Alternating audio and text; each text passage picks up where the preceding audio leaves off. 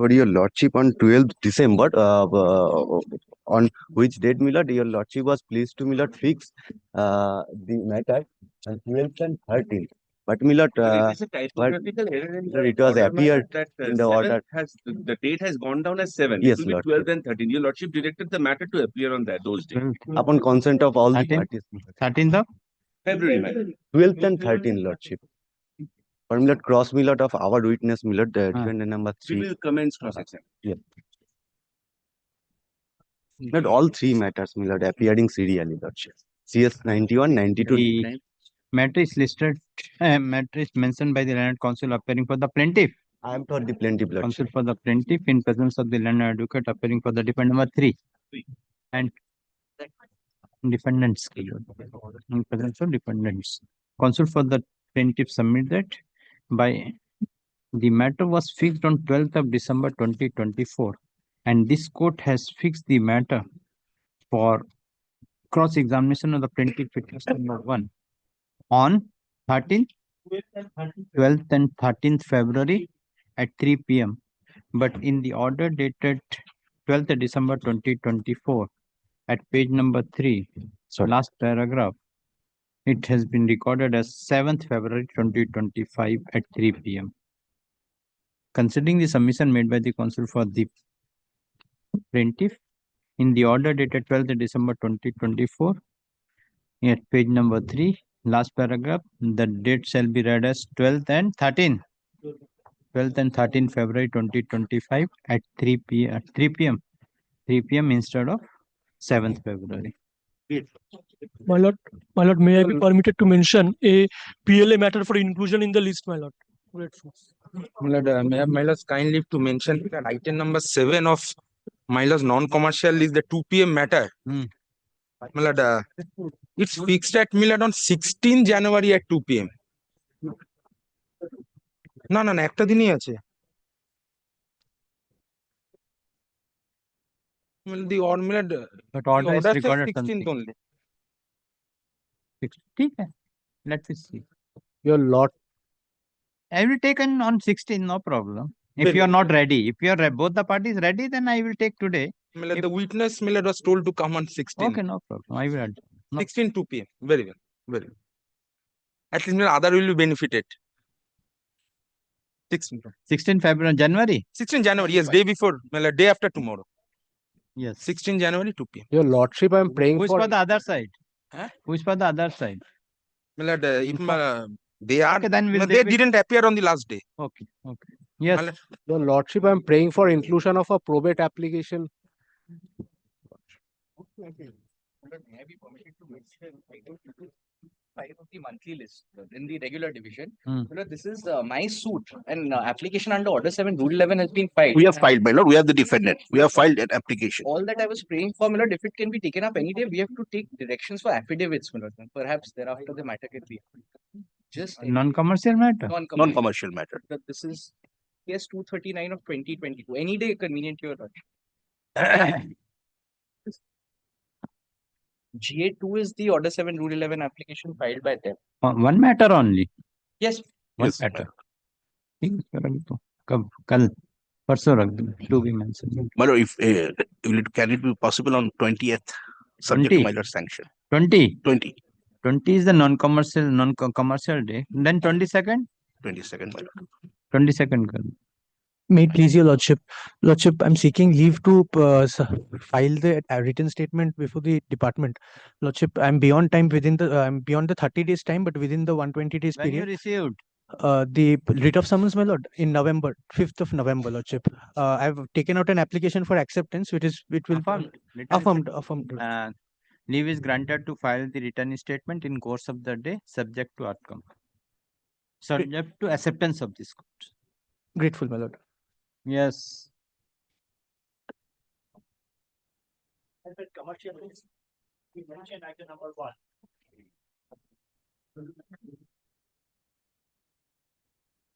Lordship, in this matter, I'm appearing on behalf of the respondent. Lordship, the written notes of arguments are ready, and I'll file by 1.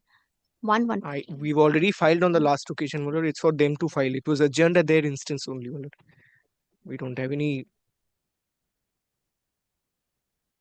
Yes. We'll be filing by 1. It's already ready. It's just gone for the others, miscellaneous. So let them come at 1. They can come at. Okay, you file it. Otherwise, I will not sign the order. So and so suffering for the plaintiff, so and so suffering for the defendant. Counsel for the defendant has filed the written notes of argument.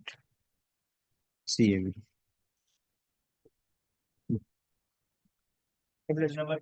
Give it to my court officer by 1. I appear for the defendant number. My lord, I appear Chatterjee for the is- petitioner in this application. Yes, my lord, I am appearing for the respondent number 2 in GA6 and for the petitioner in GA7. I appear for the plaintiff respondent. Yes. My lord, today I believe GA6 is appearing. I am the petitioner. No, both are appearing in the list, GA6 and 7. But I think your lordship will fix a date for consideration of these applications.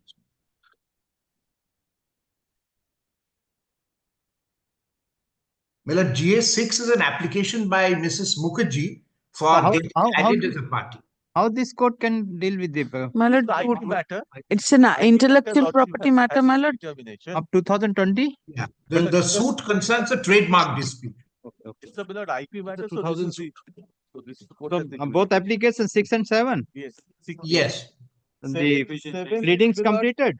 Yes, my lord. In this application's readings are complete. GA6 pleadings are complete. GA7, Millard, there is a undertaking on my part, Millard, that will stand over till the appeal is up by the division bench is started. GA7. GA7. Yes, ultimately, I will join my learned friend in that prayer. But maybe your lordship may list it on a day, and then we apprise my lords of the history, and we'll make a prayer so that the matter stands over. That is my undertaking recorded. Look, the GA6 is an application which has to be heard out first. Okay. So GA6 pleadings completed? Yes, my lord. Yes. When? The commercial, na? So and so appearing for the Kindly, Millard, do not keep in that week, Millard, 24th, I will not be here. so and so appearing for the plaintiff, so and so appearing for the, how many defendants? Further injection. Well, there are 2 defendants in the suit. One survives. The defendant number 2 is dead. So no substitution. They have not carried out any substitution. My application is for being added as a party, my lord. So and so appearing for the defendant. Full stop. It is submitted that in connection with GA6, all the pleadings have been completed, and accordingly, the parties are paid for fixing the matter for hearing. In view of the submission made by the counsel for the parties, let the matter appear on After that long weekend, Millard, lordship. long weekend. Millard, 23rd to 26th. If your lordship considers some day from 12th of February, if not in January. That is okay. कभी होते दिन कभी अच्छे 12 February, कभी अच्छे Wednesday. Date And come up, plot कभी है 11th February. Millard, if it could be any date from 12th onwards, 11th, I'll be in some difficulty. 12th February, Millard. My learned senior has said. No, 12th is Wednesday. And 13th or any day, any day. 14th February. 14th February. Great. Under the heading adjourn motion. No? Under the heading intellectual property matter, adjourn motion. Grateful. deeply obliged, lord.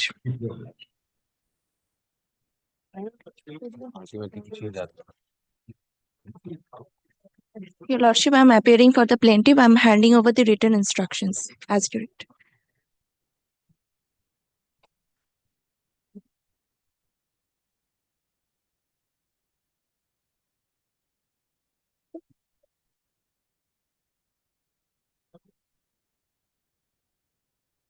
So and so appearing for the plaintiff. None appears on behalf of the defendant.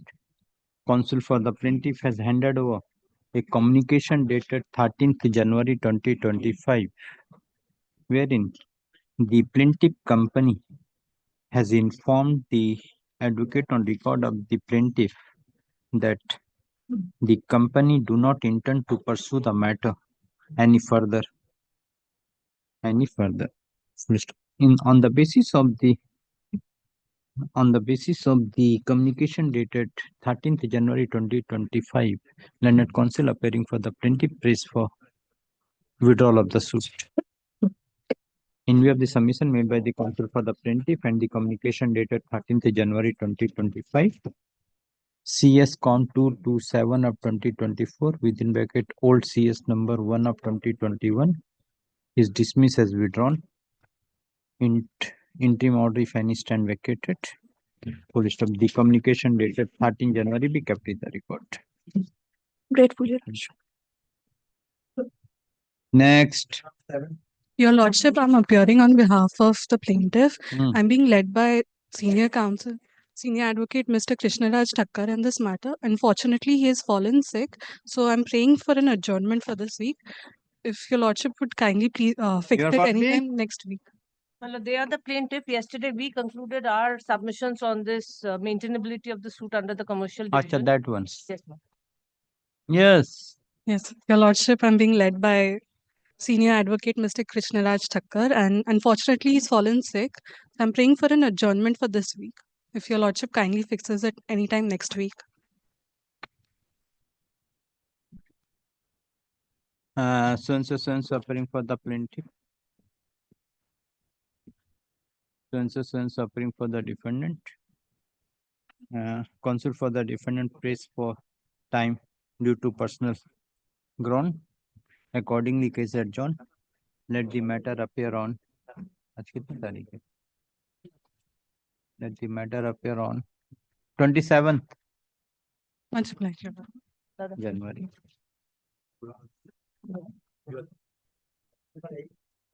Lord, I am praying Passover on Mr. Mitro's ground, who is for the other side. There is one appeal where he is leading me, and the Honorable Division Bench has almost passed the order on the last occasion when he was not there. Without him, everything would Here go. is my urgency. So, but then Mr. Gupta's kindly consider today. Kindly keeps it. If it's against my order, I will not. It's from Commercial Court, Alipur, my lord. It's not against your lord. Actually, the client will lose everything. The petrol pump would go. Actually, so without him, if it goes, it deserves to go. No, otherwise, my lord. Who is for the other side? But he's the plaintiff. As per the prayer made by the counsel for the respective parties, the case is adjourned. Let the matter appear on. And next 21st. Yes, it's 21st, man. 21st. 21st January. 8 to 10 minutes. 8 to 10. 8 to 10. I'm extreme. 8, 9, 10, huh? Appearance আছে তো appearance last time they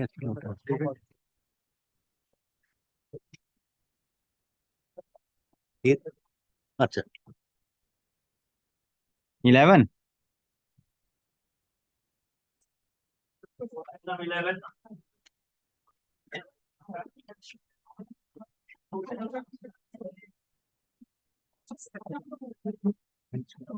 Paso. So this is my application. And the last occasion, the contemners appeared.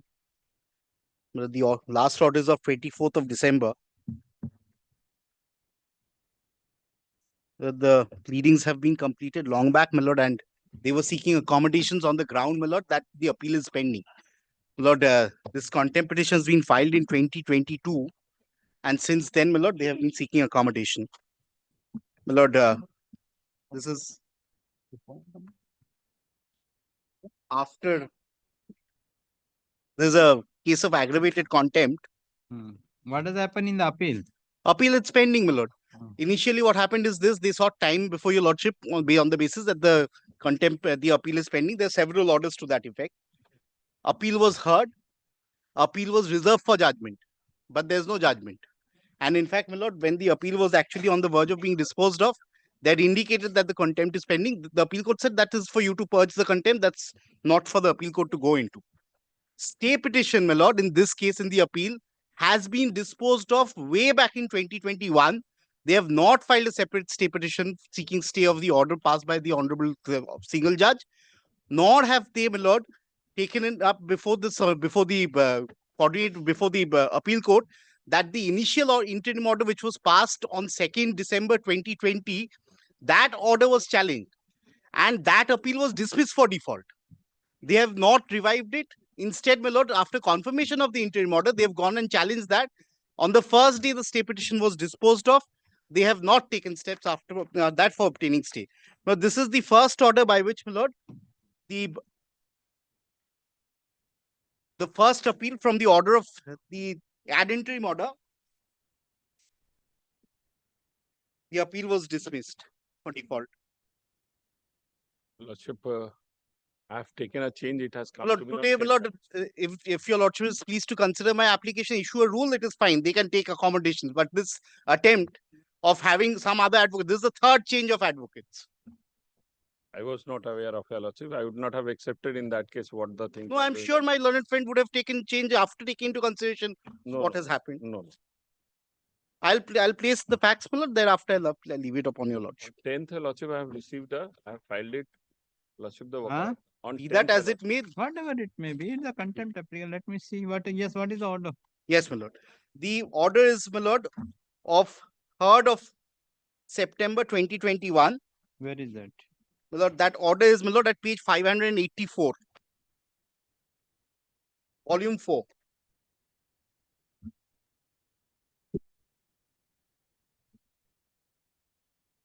I'm sorry, my lord, volume 5.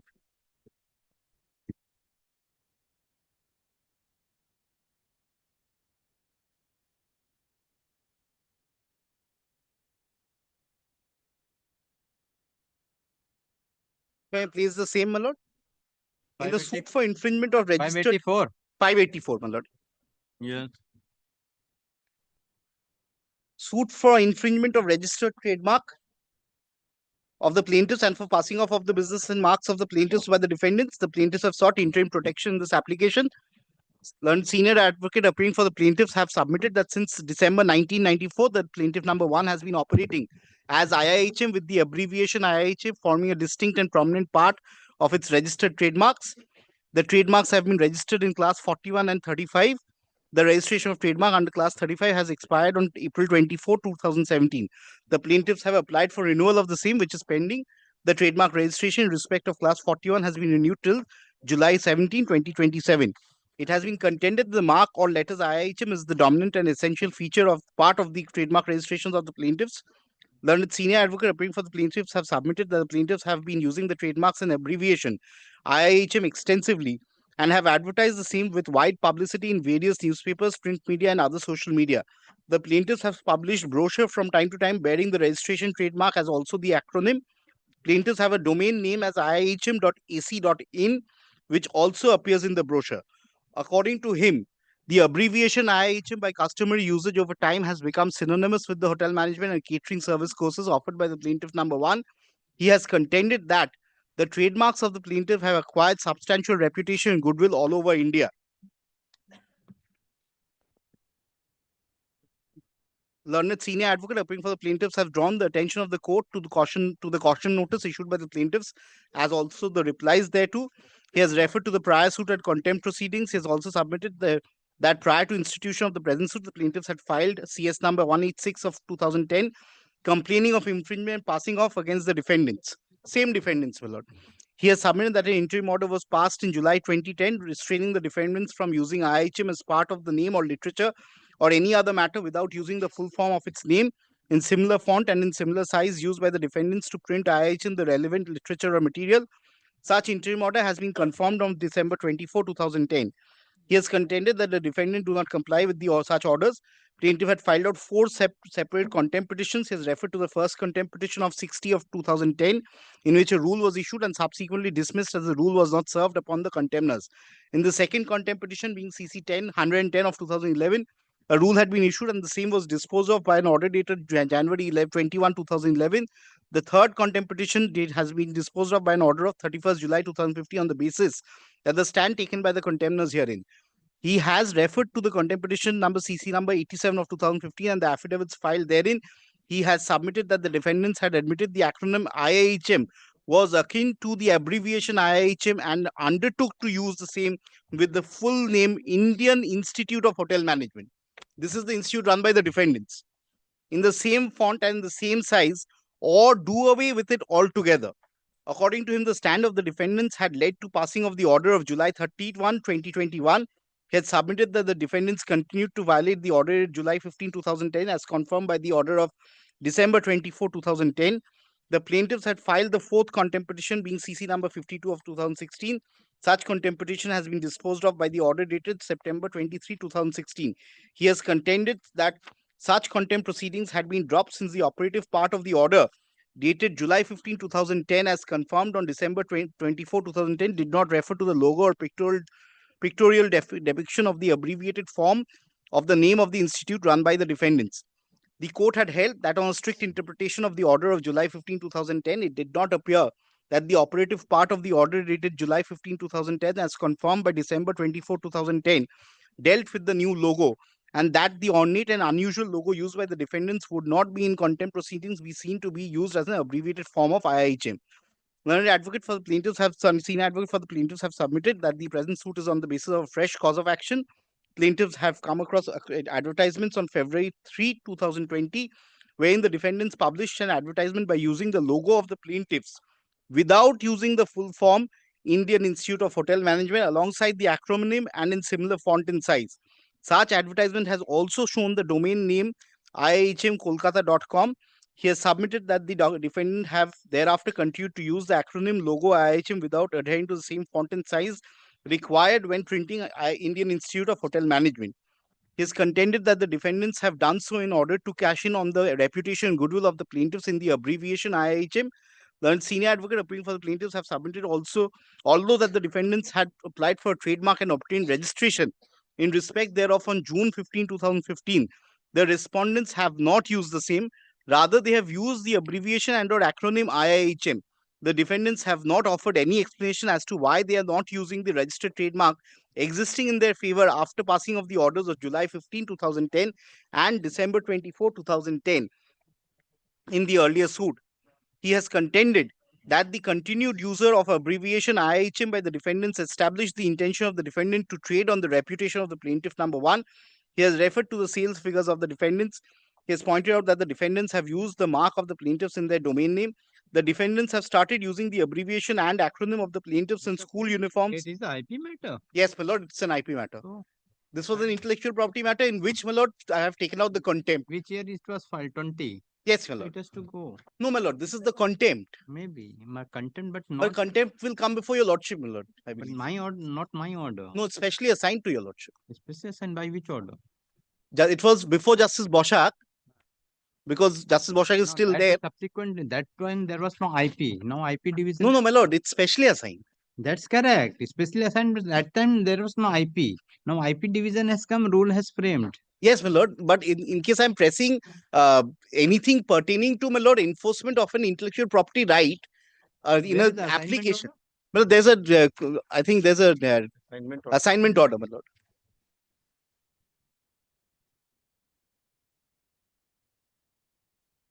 Lordship sees the order of 10th April 23.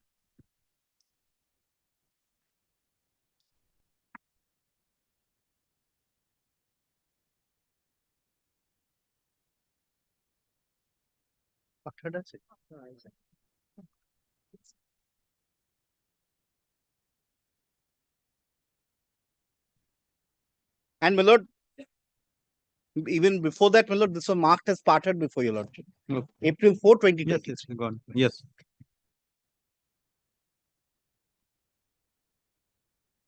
Learned senior advocate appealing for the plaintiffs have submitted that although defendants have applied for trademark and obtained registration and placed this, my lord, he has contended that continued use of abbreviation IHM by the defendants established the intention of the defendants to trade on the reputation of the plaintiff number one. He has referred to the sales figures of the defendants. He has pointed out the defendants have used the mark of the plaintiffs in their domain name.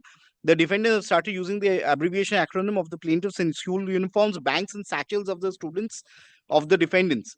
He has referred to the user of abbreviation and acronym of the plaintiff in such material by the defendants. He has referred to the order dated December 2, 2020, passed in the instant suit, in which, according to the plaintiffs, the defendants had admitted such user amounts to trading on the goodwill of the plaintiffs. Learned senior advocate appearing for the plaintiffs has submitted that the defendants have designed their website and domain name with the purpose of trading on the reputation of the reputation of the plaintiffs. He has contended that any person assessing the website, accessing the website, should be accessing the website of the defendants, will find that the domain name of the defendants is associated with the International Institute of Hotel Management. That is the institute run by the plaintiffs. The defendants have not explained such conduct. The defendants have caused its digital marketing service provider to hack into the Google listing page of the plaintiffs. The plaintiffs had filed a police complaint on July 15, 2020. The defendants had sought to settle the matter, which was communicated to the police by the representatives of the defendants by the letter dated June 22, 2020. In spite of such settlement, the defendants have continued to pass off their business as that of the plaintiffs. The defendants have been using the Twitter handle IIHM Kolkata, Kolkata IIHM, and Instagram page Kolkata IIHM. The defendants have been using email address as iihm.org@gmail.com and the domain name iihmkolkata.com to trade on the goodwill and reputation of the plaintiffs. Learned senior advocate appearing for the plaintiffs have submitted that the defendants have misled the student community in believing that the defendants are the institute of the plaintiffs. The plaintiffs have received complaints from the government bodies with regard to institute of the defendants. He has submitted that the government authorities are treating the institute of the defendant as part of the institute of the Yes, plaintiffs. what has happened there? Yes, my lord.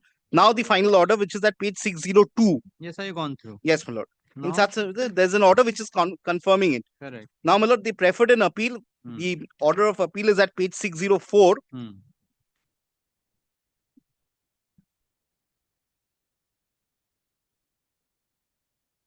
The last paragraph at page 604, considering the fact that the initial interim order of injunction was made on 2nd December 2020, confirmed on 3rd September 2021, the instant appeal was filed on 24th January. The last, the penultimate paragraph on the same page, the stay application is disposed of without any stay being granted. Now, my lord, it is also pertinent to indicate. The appellant will file an informal paper book. Yes. Let the appeal be hearing, stay application is disposed of. Prayer day of stay petition is, my lord, usual undertakings. Contempt application. Yes, then? Yes, my lord. Now, my lord, lordship turns over to page 606. Yes. Which is the act of contempt. 2nd August. Yes, sir. This is 2nd of August. My lord, the domain name is IIHM Kolkata. Correct. This is after passing of the order. Interim order, my lord, lordship recalls, my lord, it's of September 2021. This is of September 21. Yes, my lord. This is 2nd August 2022, my lord. Yes. Then 607, same, my lord. 608, it's a blown up portion of the screenshot.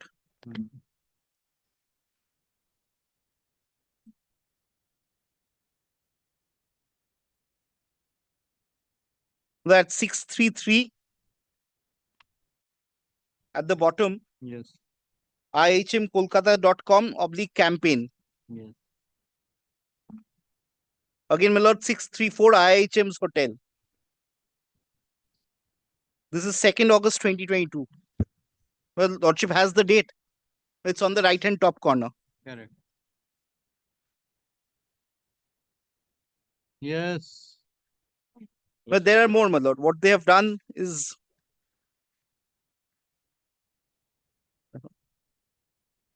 who are the contemners? My lord, the three alleged proprietors of, my lord, International Institute. They have filed affidavits. Indian Institute, I'm sorry, my lord. I am International Institute. Even I am getting confused now.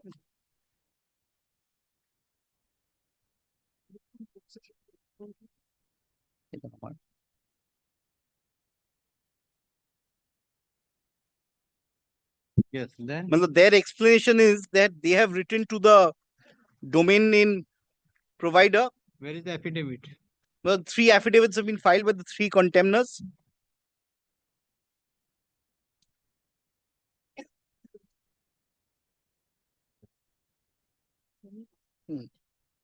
All the affidavits are the same.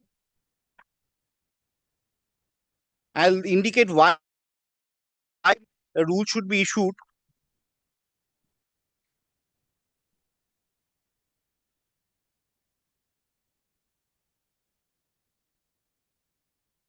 What is their objection? My first and foremost pendency of the appeal, which I'm armed with judgments which shows, my lord, that pendency of the appeal would not be a good ground for defending themselves in the contempt petition.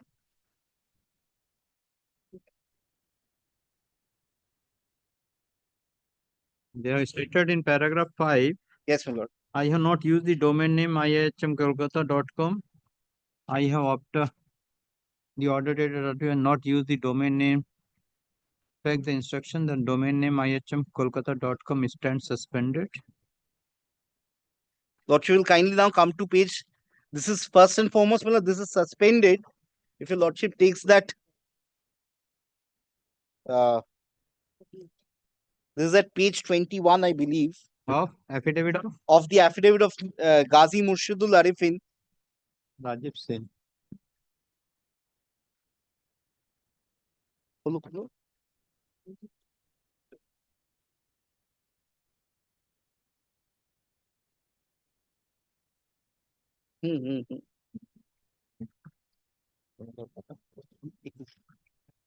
Copy. Where is the annexure A? Annexure is at page Account 21. has been suspended. Yes, Page my lord. 21. Now, if your lordship turns over to page 22, kindly sees, my lord, they are writing, first and foremost, this is 12th January 2021.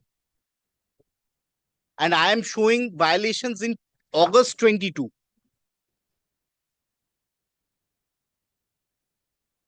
Kobe?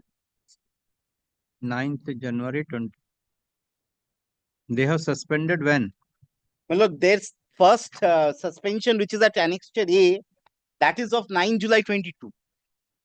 They have allegedly suspended their domain name. Now, my lord, but their email ID, lordship sees that at page 22, they're using iihm.org@gmail.com. iihm.org at the Gmail. Yes, my lord. This is they are using. They are using. They are writing to one of the college aggregate third-party hosts saying that Indian Institute of Management, this is an email as a reminder notification of not using IIHM for our college. But they are using IIHM. The email address itself shows that they are using IIHM. That's one. No, IIHM organization. ORG. You are not. They are I am IIHM. That is the difficulty. So in terms of the orders of this court passed in earlier suits as well, as and when they use IIHM, they have to use the full name Indian Institute of Hotel Management in the same font. The moment they're using the acronym IIHM, which is my registered trademark, they are passing off my business. Yes. Everywhere it's IIHM. All these emails which they have annexed. No, thereafter kindly come to page 23. Yes, my lord. Indian Institute of Hotel Management. If your lordship sees the email, my lord. Contact at the rate of Gmail education. Email is not there. This is response. If your lordship sees the email ID, it is iihm.org. Where it? Page 22 itself. Page 22 it's okay. What happens, my lord, they have copy marked it to everybody. So on the first page, the email address is shown. And they are relying on this document to say that no, there's no violation. But these emails are prior to the interim order. And I am showing violations subsequent to the interim order. But the advertisement, if your lordship I'm sees not the talking about advertisement. The interim order is of 3rd of September 2021. Correct. They are relying on alleged emails of 12th January 21. And the documents which I have shown your lordship showing aggravated acts of contempt, these are all of 2022.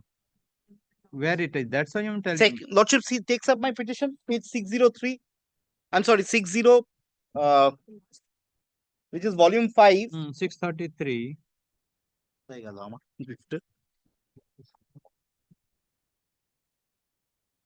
607. Yes, my lord. 8th August, what is the year? What is the year? 22. Where you can get? Lordship comes to page... because annexure 606. Lordship comes to 633. 633. Yes, yes. On the right hand top side, my lord, 22. has that 2nd August 22. Now, right at the bottom, IIHM Kolkata. 22. And they are telling that they have suspended. Yes, in 22, they are saying July 22, they are saying they have July suspended. 22. And August 22, they are August using 22, they're using the domain name. Right at the bottom, left hand corner. IHM Kolkata.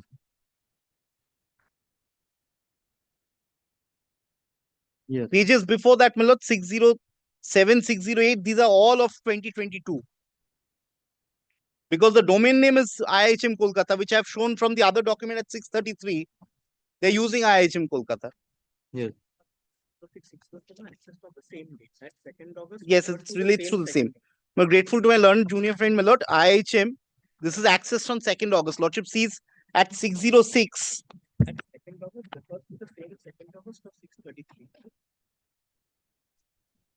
603. Yes, my right hand top 606, my lord. Yes. Right hand top corner, 2nd Second August, 4:55 p.m. Correct. This is in continuation of, my lord, the time which is given at 6:33. 2nd August 22, 4:42 p.m. So different pages of that same domain and there's a website. So they are using the Indian Institute of Total name, they are using the full word, but in the domain. Domain, it is one, the injunction granted is also on the domain.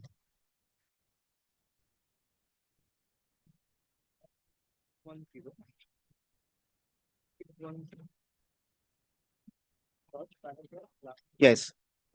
My lord, 610, which is their brochure. 610.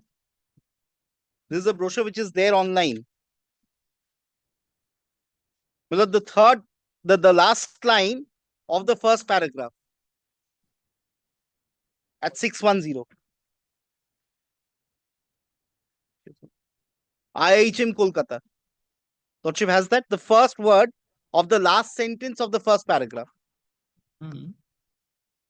Hotel Institute of Best Management. Hotel Management Institute in Kolkata. Lordship has that. Hmm. Now, my lord, in that same page, on that same page, the third line from top, which is the last sentence, IHM Kolkata.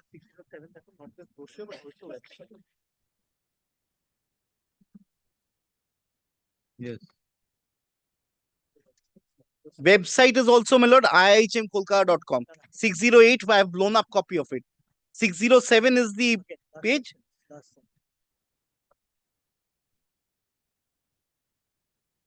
IHM Kolkata is the website, my lord.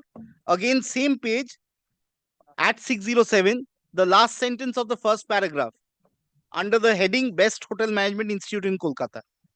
IHM Kolkata. Yes. They are using it on their brochure, they're using it on their domain, they're using it as their website. They have also, my lord,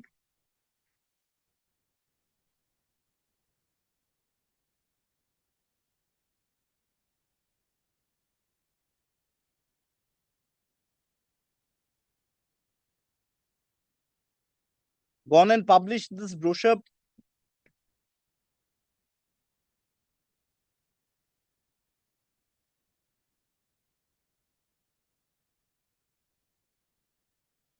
on Siksha.com. They have issued these emails in justification, saying that, which is part of their affidavit in opposition, that they have written to all the third-party hosts, but all their emails, my lord, is of 2021. And whatever documents contempt based on which I have filed the contempt petition is of August 22 and afterwards. Yes. Yes, sir. Lordship, I'm not fully briefed in the matter. they come, but they only thing, I will Lordship, issue I will issue the only one thing I rules. should indicate, Lordship, from the documents what it appears, Lordship. I will If issue the Lordship rules, they comes will come to you and they will brief you. Lordship, I will, Lordship. If the Lordship comes to the affidavit which your Lordship was seeing, Ghazi Musidul, if your Lordship comes to page 46, I think it's their IAHM document. 46. That's your Lordship. It's there. Yes. So now your Lordship will see the 45. As it appears that it is ours. This is yours. And This is your yours. affidavit. That is what I'm saying. That is what I'm This is yours. That is what I'm saying. Your Huh. Lordship. That is what I'm saying. So if you see the logo, Your Lordship, it's a IIHM, the way it is written. Logo I am not concerned with. I am concerned with the domain use. Yes. You have stated, kindly come to your affidavit. You stated that you are suspended. Come to the page number 21. 21. 21. Suspended. What is the date? Date is 9th July, 7th July, 7th 22, September. 22. September, July 7, 9, 2020. 7 September 2022. Yes. It will go by the American language. 7 September 2022. Correct. Then kindly come to this subsequent Emails. emails. Emails are of 21. prior date, 21. Then kindly come to 633. 33. Yes, Your Lordship. Of the application. First you come to the 666. This is August. 607, 608. 608. Then Lordship, this I don't know is of which year, but it shows 2nd August. There is no year mentioned here, Lordship. So I don't know which year that we have to know this. But if your Lordship sees my reply at page 25, the advertisements which are made. Page 25. Lordship. Subsequent there to your Lordship. I don't know whether 25. What do you want to show? if you see that page 27, your Lordship, Indian Institute of Hotel Management advertisement is there. That I am not. Here With the regard to the domain- www.india See, with regard to the IHM.com. Indian Institute of Hotel Management, you can use. That is in full Not, I'm form, not, Lordship will see the advertisement, page 27 of my opposition, your Lordship. 27. Lordship. Yes. Here it's the Indian Institute of Hotel Management. Lordship on the top, here. Your Lordship, it's here. The domain name is indiaihm.com. Correct. It was an Correct. Tell all the three come here and file and give one statement or note. They are not using this and you're using the Indian.com. That's all. Let all the three come here. Make a statement before the oath, before this court on oath. They will not use this domain name and they will use the domain name of India.com. IHM. Because Indian everywhere IHM. what I see from the advertisement, it's the IHM. This is the advertisement. Subsequently, kindly come to the 607, 608 of the application 630. That I have seen. That I have seen. That I have seen. Then, that I have seen. That is what I said, Your Lordship, 607, and I don't know of which year. That is the 2022. The government is there. That is the 2022. You admitted that. It has to be read with 633. And my Lordship takes into consideration paragraph 14 of my application at page 20. Round over to 21. Keeps it on Friday. I will come with I will direct all the three should come before this court, give an oath before this court. They will not use. Let it be recorded. Statement will be recorded. Lordship will keep My it on procedure Friday. is some different in regard I to know, the- Your Lordship. I have been appearing, Your Lordship, so I know. I'm Only covered by difficulty, Your judgments, my Lord. Lordship, I am not concerned with the whatever. If you're taking the defense that you are using, I'm you are not, Lordship, actually, I have not, Lordship, they have signed it. Wakalatnama is still to be filed. Your whatever Lordship. it may be, So only this court want, you are relying upon page 27. Page 27. I'm not you are- relying upon Your Lordship. I have just indicated I No, was not aware. It is Just your after affidavit. going, while this It matter is your affidavit. If it is so, let you come and say you are using only the indiaihm.com, not IIHM.com. That's all.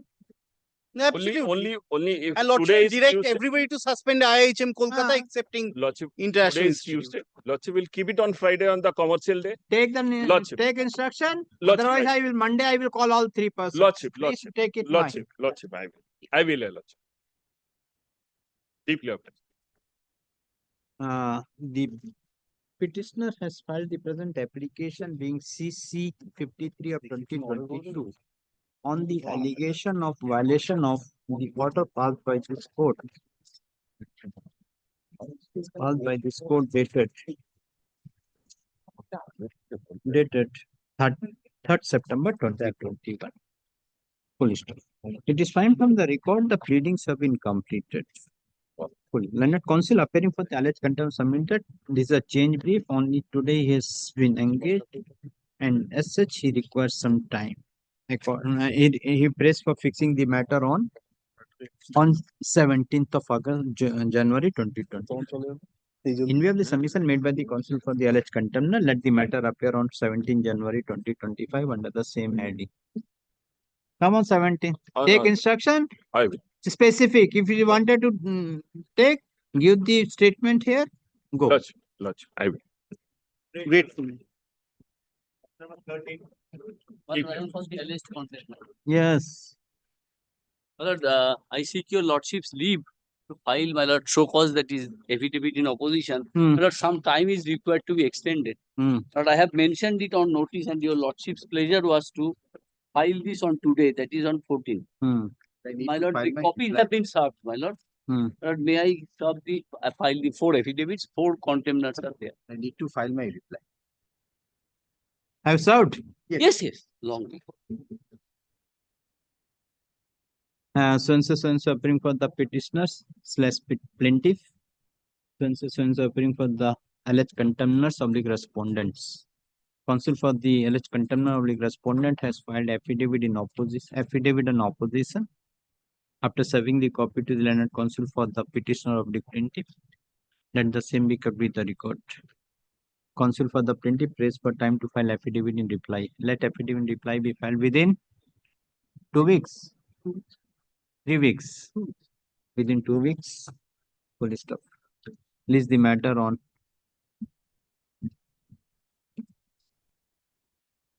28. 28. Maybe on 29th. 29, then come on 31st. 31st. Great. Next. Item number 14, your lordship, this is my contempt application. Your lordship was pleased to pass an interim order, your lordship, on 3rd October. That is at page 25 of my contempt application. Ashumaya. Yes, your lordship, Ashumaya. Page 25, your lordship, is the interim order passed. And your lordship was pleased to pass an order, your lordship, at page 29. Considering the above, the defendants, their men, servants, agents, representatives, dealers, distributors, and each of them, and any person acting on their behalf, are restrained from using, selling, manufacturing, distributing, advertising goods and products under the mark Ashumaya, and from using the mark of the plaintiff as defendant's trademark or part thereof, or any trademark which is identical and deceptively similar to the plaintiff's trademark Ashumaya in any manner whatsoever till 26th of November 2024. The interim order, your lordship, has been extended. 137. Page 137. Yes. And they appeared, your lordship, and they have not filed any vacating application or preferred any appeal. And they have not filed the affidavit in opposition. Now, your lordship, at page 140, we found, your lordship, that they, who, your lordship, their representative in Bihar, your lordship, they are selling, your lordship. Page 140. And from Asumaya. Yes, your lordship. Ashumaya. And your lordship, we have also given the photographs. Today I am only praying, your lordship, let me issue a notice. Yes, your lordship. Let them come, and then your lordship, they can't explain. The plaintiff / petitioner, and the plaintiff has filed the present application being CC Com 2 of 2025 on the allegation that the defendant of the alleged contemners, Contemners, your lordship. Contemners. The directors and, your lordship, the person Violated the order passed by this, violated the interim order passed by this court dated 3rd October 2024, which was extended from time to time. Full stop. Let the notice be issued upon the alleged contemners within a week from date. Full stop. Let the matter, it is outside. Two are within and one is outside. 2 weeks, your lordship. Let the matter appear on 29th April 28th of January 2025. The petition directed to file the affidavit of service on the returnable date. I am grateful, your lordship. Thank you. Counsel. Lord, I appear for the petitioner in this matter. Lord, this is one of those matters with regard to the letter of credit. The Lordship will recall. Lord, kindly sees your Lordship's last order. Lord, that says, my Lord, we were supposed to file a supplementary affidavit. My Lordship remembers in the other matter, my Lord, we had filed as disclosing further bank accounts. But this time with this matter, we are having some difficulty. My Lord, kindly gives us some more time to find out the other banks, my Lord. Supplementary affidavit, my Lord, is taking some more time. So and so appearing for the plaintiff. As per the prayer made by the counsel for the plaintiff, the case is adjourned. Let the matter appear on 31st. But the interim order is still today. Interim counsel for the plaintiff submitted the interim order for delay is going to be expired today and paid for extension of the interim order. In view of the submission made by the counsel for the plaintiff, the interim order granted earlier is extended till 7th of February 2025 or until further order, whichever is earlier. Next. I am appearing for the plaintiff defendant in this matter. Lordship, I beg to appear for the defendant number 1. This is our application for acceptance of WS. Just a minute. Lordship, we have received the writ of summons on 23rd September 2024. Just a minute. CS 570. Yes. Lordship, we have received the writ of summons on 23rd September 2024. And we have You are filed appearing for the defendant number 1. Ah. And we have filed the written statement. Have you deposited the amount? Yes, Lordship. 22 lakhs? Yes, Lordship. This is receipt copy. Submitted dependent.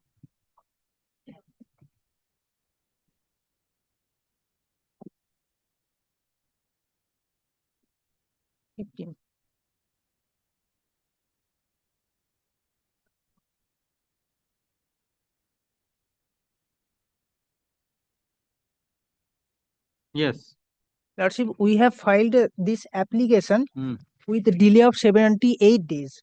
And today we are at 113 days. You filed an application for extension of time. Acceptance of WS.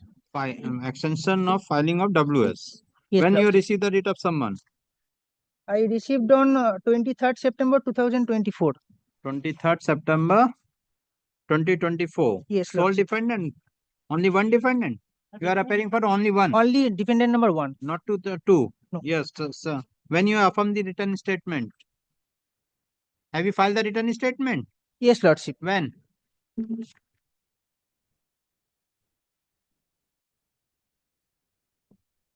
Where is the written statement?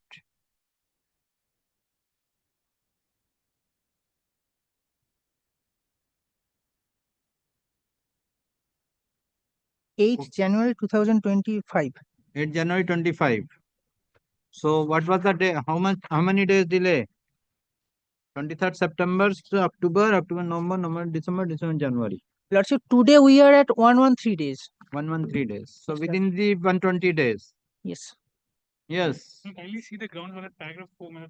It's a personal difficulty of the advocate which they are pleading, man. Okay, no problem. So and so. Lordship, my humble prayer is a written statement kindly be accepted. And let a copy be served. Any counterclaim? Have you filed the counterclaim? See the written statement. Have you filed the counterclaim?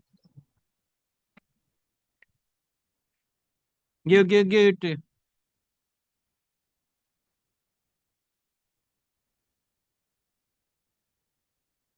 Which chamber? Lordship, Mr. Sujip Chakraborty.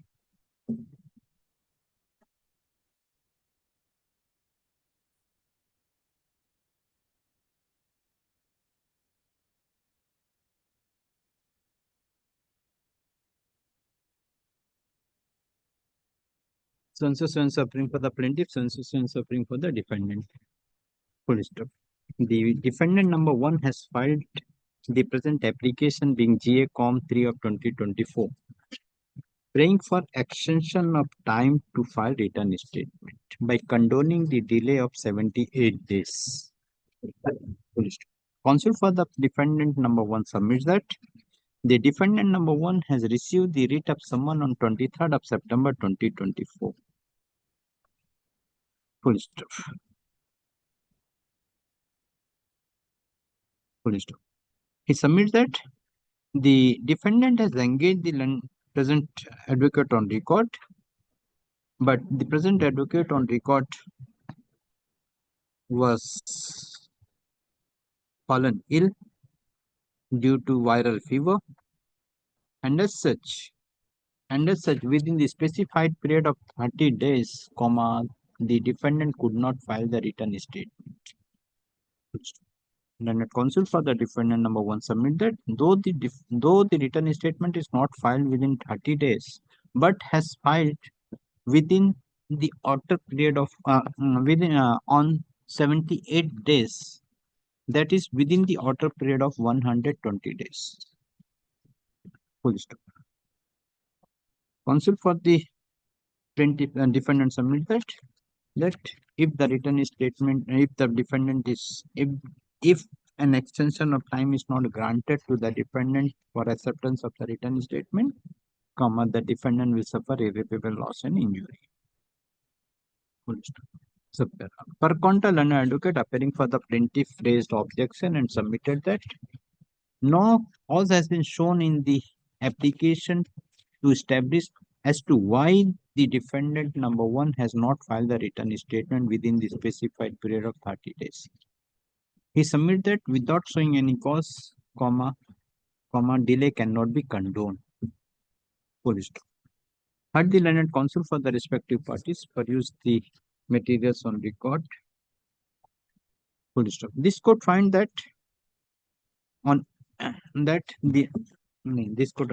admittedly, the defendant number 1 has received the writ of summons on 23rd of September 2024, but has not filed the written statement within the period of 30 days.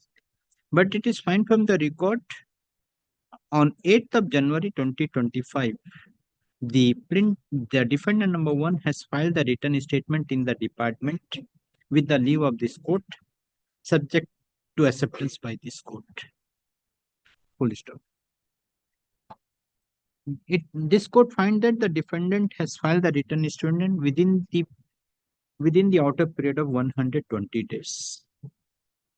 Considering the above, this court is of the view one opportunity should be given. Considering the above, this court find that though the defendant has not filed the written statement within the period of 30 days, but has filed the written statement within the outer period of 120 days, and as such, one opportunity should be given to the defendant to file the written statement, subject to payment of cost of rupees 5,000 to the State Legal Service Authority within a week from date. Full stop. As the defendant number 1 has already filed the written statement in the department on 8th of January 2024, the department is directed to accept the written statement subject to scrutiny by the department. Full stop. The defendant is directed to serve the copy of the written statement to the plaintiff in course of the day. In course of the day. Full stop. See, GA number GA-Com 3 of 2024 is this. Take this. Yes. ये दे दो उनको.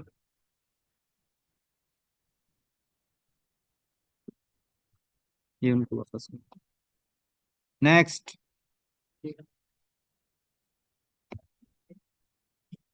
Your Lordship, IAGA number 7 of 2024 is my application for condonation of delay and extension of time to file the written statement and take the written statement on record. The writ of summons was served on 5th of October. 30 days period that was granted was expiring on 6th of November. Yes. I affirmed the written statement. I have annexed the written statement. That is on 19th of December. I have filed the application on 20th of December. So completely within 120 days, Your Lordship. Have you filed the written statement in the department? Yes, we have filed it. It has not been... It has not been filed, Your Lordship. It is a part and parcel of this application. And not Yes. only that, if Your Lordship I comes stand to- corrected. It has not been... So today is before 120 days. Within 120 days. Well, if Your 5th of February, it is expiring. If Your Lordship comes to para 3 of the application, And after that, there is no date, Your Lordship. What has happened? Every date is there. Let my learned friend make his point, but I'm within 120 days. Your Lordship will kindly So no grant me the explanation is required if the 30 days expires. kindly sees Lordship, para let 5. them show that one explanation is given. Yes, yes. Kindly sees para 5, para What is 6, there? para 7. That's for the judge to adjudicate, address the court. That is what your advocate on record was doing. So appearing for the plaintiff. So appearing for the defendant. Full stop. Sole defendant. I'm defendant numbers 11 and 12, Your Lordship. Defendant number 11. There are several other defendants, Your Lordship. Who is for the others? I appear for 13. 13 for you are appearing for? 11, 12, Your Lordship. Consensus appearing for the defendant number 11, 12 and consensus appearing for the defendant number 13 and 14.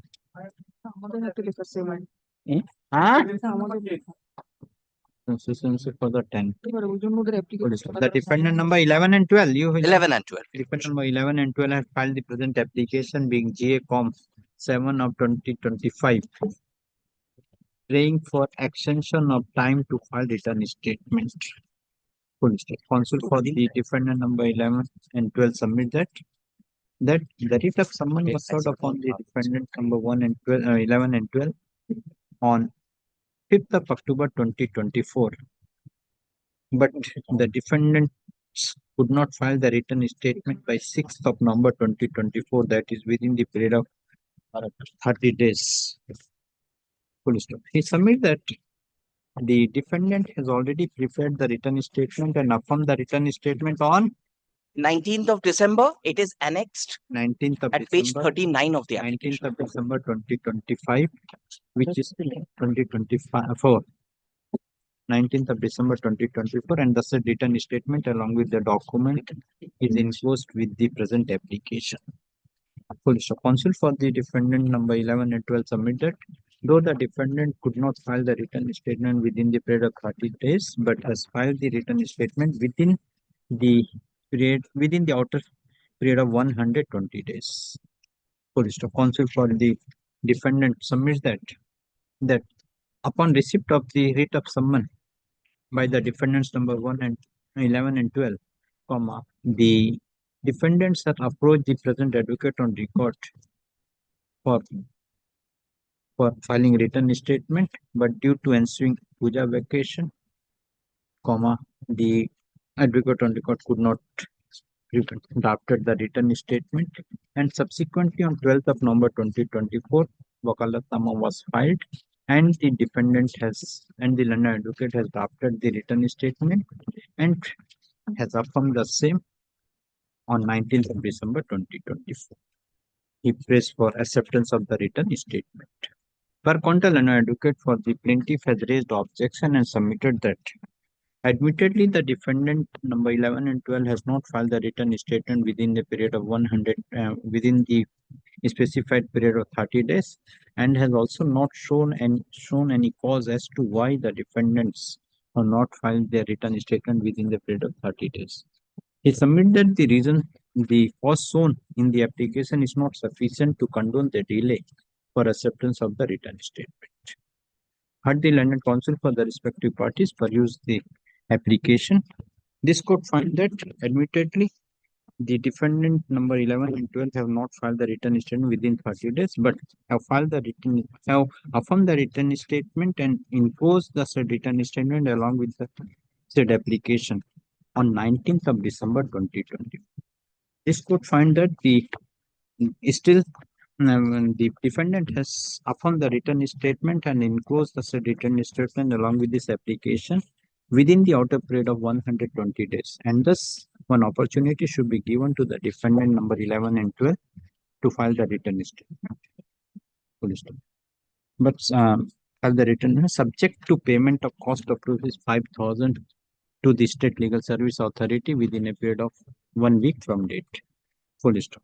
The defendant is directed to file the written statement on or by आज की क्या तारीख है 14 by 17th of January 2025 after serving copy to his learned counsel for the plaintiff. I'm very deeply obliged. GS7 is disposed of. Deeply obliged. Next. So it's my application under Order 9, Rule 13 read with, there's a delay. I believe, my lord, Mr. Thakkar is there. He's unwell. His lordship is may it be taken up on Monday, lordship. As per the prayer, so suffering for the plaintiff, so suffering for the defendant, as per the prayer made by the counsel for the defendant, the case is adjourned. Let the matter appear on 24th. Fair. Well, I am for the defendant. As per the prayer made by the counsel for the plaintiff, let the matter appear on 24th. It got opposed. Lordship.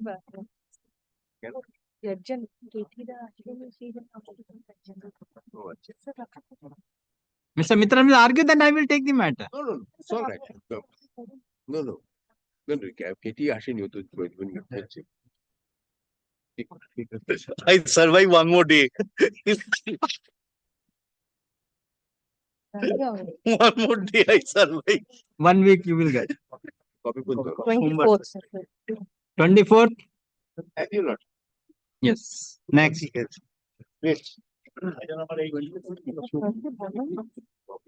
आजकल से list खत्म हो जाएगा. You don't cover same. Yeah. Section 5 applications. 27, 28 से. Yes. 17, 18 से. Great. Item number 90 also same, Mr. Krishnaraj Thakur is last occasion he has argued, my lord, due to his illness. For the plaintiff, Thakur is defendant. for the defendant. His argument is going on, my As per the prayer made by the counsel for the defendant, so record the name. As per the prayer made by the counsel for the defendant. Yes, ma'am. The case adjourned. Let the matter appear on any time. He has already concluded only few judgments. 27. Could a time be fixed? Any Only 4 judgments. Listen, there's nothing. Yes, ma'am. There's nothing in the kept at the top huh? There's nothing in the commercial list now before this court. on the 27th of this month. It's very deeply applied. Give the appearance. Give the 28. 28. 28. I'm grateful. 28. Item number 20. Yes. My application, your lordship. The pleadings are complete. Your lordship would recall this is the matter Mr. Jishnu Shah had extensively argued on one date. Thereafter, there was a significant gap. Then I recommenced and I argued on 2 occasions, your lordship. But the facts are somewhat complicated. I would take some time, your lordship, in this matter. I would want to once again appraise your lordship of some background facts. The issue was whether they have right of rejection. Your lordship would recall 11, 13 and 41. But I would have to take some time, your lordship. It will not be completed within the period, your lordship. So appearing for the plaintiff, so appearing for the defendant, as per the prayer made by the counsel for the plaintiff. The case adjourned. Let the matter appear on 7th March, 7th February. Anytime in February as it commenced to your lordship? 10th February.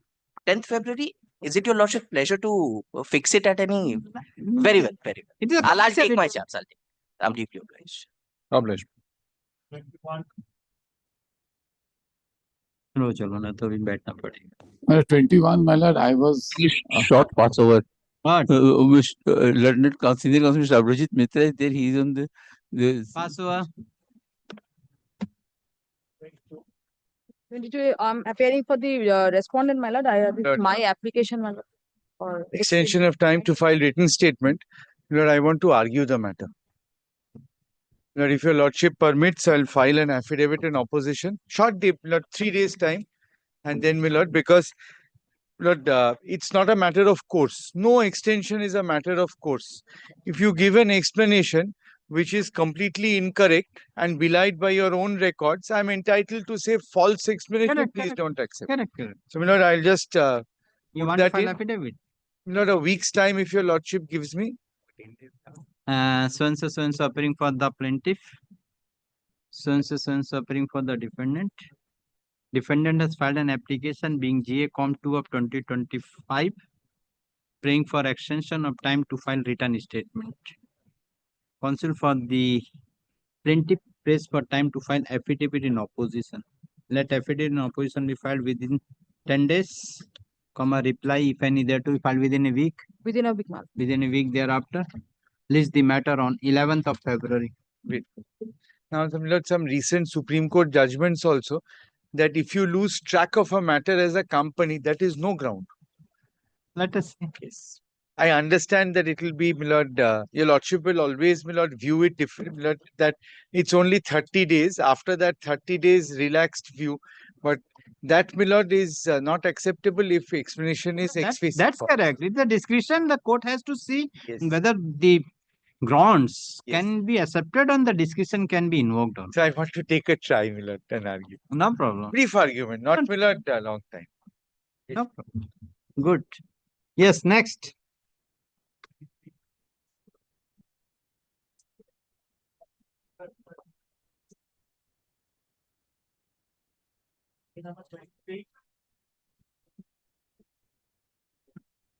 Pasua. Next. Lordship, item number 24, I'm appearing on behalf of the plaintiff. Lordship, in this matter, the parties are undergoing talks of settlement. On this ground, your Lordship, I'm praying for an adjournment for 3 weeks. Witness action. But talk. My lord, Detention, contact claim, as well as additional returns to be filed. Considering the submission and suggested issues. Issues have been framed, causing guilty the matter weeks for witness action. Yes, your Lordship, but I understand, but As per so and so appearing for the plaintiff, none appears on behalf of the defendant, though the matter is fixed today for witness action, but the counsel for the plaintiff submits that a talk of settlement is going between the parties and prays for 3 weeks time. In view of the submission made by the counsel for the plaintiff, the case adjourned. Let the matter appear on 18th of February 2025 under the same heading. Deeply obliged, your Lordship. Next. Password 21.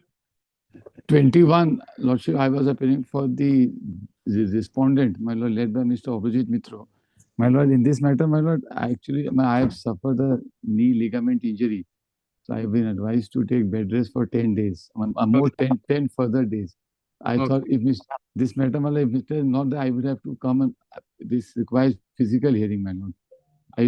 I had started one day, Mr. Mitra had also opened his argument. Kindly keeps it after 29 January, my lord. So appearing for the plaintiff, so appearing for the defendant. Due to personal difficulties of the defendant, the case adjourned. Let the matter appear on 31st, Lordship, if Lordship. Come in the February, 11th February. 11th February. Or I can come in the first week of February also. 7th February. 7th February. My lord, if a time can be fixed, my lord, it is pending for quite some time. Time can be fixed, you know. Now there is no matter in the commercial division. Mr. Balotia, it is not required because Lordship has finished the It's entire not commercial required. list. Commercial List is over.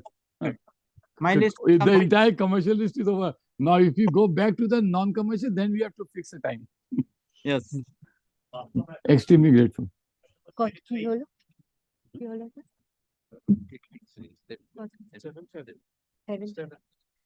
Grateful, Lordship. 21? Yes. No, Lordship, I was appearing as a respondent in item 21. Already? Yes.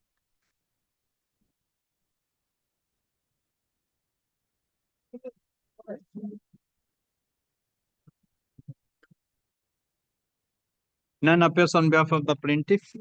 No accommodation is sought for. For the interest of justice, the case adjourned.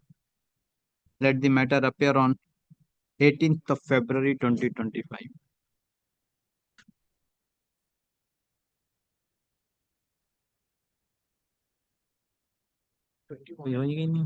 लिखा है uncomfortable लेगा Defendant, not plaintiff. Ami plaintiff respondent. Every Monday, Tuesday, non-commercial matter will be taken up serially immediately after completion of the commercial matter if time. Yes, call that.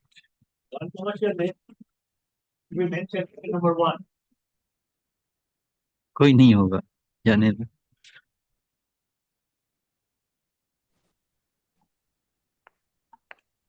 Number 2. I'm appearing on behalf of item number 2. Non-commercial. Non-commercial matter. Yes. Who is for the plaintiff? Mr. Gomes is there. He has appealed. This matter has been settled between the parties, my lord. It has been settlement. Briefly, just after I'm bringing it. Paso. Short part. Yes, next. Number 3.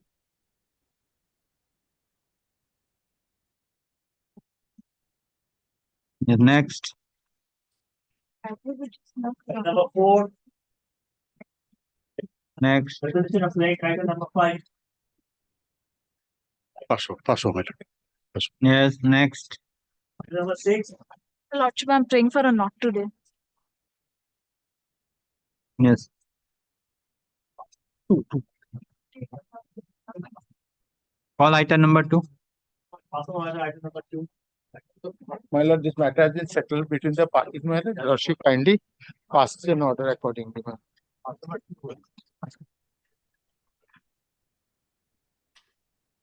The talks of settlement has been filed. Let it be in term.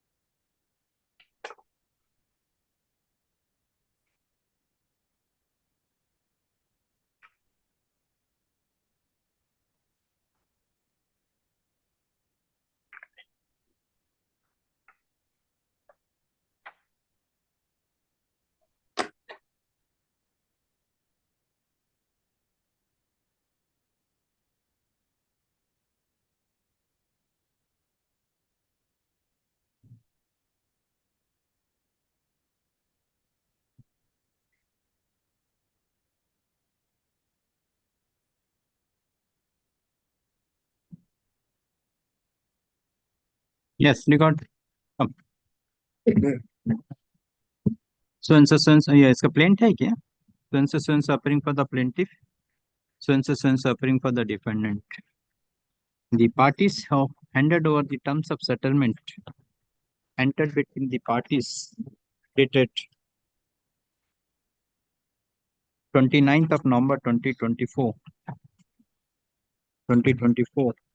wherein it is settled between the parties that out of the total claim of the plaintiff for a total sum of rupees 1,23,61,096, the defendant shall pay, being the full pay rupees 85 lakhs, being the full and final settlement. And the plaintiff is also ready and willing to accept the said amount of rupees 85 lakhs, being the full and final settlement. As per the settlement derived between the parties, the defendant will pay an amount of rupees 10 lakhs to the plaintiff after withdrawal of the suit filed by the plaintiff against the defendant before the learned 14th Metropolitan Magistrate, Kolkata, and the present suit being CS number 160. What is the com number? 160 of 2023. It is further agreed that the defendant shall pay the balance amount of rupees 75 lakhs to the plaintiff on or before 30th June 2025. It is also recorded that if the defendant failed to pay the amount as agreed between the parties in terms of settlement, the plaintiff is at liberty to take appropriate steps in accordance with law. Considering the terms of conditions entered between the parties, this court find that there is no impediment for acceptance of the terms of settlement entered between the parties. Accordingly, the terms of settlement dated 29th of November 2024 is accepted. Full stop. In view of the terms of settlement entered between the parties, CS number 160 of 2023 is disposed of. The terms of settlement dated 29th of November 2024 be made a part of the decree. Grateful, my Decree lord. be drawn accordingly. And the GA application goes on. Consequently, all connected applications also disposed of. My lord. Grateful. Grateful, my lord.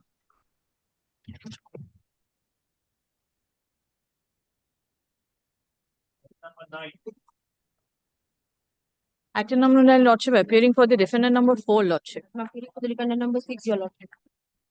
Who is for the plaintiff? Nobody.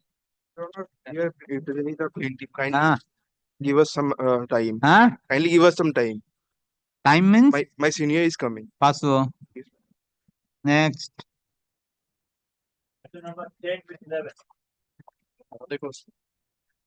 No. Nobody is there. Call next.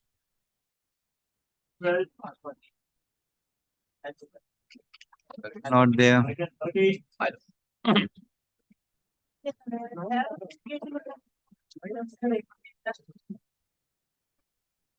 Item 13. 13, my lord, I appear for the petitioner.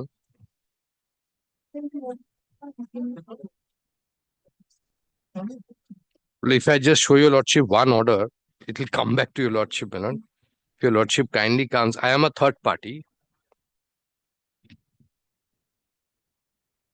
Kindly take the order at page 26. My lord, there was a sale notice which was published pursuant to orders of court by the official trustee for sale of a property in Ranchi. Well, the sale was conducted, and my lord, pursuant to the public notice published, well, your lordship found one of the bidders to be the highest bidder and above the reserve price, and your lordship was pleased to confirm the sale in favor of that party. Lord, I am a resident of Hazaribagh. Lord, admittedly, my lord, I'll be candid, my lord. We admittedly missed the publication. My lord, it appears that, my lord, from your lordship's order at page 26, which is the order of 28th of August, my lord, the highest bid, the bid at which your lordship was pleased to confirm the sale, was at 21 lakh per katha. My lord, we are willing to make a much higher offer. And my lord, the entire purport is that, my lord, to fetch the best possible price. My lord, from your lordship's subsequent orders, we've been able to ascertain that, but the sale has not yet been executed in favor of the highest bidder. They haven't paid the entire purchase consideration. So under these circumstances, my lord, we have made this application, my lord, offering a higher price, and if they are willing to match our price, we are still willing to go higher. So we are 21 lakh, and we made in writing, we made an offer of 25 lakhs per katha. Well, and considering the total area of the property, my lord, it is the difference would be much in excess of rupees 1 crore, which will of course come to the benefit of the estate itself. So this is basically the purport of the application. And if your lordship will see your lordship's subsequent order of December, from that we've been able to ascertain at page 33 that in fact, my lord, the sale has not yet been confirmed. Sale deed has not been executed.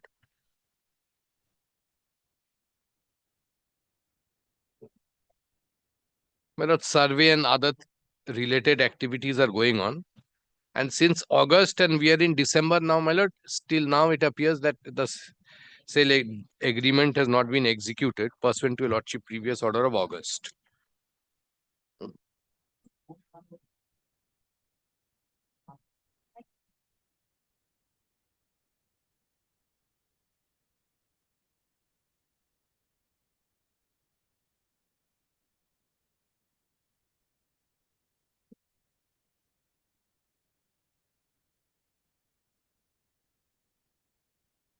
Yes.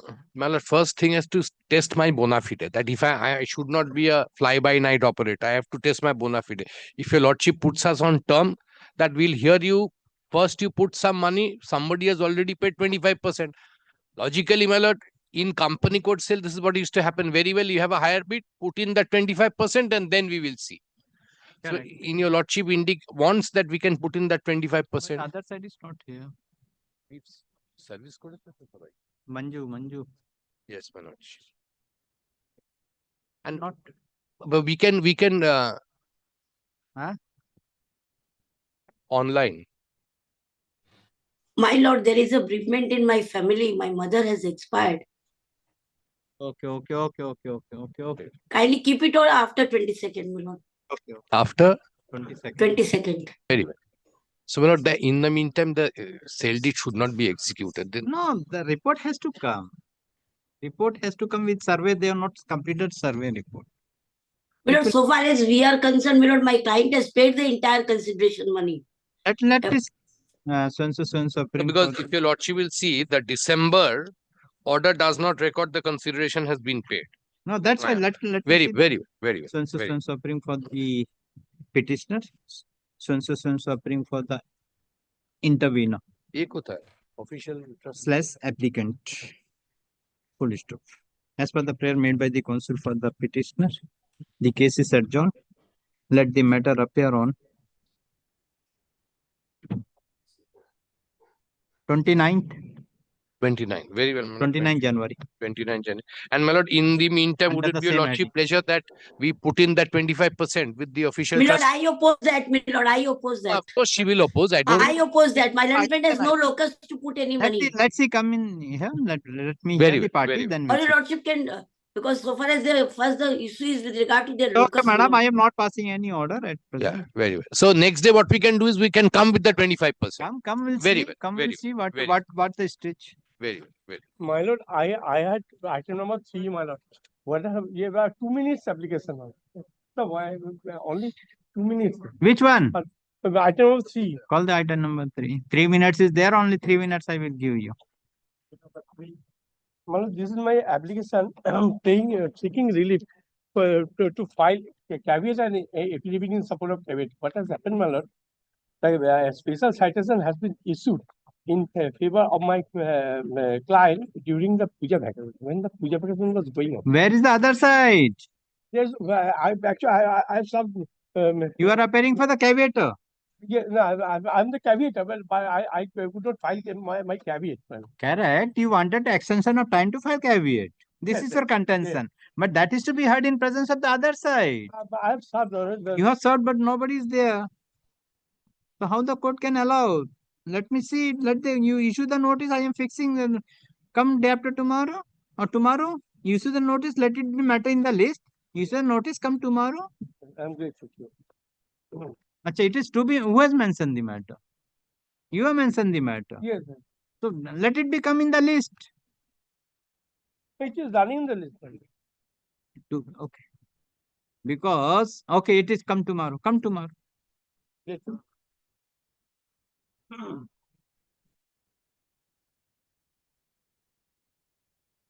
Yes, call the list.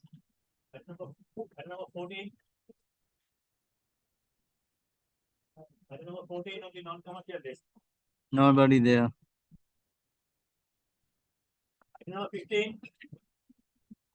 But I'm appearing for the plaintiff. Lord, if your lordship sees the order dated 20th of November 2024. Lord, there is a settlement which is, my lord, prevailing between the parties. And your lordships have recorded in the last order that we will pay the balance amount within this month, within January 2025. Lord, I was humbly praying, my lord, if your lordships can keep this matter on 1st of February, by which, my lord, we will come and report to your lordships for settlement. Paid 10 lakh rupees. 10 you are paid. There are several payments which has been made, my lord. The settlement was arrived at 55 lakh rupees. 25 lakh rupees has been paid. 30 lakhs is due. Lord, within this month, my lord, we will pay the balance amount. Lordship keeps it on 1st of February, my lord. We will pay the balance amount, my lord. Right.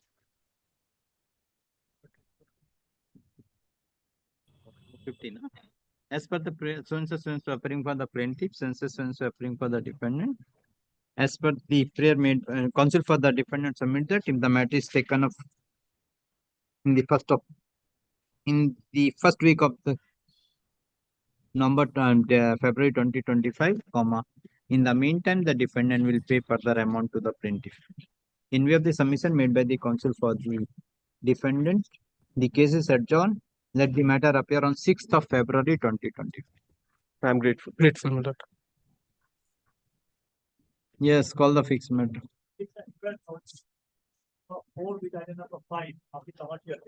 My lord, may I continue?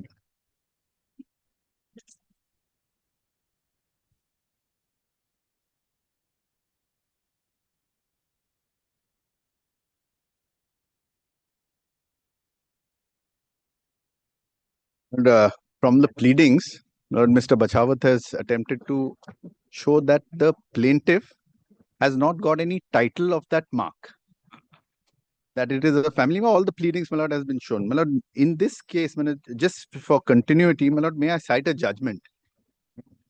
Yeah. कल तो commercial नहीं है।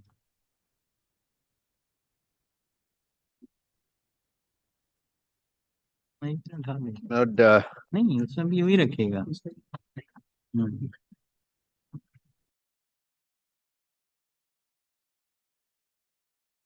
And on the first day, when this matter, my lord, when we had filed the vacating application, I had cited this judgment, but in a hurry, I had cited this judgment. If your lordship kindly takes it again, my lord. What is the judgment? It's Shriram Education Trust versus SRF Foundation. My lord, it's a Delhi High Court Division Bench judgment.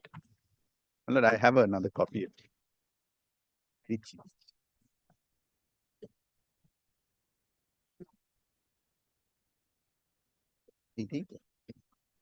ले लो उनसे judgement ले लो।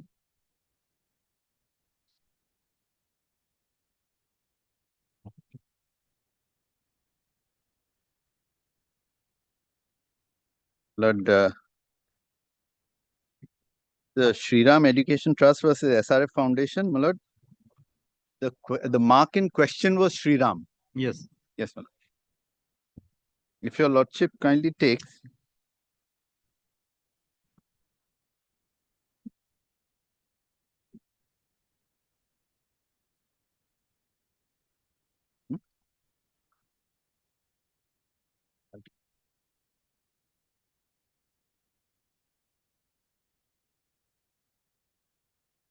If your lordship kindly takes paragraph 1.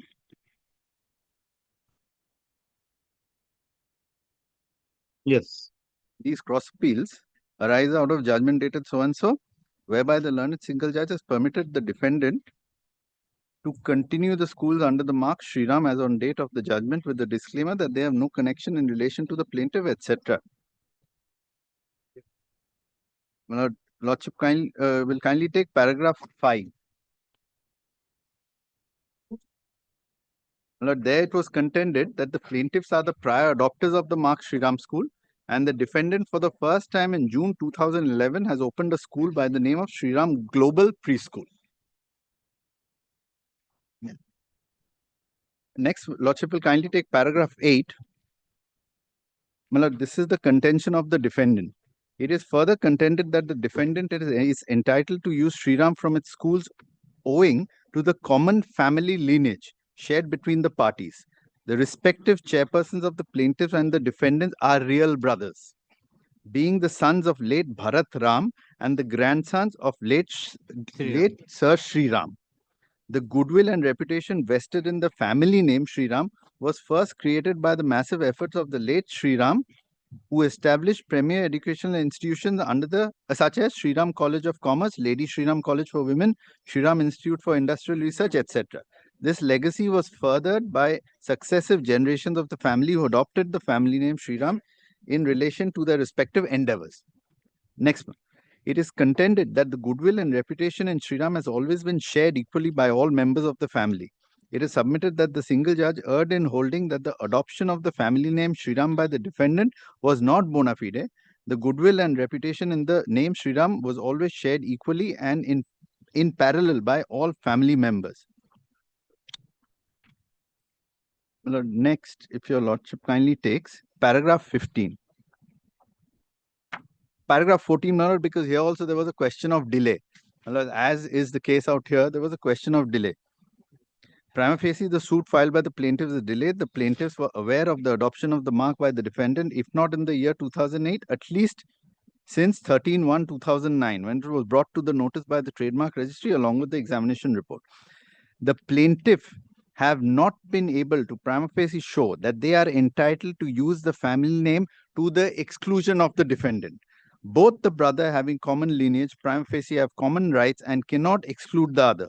It is not disputed that the name Sriram was first used by late Sir Sriram, who established educational institutions such as Sriram College of Commerce, Lady Sriram College for Women, Sriram Institute, etc. The name Sriram was adopted by the family in relation to their respective endeavors. My lord, here, even if they do not admit that the grandfather, Muhammad Idris, adopted the mark, which is the case, even if they don't admit to that, they do admit to Muhammad Ilyas being the adopter, the first adopter. Automatically, my lord, the lineage for both the sides remain the same. My lord, paragraph 16. When the name Sriram has admittedly been first adopted by the grandfather of the parties, the plaintiff cannot appropriate the same to the exclusion of the defendant. The goodwill and reputation in the trademark adopted by the grandfather shall inure to the benefit of all the heirs, unless something to the contrary is shown so as to exclude the other heirs. One member of family cannot, without something more being shown to the contrary, claim exclusive ownership of the mark. All the heirs of the person who first adopted a mark and put the same to use and earned goodwill and reputation shall prima facie have equal rights to adopt and use the same. Something more than mere prior adoption by one of the heirs would have to be shown so as to extinguish the right of the other heirs. Your Lordship will kindly recall, my lord, in the affidavit in opposition, they themselves have admitted that family members cannot use the mark to the exclusion of others, do not have any exclusive right. Correct. My lord, paragraph 17, we are thus not in agreement with the view formed by the learned single judge at this stage that the adoption of the mark Sriram by the defendant was not bona fide. Furthermore, the defendant has prima facie shown that the plaintiffs are not the prior user of the mark Sriram for educational institution. Not only are the members of the family, but third parties have adopted the same mark for educational institution prior to the plaintiff. On this ground also, plaintiff in our view, not entitled. The plaintiff would have to establish that the word Sriram by extensive use in respect of schools is associated with the respondents and none else, and they are entitled to use the said marks in respect of the schools to the exclusion of all family members. This can only be done at trial. My lord, in this case, it cannot be done because it is not the case. As pointed out, my lord, their admission is also that other family members are using it. My lord, this judgment, give me your eye. Let's take it out here. This judgment, my lord, has been followed by another single judge of the Delhi High Court. My lord, only one paragraph, if I may show.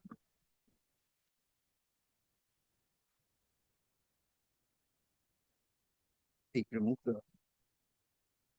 concept. No. Show me the citation. It's not, just check.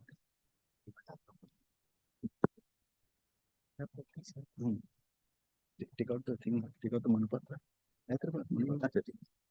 Lord, may I hand over the iPad? My lord, this judgment is there.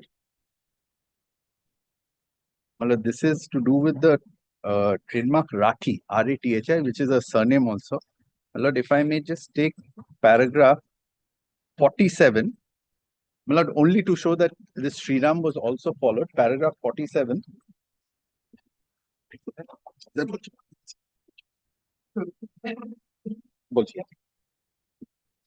lord, paragraph 47.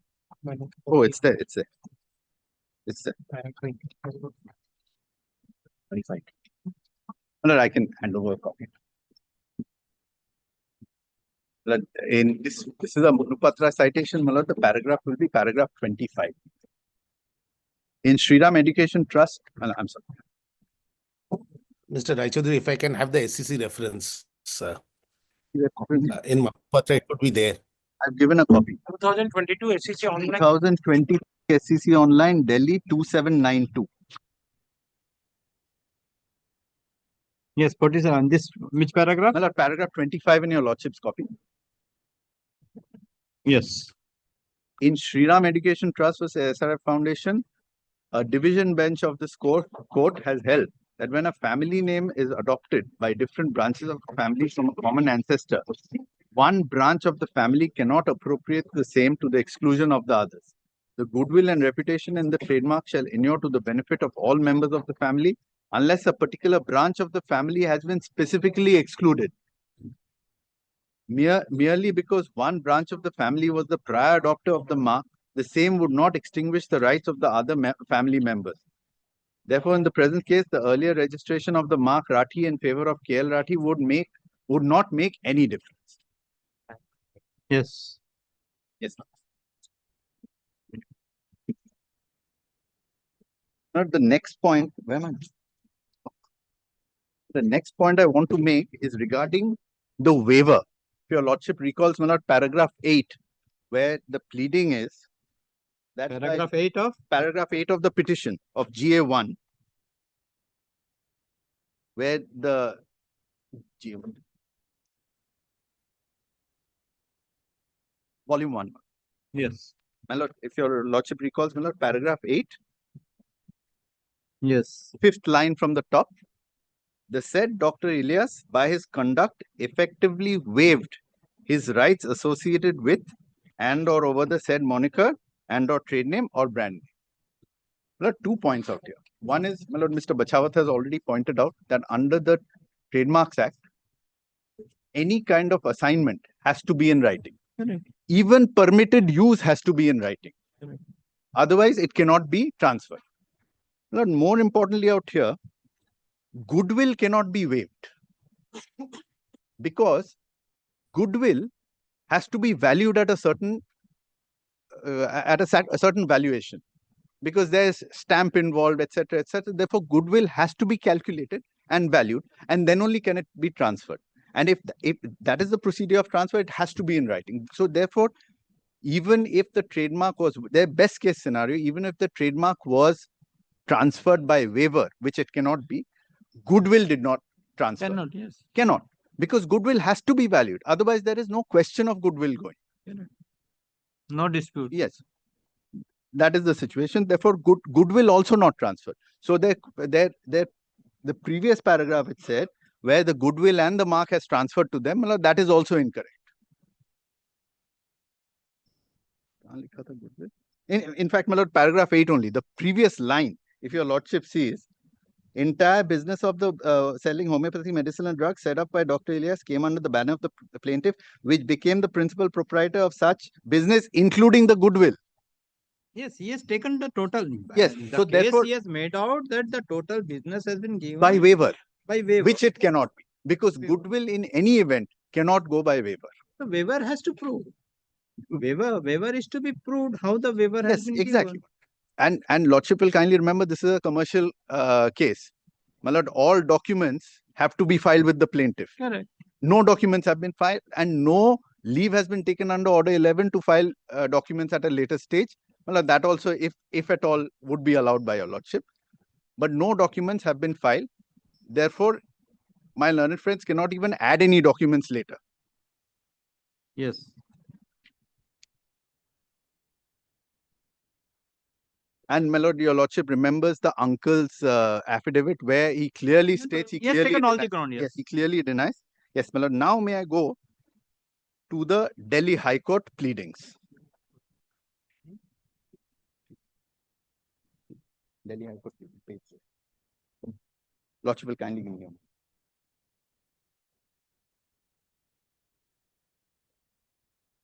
Where does it start from? Show me that page.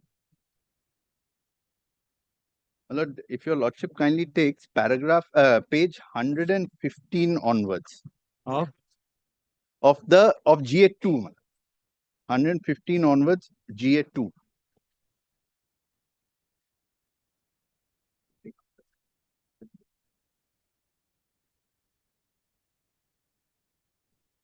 My lord, these are the list of orders passed by the Delhi High Court, and this is to show how long the hearing has actually gone on. This starts from page 115. Yes. This is 19th May 2023. Yes. Mr. Sanjay Singh, well, at that point of time, if your lordship will see, the defendant's name was Dr. Ilyas New Life Homeopathy, and now then it was changed to changed to NLK. Yes. My lord, 19th May, I'm sorry. Sanjay Singh, learned counsel for the plaintiff, seeks daytime in order to place additional documents on record along with application for order. Order 11 rule per. Yes. So notify 23rd May. Then again on 23rd May, additional documents for which Sanjay Singh has brought are apparently under objection. Then 4th July. Lordship will kindly take the next page, 117, 4th July. Mr. Vidhani, learned counsel for the defendant number 1. This is when the defendant number 1 comes in, submits that despite repeated requests, he has not received a copy of the records of the case. He is permitted to obtain record, re-notify preliminary hearing on July 12th, 2023. July 12th, as there is considerable confusion on the case that is being urged vis-a-vis the case which is set up in the plaint, re-notify on 13th July 2023. My lord, 13th July 2023. So these are the all orders. These are all orders. No, Lordship will kindly see. On 13th July, both sides have been heard. List for 14th July for dictation of order. My lord, 14th July Lordship will skip because there was no sitting of the court on that day. If your Lordship kindly takes page 122, my lord, this is one of the main orders. Page 122. Yes. This is 19th July 2023. This matter was listed for dictation of judgment today. Yes. While commencing the dictation, the court noticed that the plaintiff is situated in Bhopal and the defendant's addresses are also in Bhopal and in Indore. In next page, my lord, in order to do so, learned counsel for the plaintiff seeks a day's time to apprise this court of the relevant decisions in this regard. My lord, this is regarding the jurisdiction, whether the court has jurisdiction. Then your Lordship will take page 125. This is where the question is decided. Paragraph 3. Hello, paragraph 1 details all the trademarks that are involved in it. Your Lordship will see Dr. Ilyas's New Life that is mentioned, and then all these products which have NL in it, NL or New Life. Paragraph 2. This is a peculiar case in which even before summons were issued in the suit, the defendant filed a reply filed with the suit under Order 39, Rule 1 and 2, apparently with the view to ensure that no ex parte addendum order is passed. Paragraph 3, important, my lord. Both sides were heard at length on the said application, which was listed on 19th July for dictation of orders. Then, my lord, it lists down that on paragraph on this date, the court noticed that from the memo of parties, the plaintiff is situated in Bhopal and the defendant is Bhopal and Indore. The court therefore called upon Mrs. So-and-so to demonstrate how this plaint would lie within the territorial jurisdiction of this court. Where from your reading? My lord, paragraph 4, page 126. Yes. Yes, my lord. Paragraph 3 says both sides were, yes, paragraph 4. My lord, then certain arguments regarding the jurisdiction. If your Lordship kindly How the Delhi court is granted some, but I don't think the Delhi is granting so much time. Delhi has. That's the thing, my lord. No, it is granted, but Delhi High Court will not grant, is not granting. Because there was, my lord, the case One was day such. argue judgment. No, but the case was such, my lord. In fact, it is recorded also that there was so much confusion in the case. That is why.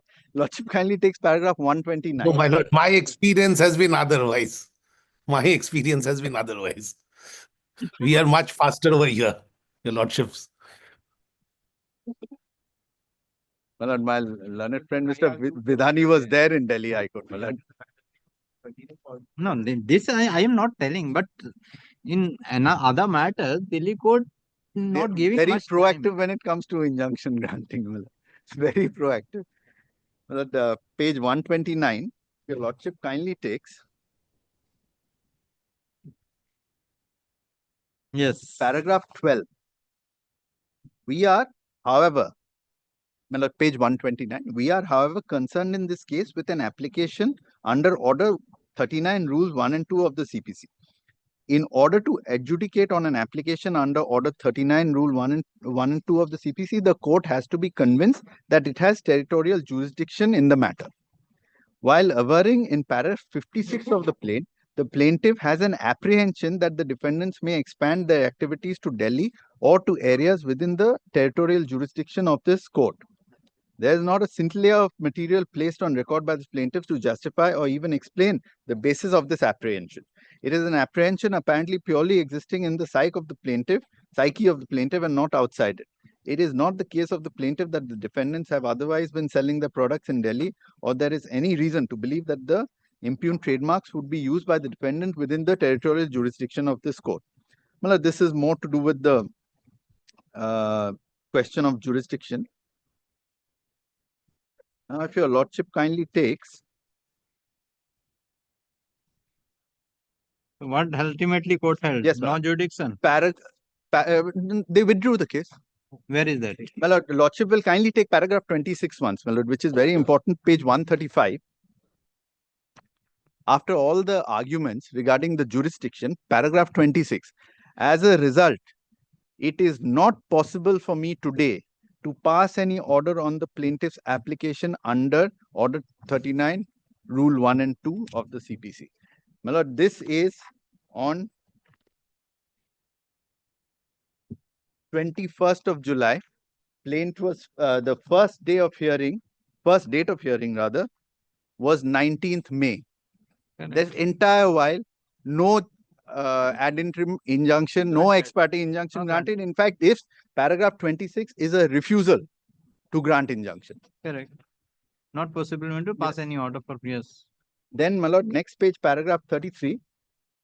Inasmuch as reply to this application has already been filed and the prayer for ad interim injunction already stands considered, notice shall be deemed to have been issued by this court. By this court. Therefore, ad interim injunction considered and not granted. Well, this was July 21st. Then, my lord, your lordship will kindly take page, my lord, volume 2. Where's the withdrawal? Volume 2, page 140. Lordship will give me one moment.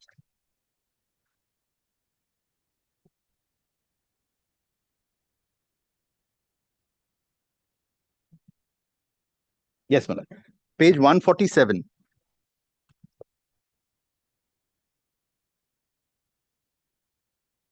One 147 and 148.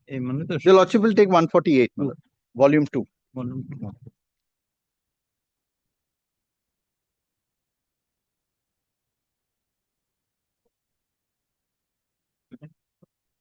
Yes. Yes, ma'am. Page 148. Yes. Lordship will kindly notice the date, 19th March 2024. Yes. Withdrawal, that was in July. That order was in July. Then in March they go and withdraw the suit. In between there are many orders. Here and there, nothing has been done. No order passed. Still, 19th March, counsel for the plaintiff enters appearance and seeks to withdraw the suit. He says that the plaintiff wishes to institute the suit in a court of competent jurisdiction in light of the order passed by this court on 21st July. Yes. That is after 10 months. And my learned friends have come here, pleaded urgency, and taken an ex parte injunction. Yes. 19th March. So you mean to say this, he filed the suit before the Delhi High Court? About 1 year he has proceeded with. He has Subsequently proceeded could 1 not year. get Then the, not only he has that, could not get the interim order, and he has withdrawn the suit, filed the suit, suppressing the said fact, making the and suppressing the fact that interim order was not granted. correct. Because correct. if your lordship kindly takes the pleading, as to the jurisdiction, which Of this case, Yes. Delhi case. about the in this Present matter, case. my lord, paragraph 33 of the petition. I'll just read it out, my lord. If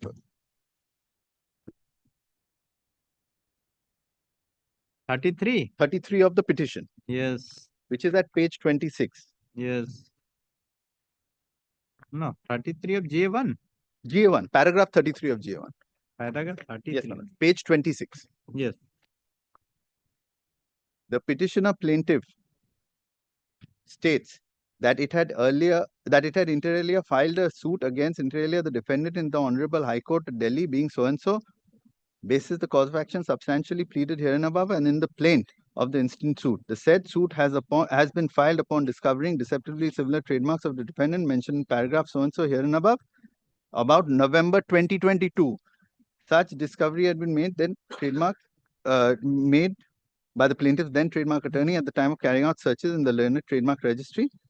During the pendency of the said suit, which was contested at defendant, the defendant had substantially refrained from committing the acts sought to be prevented. My lord, I went to the Delhi High Court. Yes. I contested the suit. And he's saying that during the pendency of the suit, the defendant had substantially refrained.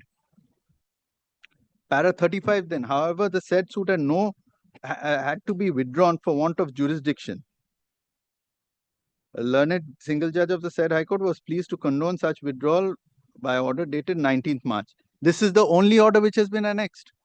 None of the other orders have been annexed. Yes. Then after the withdrawal of the suit, one of the plaintiff's officer discovered in or about the last week of July 2024 that the defendant's product bearing the marks mentioned in paragraph 17 here and above were being offered for sale.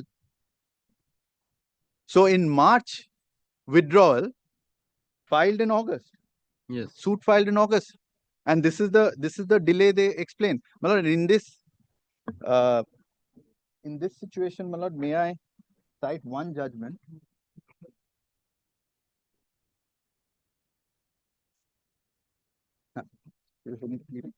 Lordship will kindly give me.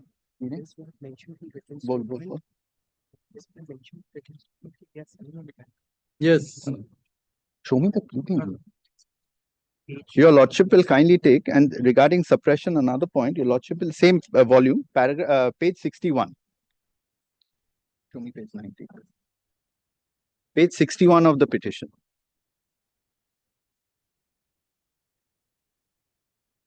And your Lordship will kindly compare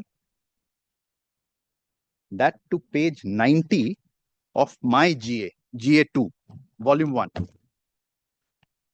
Page 90 of GA2, Lordship will kindly compare it to page 61 of GA1. Yes.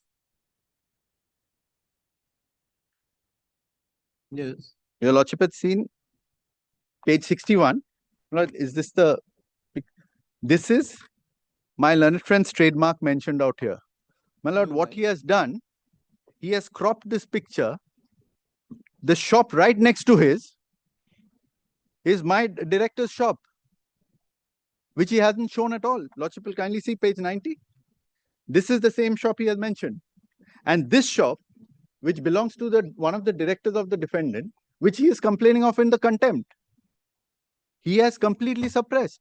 Same with page 90, page 62, the next one. And compared to Lordship will kindly compare to page 91.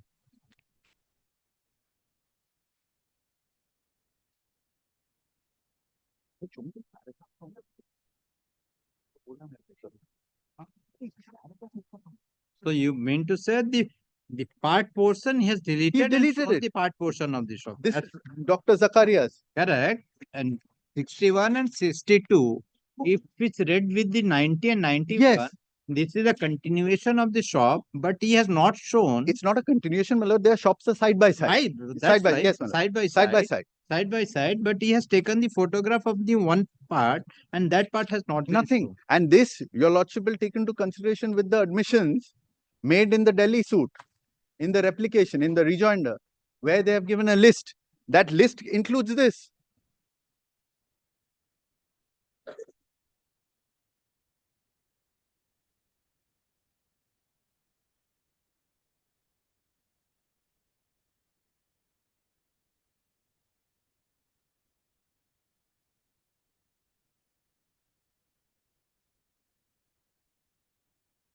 That list, my lord, yes, which has been provided by the plaintiffs only in the Delhi suit, includes both these shops. Yes. At page 91, 90 and 91, which has nicely been cropped out in the plaint. Yeah. Where is that? Page 90 and 91 of GA2. 90 and 91, yes. Yes, my lord, these two, my lord, these were mentioned in that list, which my learned friends have provided. Yes, yes, only to show that, my lord, this is the case that they have come up with out here. And then your Lordship will kindly take page 205 of GA2. Volume 2, my lord. Page 205 of GA2. This is the difference in the case before the Delhi High Court and before this Honorable Court.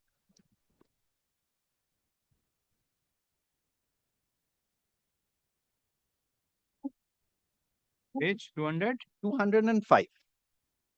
Your Lordship recalls, in the affidavit in opposition, my learned friends have pleaded that this mark cannot be used to the exclusion of the cannot be used exclusively by any of the family members. Lordship will kindly take paragraph 19. This is the Delhi High Court plaint pleading.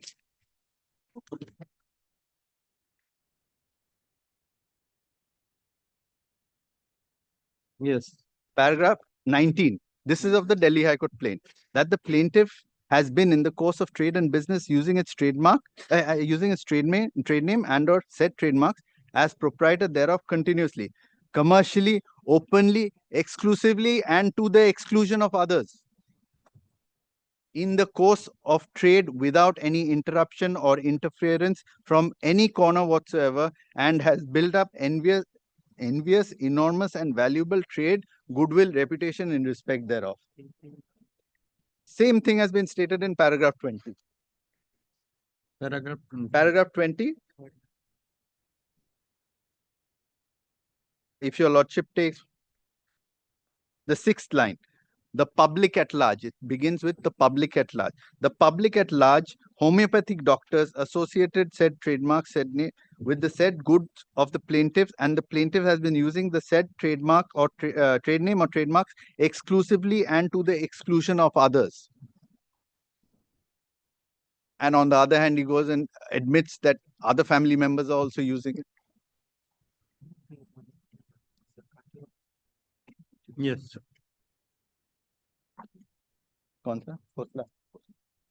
Lord, in this case, my lord, may I hand over a judgment of the division bench of the Delhi High Court? Take it out from the paragraph.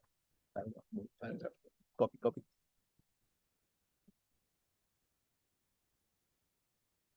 Wait, why is it different?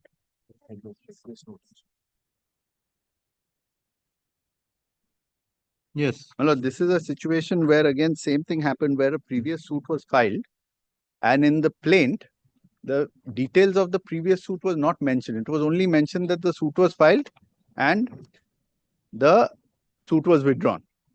Yes. No details mentioned as to whether there were any orders, whether there was any hearing held, nothing. Yes.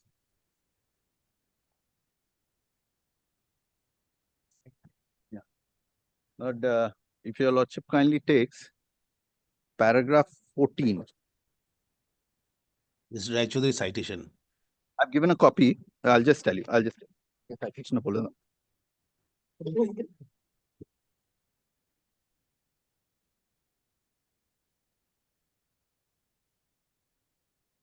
I've given a copy because the citation is Manu citation. There's a lot of.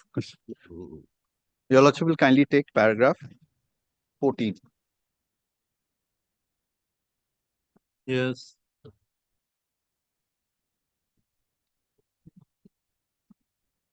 Before that, paragraph 12. At this stage, we may also compare the reliefs claimed in the by the plaintiff respondent in the respective applications for injunction in suit so and so and in suit so and so.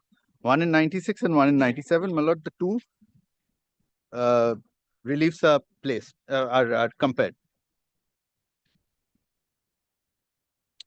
It is paragraph 13, my lord. It is apparent that in the application in suit number 261 of 97, the respondent is seeking the same relief of temporary injunction as has been sought in suit number 3064 of 96. Lord, then, para 14, my lord. Was it not obligatory on the part of the respondent to disclose to the court that in an earlier suit filed by it, the court had not granted any stay in its favor, and if on such disclosure having been made, the court still granted stay in favor of the respondent, it could be said that the respondent had not concealed any material facts from the court.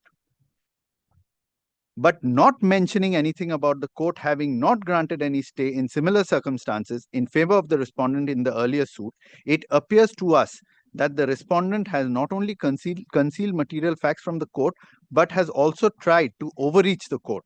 Being unsuccessful in obtaining stay in suit so-and-so, it was not permissible to the respondent to file the subsequent suit and seek the same relief which had not been granted to it in an earlier suit.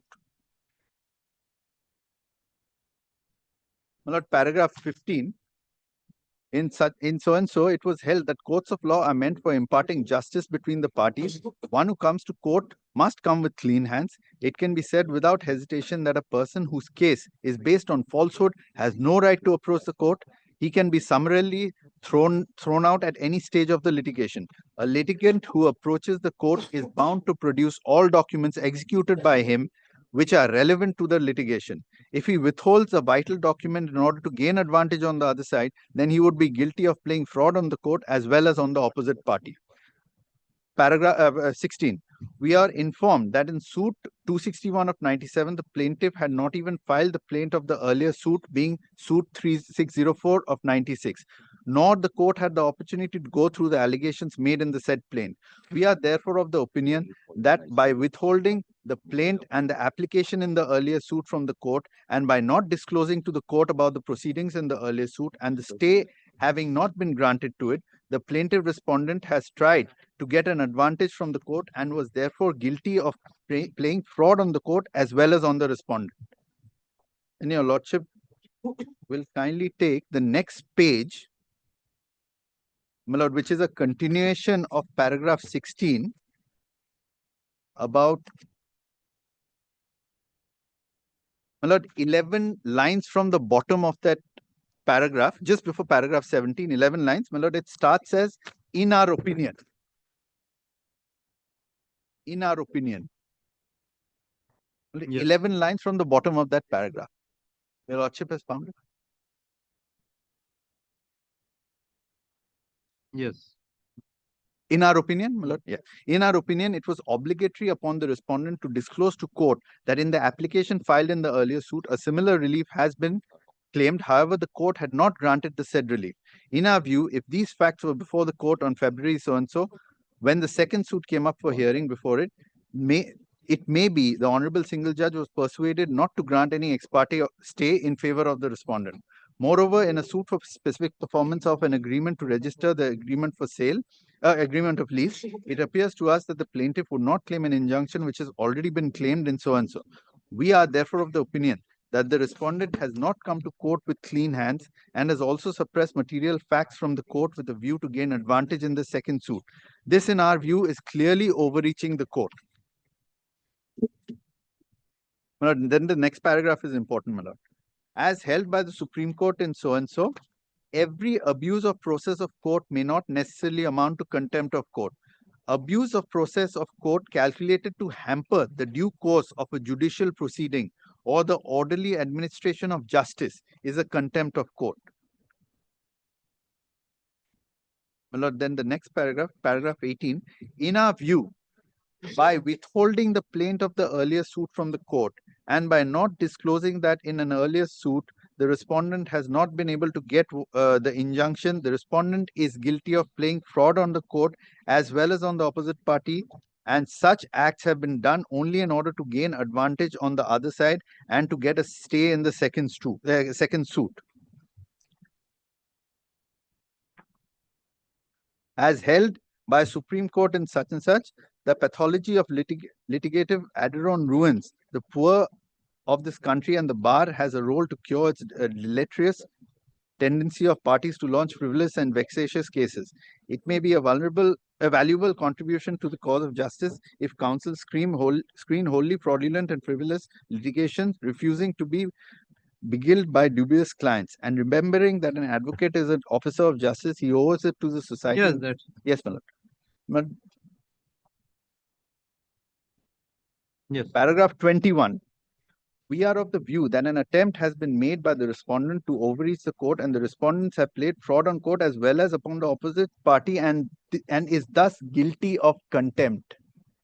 Respondents cannot be heard in the case unless it purges itself of the contempt so committed, and in our view, it can only be done if we non-suit the respondents. Yes. Therefore, we do not propose to take any action against the respondent for contempt except to issue a warning to the respondent number 2 to be more careful in future. We direct the dismissal of the suit itself. While therefore allowing this appeal, we dismiss suit so-and-so and dispose the contempt petition in the above terms. Well, I'm being led by Mr. Bachal. I must apologize, Lord. I got stuck in a criminal contempt matter, Lord. I couldn't, Lord. But 2 short points left, Lord. I'm not going to duplicate on anything else that my learned friend does. But 2 points I'll just indicate and I'll finish it in about 5 minutes, Lord. But the first point is, Lord, your Lordship has been shown the Delhi plaint. Now, there's one more aspect on which that needs to be shown, which is this. Yesterday, Lord, we had showed your Lordship how he claims title waiver by his father. Now, Lord, that is completely missing in the Delhi plaint. And what else, not the second thing which is not missing is there are many other users, and those other users have been permitted to use. That part is also missing. For that, Lord, I'm just giving your Lordship the para numbers, and I'll place it very quickly. Lord, if your Lordship takes page 181 of the application. Very good.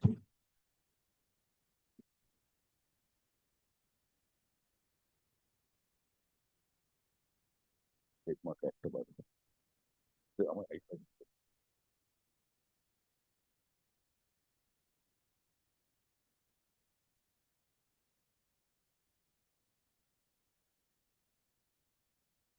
Yes. But completely different story is what your Lordship will find from this plaint. I've showed your Lordship this plaint. Now, my Lord, if your Lordship takes, Lord, there is no case of, Lord, make a note of this, there is no case of waiver by conduct over there. That already There is no case of others, not user by others on a profit sharing basis. On the contrary, Lord, Mr. Roy Chaudhary has showed your Lordship the para where, Lord, he says he was using it to the exclusion of all others. Correct. Now, my Lord, please see 3 paras, Lord. Para 3 at page 181. Of the GA? Yes, GA1? Lord, yes, that's his plaint. GA2. GA2, my vacating application. Lord, he has annexed the, Lord, we have annexed the Delhi plaint. Volume 2. Yes. Page? Page 180. 180. Yes. And if your Lordship would turn to page 181, that same para. Lord, please see the name of the shop. Not this was Muhammad Ilyas, according to him. The name of the shop was kept at New Life Homeo Store in order to have helping hand in the retail business. Late Dr. Muhammad Ilyas involved his elder son, Dr. Muhammad Zakaria. So now Mr. Muhammad Zakaria comes into the picture. In the above retail business, multi-brand retail business continued to be carried on under the name New Life Homeo Store. Further, in the year 88, Dr. Muhammad Zakaria started a new business, has been carried on trade and business of retail and wholesale and distribution of homeopathic medicine under the name New Life Homeo Center. Copy of the drug license is filed here with. Yes. So, Milord, Muhammad Zakaria is coming in here. Now, Milord, come straight away to para 8, Milord, which is at page 185.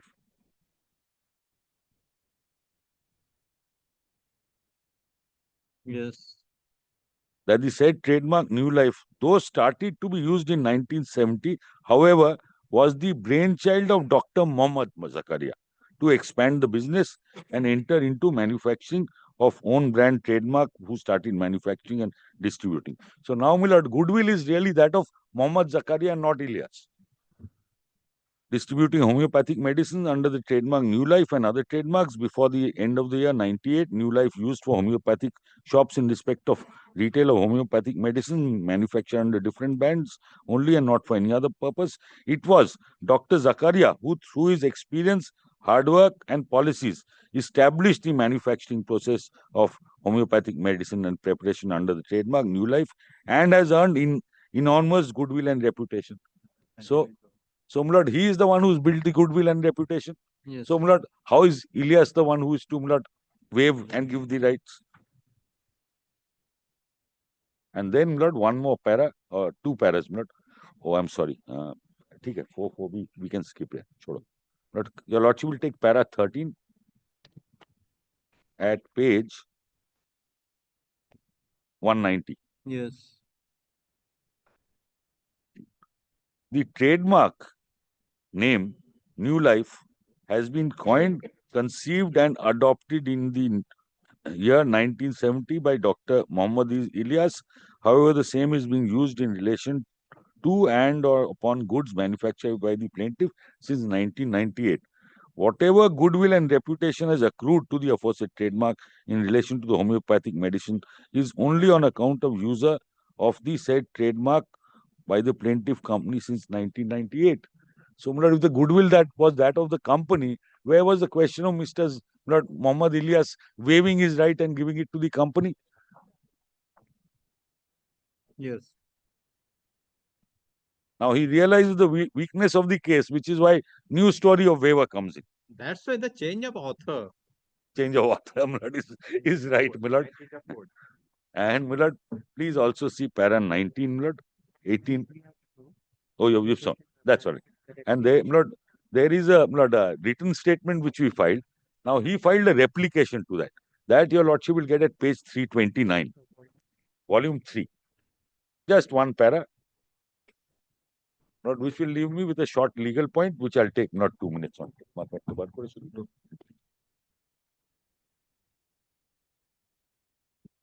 Yeah, volume 3. Yes. J2. No. Page? But page 329, paragraph 4. Go to documents, go right to the beginning. Okay, Yes. But please go to the bottom of the page, page 329. It is submitted that it is the brainchild of Dr. Muhammad Zakaria to expand the business and enter into manufacturing of homeopathic medicine under the own trademark instead of selling, etc., etc. With the aforesaid vision, plaintiff was incorporated in 95 as per the wish of his parents. Dr. Muhammad Zakaria took his brothers into the company as directors. So it was his brand name, he takes his brothers in. It is Dr. Muhammad Zakaria who, through his experience, hard work, and policies, established manufacturing process of homeopathic medicine, etc., etc. It is further submitted. Dr. Zaki, etc. They don't have. So, Dr. Ilyas goes out of the picture completely. Was not in the picture. Rather, he was not in the picture. At that stage, it all belonged to the plaintiff's director who has filed it. Then, Milord goes back to father. Now, Milord, very short legal point, and that's my last submission, Milord. Now, Milord, your lordship has seen, Milord, number one, there's a question of goodwill. Whose was the goodwill? Now, his pleaded case now is Dr. Ilyas's goodwill. Earlier, Milord, it was Zakaria's goodwill or the company's goodwill. Now, not in either case, not whether it was Ilyas's goodwill or not Zakaria's goodwill, how does it jump into the company is the point. Now, I've already told your lordship that not assignment can be by not transfer or by some such method. Now, what does the Trademark Act not say with regard to that? I've already showed your lordship the definitions, written agreement, etc. necessary. But there is a section relating to transfer.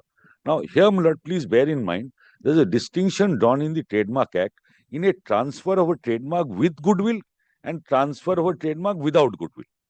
Now, here it's very clear that Lord, transfer of what kind has taken place, one doesn't know, because at least one has to go now by the case in this suit, waiver. Irrespective of whether your lordship believes it or not, but the case is that of waiver. Now, question is whether goodwill will travel along with a waiver. Answer must be no, because there must be a goodwill shown in the books of the company. Now, he has showed nothing to show there's goodwill in the books of the company. He has not annexed his accounts and balance sheet, not in the pleadings to show what his sales, etc. They don't reflect any goodwill. So, one must assume that this transfer took place without the goodwill. If at all. If at all. If at all. Now, Section 42 of the Trademark Act says that there can be no transfer if it is without the goodwill, unless various steps are taken. That includes advertisements and permission of the registrar. Now, please take Section 42 of the Trademark Act.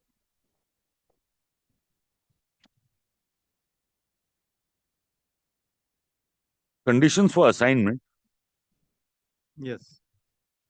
Conditions for assignment other than in connection with the goodwill of a business. Yes. So, not where the goodwill is not being transferred. And not this much is clear. The goodwill had not been transferred because those earlier businesses are all carrying on even according to him. Where an assignment or trademark, whether registered or unregistered, is made otherwise than in connection with the goodwill of the business in which the mark has been or is used, the assignment shall not take effect unless the assignee not later than expiration of 6 months from the date on which the assignment is made or within such extended period, if any, not exceeding 3 months in aggregate as the registrar may allow, applies to the registrar for directions with respect to advertisement of the assignment. Yes. And advertise it in such form, etc., etc. Now, there are two clarifications which I have to give your lordship here. Now, my learned friend may say, look, this assignment took place before this act came into place, before this act came into effect. Now, there I tell your lordship, the earlier act also, I have it here, is, I will not say identical, but the effect is the same. They have been construed by not High Court judgments, including a division bench judgment, which I am not placing, to say that the same spirit and letter, not the same interpretation. So, my lord, without, there's a kind of period of limitation. Courts have construed as a period of limitation. You have to apply within that period. Now, my lord, going by his case, his father has died in 2011, must have taken place before that. My lord, that period by which he can now also obtain, my lord, that permission or have it advertised is gone. 9 months is gone. The person whose goodwill it was is also gone. So it can't take place. It cannot happen. And under 42, this could not have been done without an advertisement. Correct. Nothing has been coming. Once.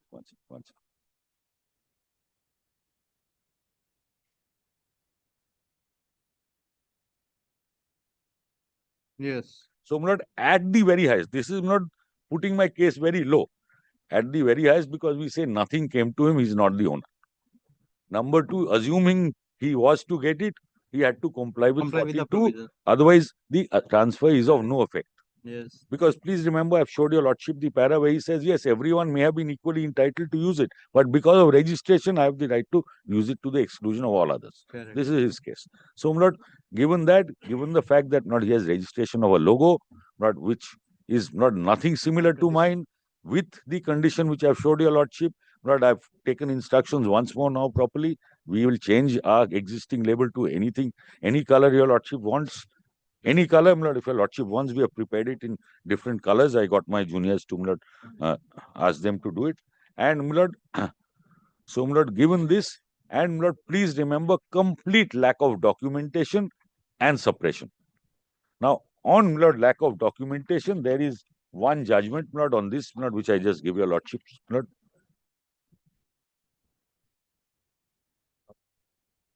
Other side ke do.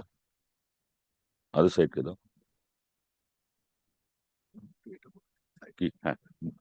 For Mr. Bhattacharya, it's 2014 SCC Online Calcutta 19929.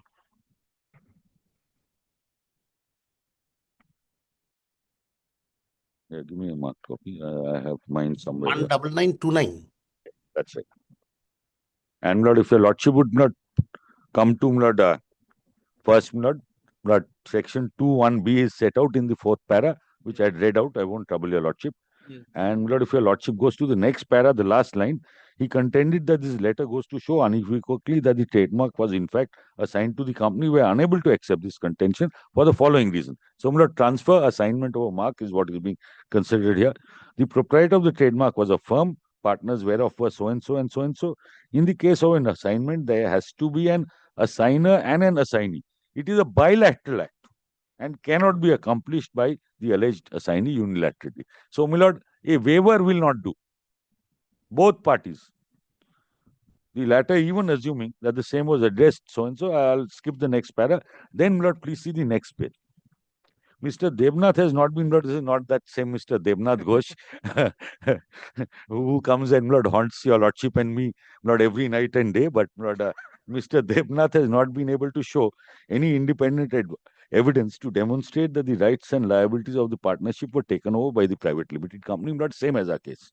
It is not in dispute that Prashanta Datta is no longer trading through the instrumentality of the private company. In the absence of any valid assignment, the right of Prashanta Datta vis-a-vis the trademark cannot be denied altogether. The learned trial court has recorded that the memorandum of association of the plaintiff company supports the contention of the plaintiff. We have repeatedly requested Mr. Devnath to point out from the memorandum of association of the company as to how does it support the contention of the plaintiff. However, he was unable to demonstrate. So, my lord, no memo, no agreement, no transfer, but court refuses to accept it. So, my lord, those are my submissions. My lord, if required, my lord, I'll not deal with anything else in reply. My lord, we have tried to show this in different colors. My lord, I'm just handing it up to your lordship. If at all. But although strictly, my lord, order should be completely vacated. He has no rights, but not since my lord, it has fallen from your lordship. Not Yes. Not with that clarification of the need arises that existing stocks, not which are aligned. That let me see. Let me have Mr. Bhattacharya. Today only? Yes. Ready? Yes, my lord, I am ready, but I thought your lordship takes up this matters till 12:30 only. Yes, Would I have your lordship's leave? Not, I have to yes. attend the You can cremation. leave.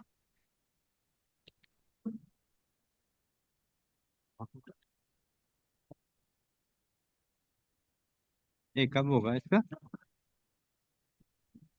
कल तुम नहीं है ना? My lord, I am not this week, my lord. I am down with the back problem, my lord. Could it be on Monday, Tuesday, any day, my lord? Okay. My lord, the interim order is expiring today, my lord. So if it may be extended. So and so appearing for the plaintiff, so and so appearing for the defendant. Counsel for the defendant has concluded his argument in connection with GA1 and GA2 of 2024. Counsel for the plaintiff, and due to paucity of time, counsel for the plaintiff could not argue the matter. Let the matter appear on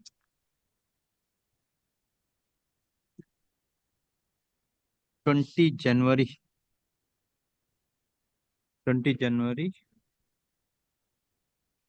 at 12:30 at 11:30. My lord, the interim order may be extended. My lord, it's still today. For the plaintiff submit that the interim order granted earlier is going to be expired today and paid for extension of the interim order. In view of the submission made by the counsel for the plaintiff, the interim order granted earlier is extended till 24th of January 2024 or until further order, whichever is earlier. Grateful.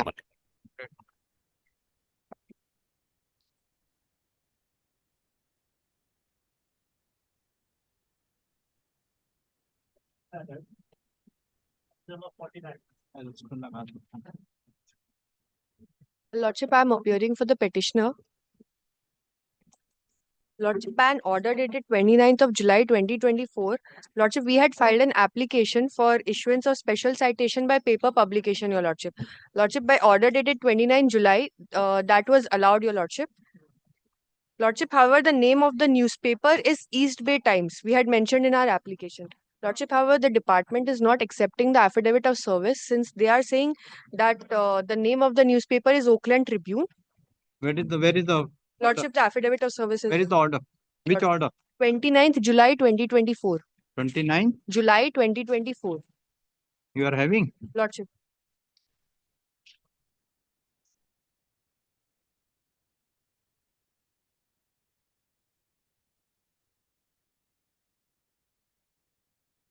Special citation by way of publication in terms of prayer A. Prayer A of the J2. Lordship. J2 you are having the copy J2. Lordship. Where is the master? Lordship. J2 direction be given to the department. Lordship, G8. East Bay. East Bay Times, Your Lordship. Lordship. And now only one. Lordship. Only one. Lordship. Yes. Now Lordship, what is the name of the newspaper in which it is published is Oakland Tribune. Oakland Tribune is the edition of East Bay Times, Your Lordship. This Oakland Tribune is the name of the edition. Since it's published in Oakland, it is Oakland Tribune under East Bay Times, Your Lordship. Lordship may come to page 15. Page 15. Lordship.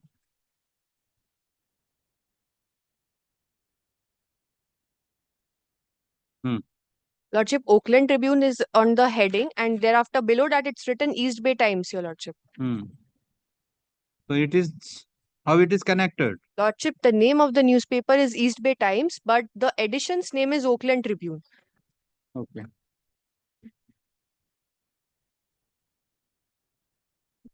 So appearing for the petitioner by an order dated 29th July 2024. This court has allowed the petitioner to publish the notice in English edition of East East Bay Times close, duly circulated in Oakland, California, in the United States of America, wherein Tarang Chaudhary resides. Counsel for the petitioner submitted that in compliance of the order dated 29th of July 2024, the petitioner has published the notice in the Oakland Oakland Tribune, Your Lordship. Tribune, Yes. TRIBUNE, Tribune, Oakland Tribune. ठीक है? OAKLAND, Oakland Tribune, unit comma. Counsel for the petitioner submit that the office is not accepting the affidavit of service wherein the petitioner has enclosed the original publication of the newspaper. Counsel for the petitioner submit that the Oakland Tribune is the publication made in the East Bay Times. It's an edition of Is the edition of East Bay Times. Is the edition of East Bay Times. Consider the submission made by the counsel for the petitioner, peruse the original paper publication enclosed with the affidavit of service. This court find that the submission made by the counsel for the petitioner corroborate the paper publication as the Oakland Tribune is the edition of East Bay Times. In view of the above, the department is directed to accept the affidavit of service filed by the petitioner, affirmed by the petitioner on which date? Lordship. What is the date? Lordship.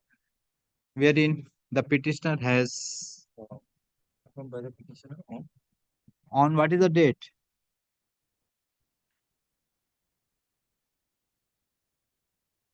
6th September 6th 2024. September 2024, wherein the petitioner has enclosed the original copy of the paper publication of Oakland Tribune.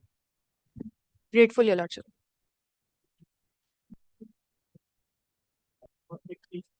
Number 50, I am appearing for the petitioner. I am appearing. Led by Mr. Chaudhary. I am appearing on behalf of the petitioner. A direction for special citation and general citation was issued. A service has been completed on 17th August 2024. No caveat has been filed. In this matter, I am praying before Lordship to allow the petition and prayer for probate in this matter. Have you obtained the no caveat certificate? Where is the no caveat certificate? That's in the file. Where is the no caveat? Yes, that is in the file. Which file? File the department. Department has tagged it with the file.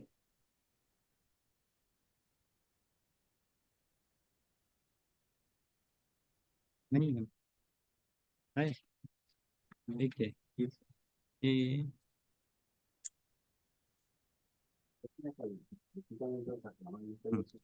Yes. Where is the will? That is in page, starts from page 12.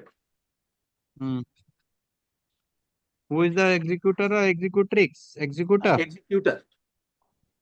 Kishore Kumar Chokhani is the executor. That is been stated in paragraph number 2 of the will. Who is the executor, sir? Kishore Kumar Chokhani. And who is the testator? Malad. Dayalni. And where is the name of the executor? Which page? Pardon? Which page the name of the executor is appearing? Page 12. I appoint paragraph 2.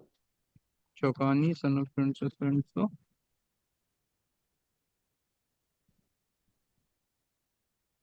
Yes. When he died? On 23rd November 2020. Where is the death certificate? The certificate in page 29th, 23rd 10. November 2020. And what is the date of the will? 29th November 1996. Yes. Where is the legal heirs? That is in page 1, 2, 3, 3 4. of the petition. Wife, 2 sons and unmarried daughter. Yes, my lord. And who is the petitioner? Is any related? No. No. So nobody has come with the affidavit of consent. No one has filed affidavit of consent. No. So where is the attesting witness? That is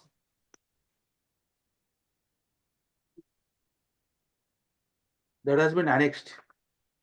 Rajiv Kumar. Rajiv Ranjan R.R. Kumar. Kumar. Rajiv Ranjan Kumar.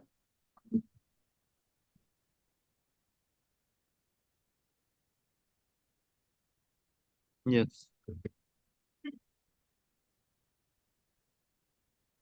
Sense appearing for the petitioner. The petitioner has filed the present application for grant of probate of the last will and testament dated 29th November 1996, my lord. 29 November 1996, executed by the testator Sri Kanaya Kanyal Kanaya Lal Dayani Dayani Dayani, wherein the testator has appointed the petitioner as executor of his last will and testament, failing which Sri Satyanarayana Sahu, S-A-H-U, Sahu, S-A-T-Y Satya, N-A-R-A-Y-N Narayan, S-A-H-U, Sahu. Counsel for the petitioner submitted. The testator died on 23rd November 2020, leaving behind his wife, 2 sons and 1 daughter. Full stop. Though the citations have been issued, but none has come forward either giving affidavit of consent or filing caveat or affidavit in support of caveat. Full stop. He submit that the department has provided no caveat certificate, wherein it is stated that no caveat has been entered against for grant of probate. Counsel for the petition submit that the testator has executed his last will and testament in presence of 2 attesting witnesses.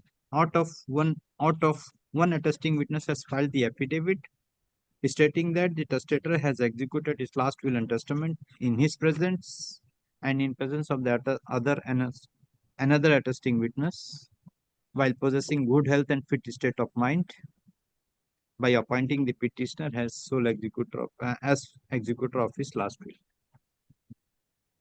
Consider the submission made by the counsel for the petitioner, peruse the original will, death certificate of the testator, affidavit of the attesting witness, and no caveat certificate issued by the department dated 13th of December 2024. The petitioner has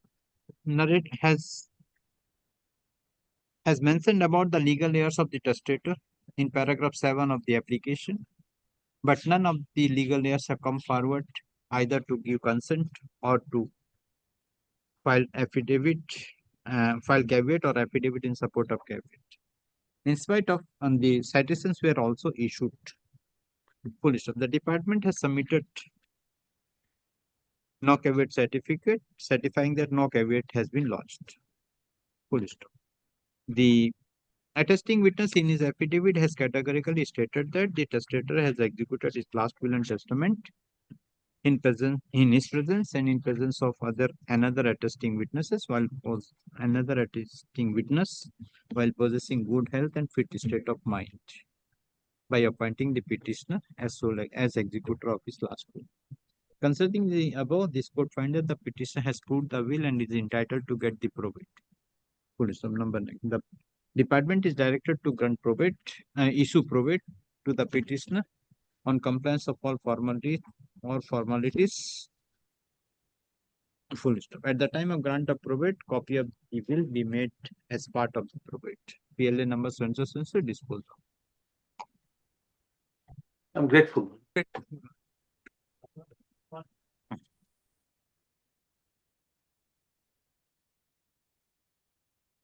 None appears on behalf of the petitioner. None appears on behalf of the petitioner. Let the matter go out of the list.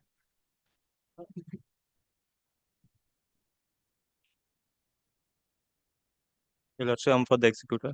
Yes. Executrix. Huh? I'm for the executrix. You are for the executrix.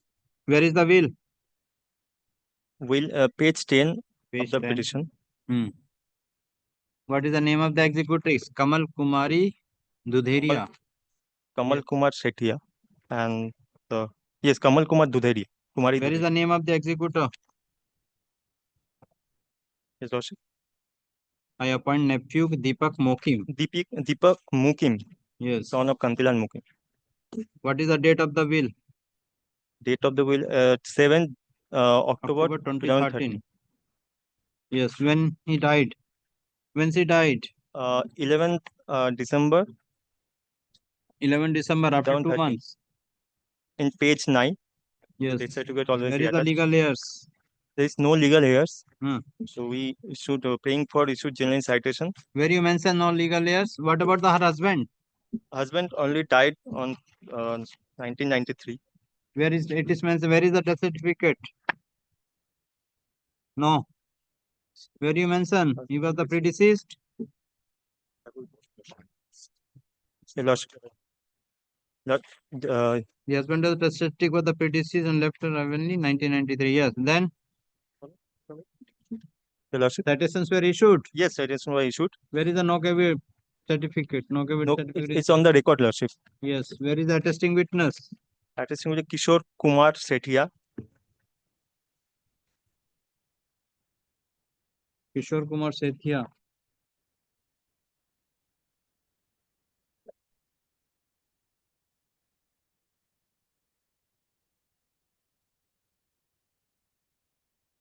There is no caveat lodged by other side. So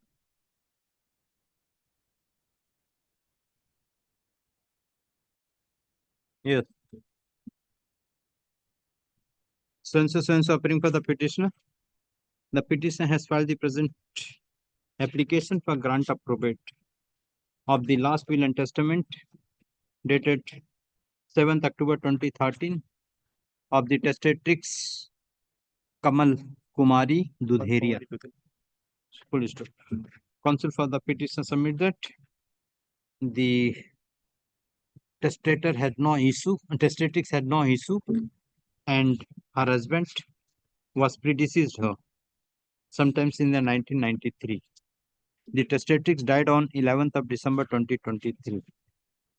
Full stop. Counsel for the petitioner submit that citations were issued, but none has come forward either to file affidavit consent or to affidavit or to raise objection for grant of probate. Department has provided no caveat certificate dated 16th of December 2024, wherein it is certified that no caveat has been entered against the grant of probate of the last will and testament. Counsel for the petitioner submit that out of the two attesting witness of the will, one of the attesting witness, namely Kishore Kumar Sethia, has filed his affidavit stating that the testatrix has executed her last will and testament in his presence and in presence of the another attesting witness while possessing good health and fit state of mind by appointing the petitioner as the executor of his her last will and testament. Full stop. Had the learned counsel for the petitioner peruse the original will, death certificate of the testatrix, no caveat certificate, and the affidavit of the attesting witness. This court find that the citations were issued, but none has come forward to raise any objection for grant of probate. Full stop. The attesting The attesting witness has categorically stated in his affidavit the testatrix has executed her last will and testament on 7th of October 2023 by appointing the petitioner as sole executor by possessing good health and fit state of mind. Considering the above, this court finds that the petitioner has proved the will and is entitled to get the probate. The department is directed to issue probate on compliance of all formalities. At the time of grant of probate, the copy of the will be made part of the probate. PLA so disposed of. Next. Let's appear for the petitioner, my lord. Was humbly praying for orders in terms of my prayer A and B. What is the prayer? General citation, special citation, and general citation, my lord. No one has come forward. No, my lord. There are 3 legal heirs, out of which I am the younger son. The elder son and the married daughter have not come forward, my lord. Who? The paragraph 3 of correct. Who has not come forward? Who has given? Who is the petitioner? I'm the executor, my lord. Sumanto Goa. Yes, my lord. Sumanto Goa, you are the first one, elder son. Yes, younger son. Elder son and the married daughter haven't given their consent, my lord. They have not given consent. No, my lord. And mother? Mother has died. Already died. My lord. Okay. So appearing for the petitioner. Police counsel for the petitioner submit that the elder son and the married daughter has not come forward either to give citation, either to give consent or to file affidavit, file caveat or affidavit in support of caveat. Accordingly, the counsel for the petitioner prays for issuance of special citation and general citation in terms of prayer A and B. Considering the submission made by the counsel for the petitioner, prayer A and B is allowed. Okay. A and B of the applications. Next. Lord, this is my application for grant of probate, my lords. My lords, annexure A is the will. Testator is Durga Prasad Agarwal, my lord.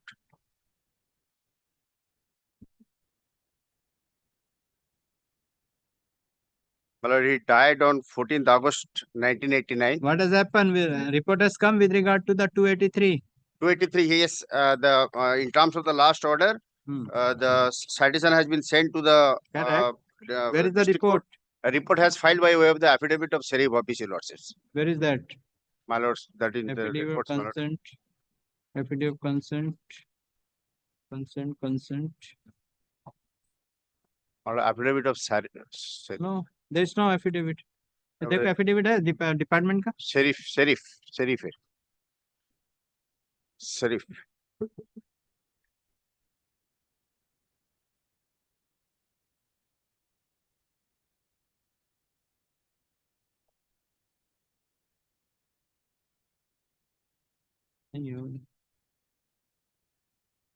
Copy do not share to us, my lord. It's directly filed to the department.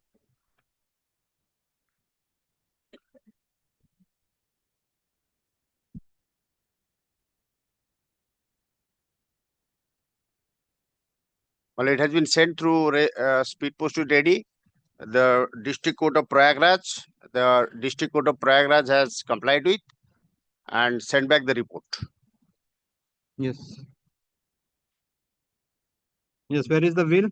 My lord, annexure A, that is page 11, my lords. What is the date of the will? My lord, will dated 12th June 1988 and testator died 14th August 1989. 1988. Yes. Where is the death certificate? My lord, annexure B is the death certificate, my lords. 1989. Yes. My lord. And page 30. When is he died? How many legal years? My lords, paragraph 4, my lords, paragraph 8 are the legal years. 2 sons, 3 daughters, All 1 son died. All given consent. All given consent. What about the one Manjurani? Manjurani also has given consent. He is the wife of, namely, Ashok Agarwal.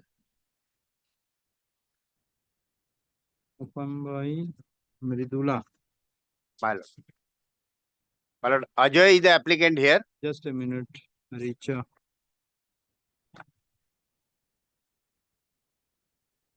Madhulika. Manjura.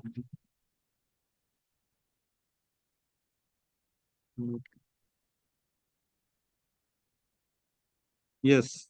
Ajay is the applicant. Who is he? He is the one of the son of the testator. Ajay Agarwal. Ajay Agarwal. Yes. He is the executor. Hmm. Applicant, attested witness, Srimati Sudha Agarwal. Yes. She has filed the affidavits. So and so appearing for the petitioner. The petitioner has filed the present application for grant of probate of the last will and testament dated 12th June 1988. क्या बोला? Of the testatrix or testator of the testator Durga Prasad Agarwala, Agarwala, Agarwala. Counsel for the petition submitted. The testator died on 14th August 1989. 1989, leaving behind altogether 6 legal heirs, including the petitioner hearing. Where the what about the wife? My lord, wife is the predeceased, my Where lord. it is mentioned? My lord, paragraph 8, my lords. Counsel for the petition. Paragraph 8, last sentence, the wife of the deceased, namely such and such. Counsel for the petition submitted. The wife of the deceased was predeceased. Predeceased, yes, my lord. Where it is? The wife of the deceased also died. The disease, the legal heirs of the. My lord says she has died, but no death certificate has been annexed, my lord. This, no, not predeceased. Has also died after the death of the testator. My lord.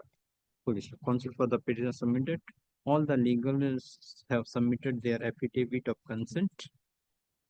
And one of the attesting witness, namely Sudha Agarwal, has also filed an affidavit stating that the testator has executed his last will and testament in her presence and in presence of other attesting witnesses by possessing good health and fit state of mind, by appointing the petitioner as executor of his last will and testament. Full stop. Heard the learned counsel for the petitioner peruse the original will, death certificate of the testator, affidavit of consent of all the legal heirs, affidavit of the attesting witness. This court find that and full stop. The petitioner has categorically made an averment in the application that the husband and the wife of the testator died after the death of the testator. Full stop.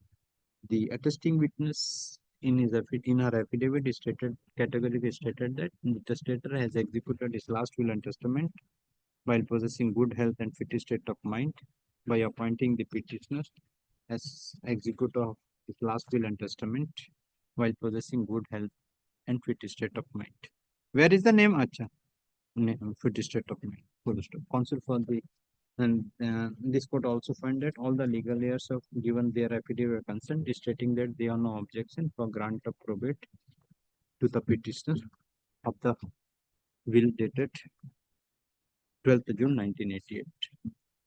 Consider the submission made by the counsel for the police. Considering therefore, this court find that the petitioner has proved the will and is entitled to get the probate. The department is directed to issue probate on compliance of all formalities, on compliance of at the time of grant of probate, the copy of the will be made as part of the probate. PLA is disposed of. Yes. My lord, in item number 2 be mentioned, my lord, I was supposed to file, my lord, the notes of argument. I have filed it before. Which one? To be mentioned, commercial division, my lord, JS India. Yes, next. Lordship, I am for the petition. Lordship. Lord, the will is of Ramnivas Gathani, Lordship. Ready? Yes, yes. Where is the will? My lord, it's at page 12, my lord. My lord, the 12. The testator died on 16th What is the name of the testator? Ramnivas Gathani. Gatani.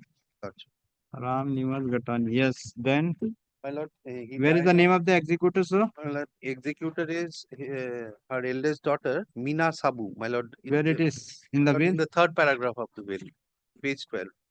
Page 2. I appoint my eldest daughter, Meena Sahu, wife of Sunsil, executor of his last will. Yes. Then, Yes, my lord. when he died, My lord, where is the attesting witness? my lord, I'll show the death certificate once, my lord.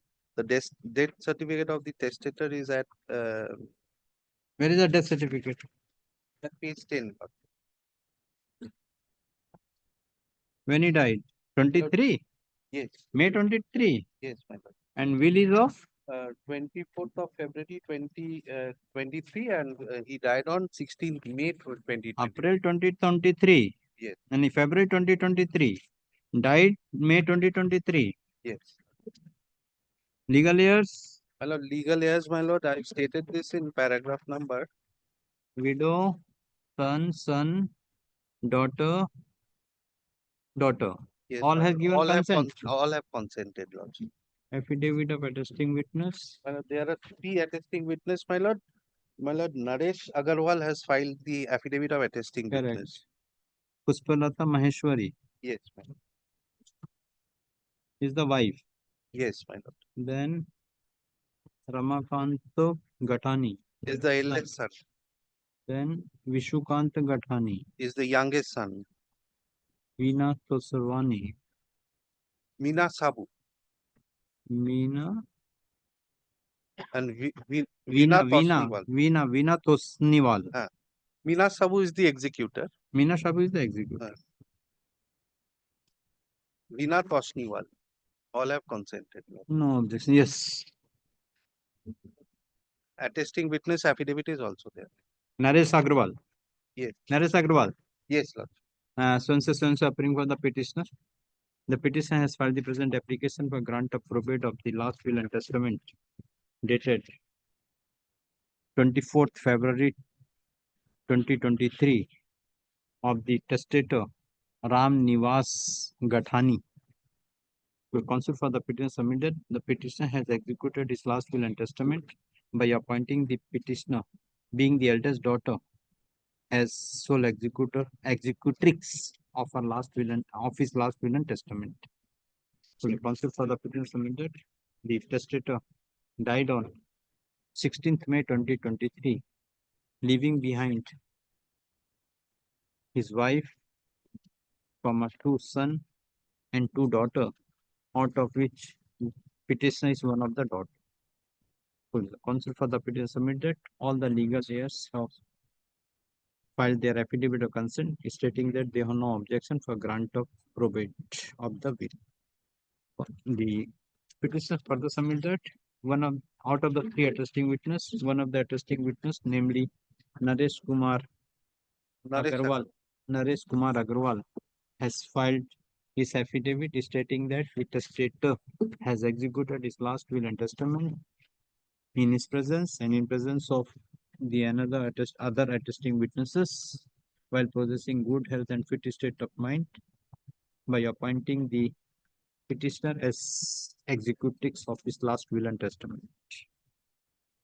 Had the learned counsel for the petitioner peruse the original will, death certificate, affidavit of consent of all the legal heirs, and affidavit of the attesting witness. This court find that the legal heirs have submitted their no objection for grant of probate, and the attesting witness has categorically stated that the testator has executed his last will and testament in his presence and in presence of the other attesting witnesses, while possessing good health and fit state of mind, by appointing the petitioner as sole executrix. Accordingly, this court finds that the petitioner has proved the will and is entitled to get the probate. Full stop. The department is directed to issue probate on compliance of all formalities. At the time of grant of probate, the copy of the will be made as part of the probate. PLS 1 disposed of. Next. This is my application. My lord, in the year 2023, one application of letters of administration has been filed, and that matter came up for hearing before Honorable Justice Vikas Patana under the heading issuance of citation. My My lord kindly takes up the order Annexure B, page number 40. So what you want now? My lord, praying for amendment. What? Amendment of Annexure B. Annexure B, my lord. Yes, what is Annexure B? The order Page number? Page number? Page number 40. Last 40. Yes, ma'am. Last annexure, order dated 11 September 2024. When the matter came up for hearing, my lord, there was one question from the Register of Assurances, Register of Insolvency, that what I have mentioned in my affidavit of asset as, my lord kindly takes up my affidavit of asset.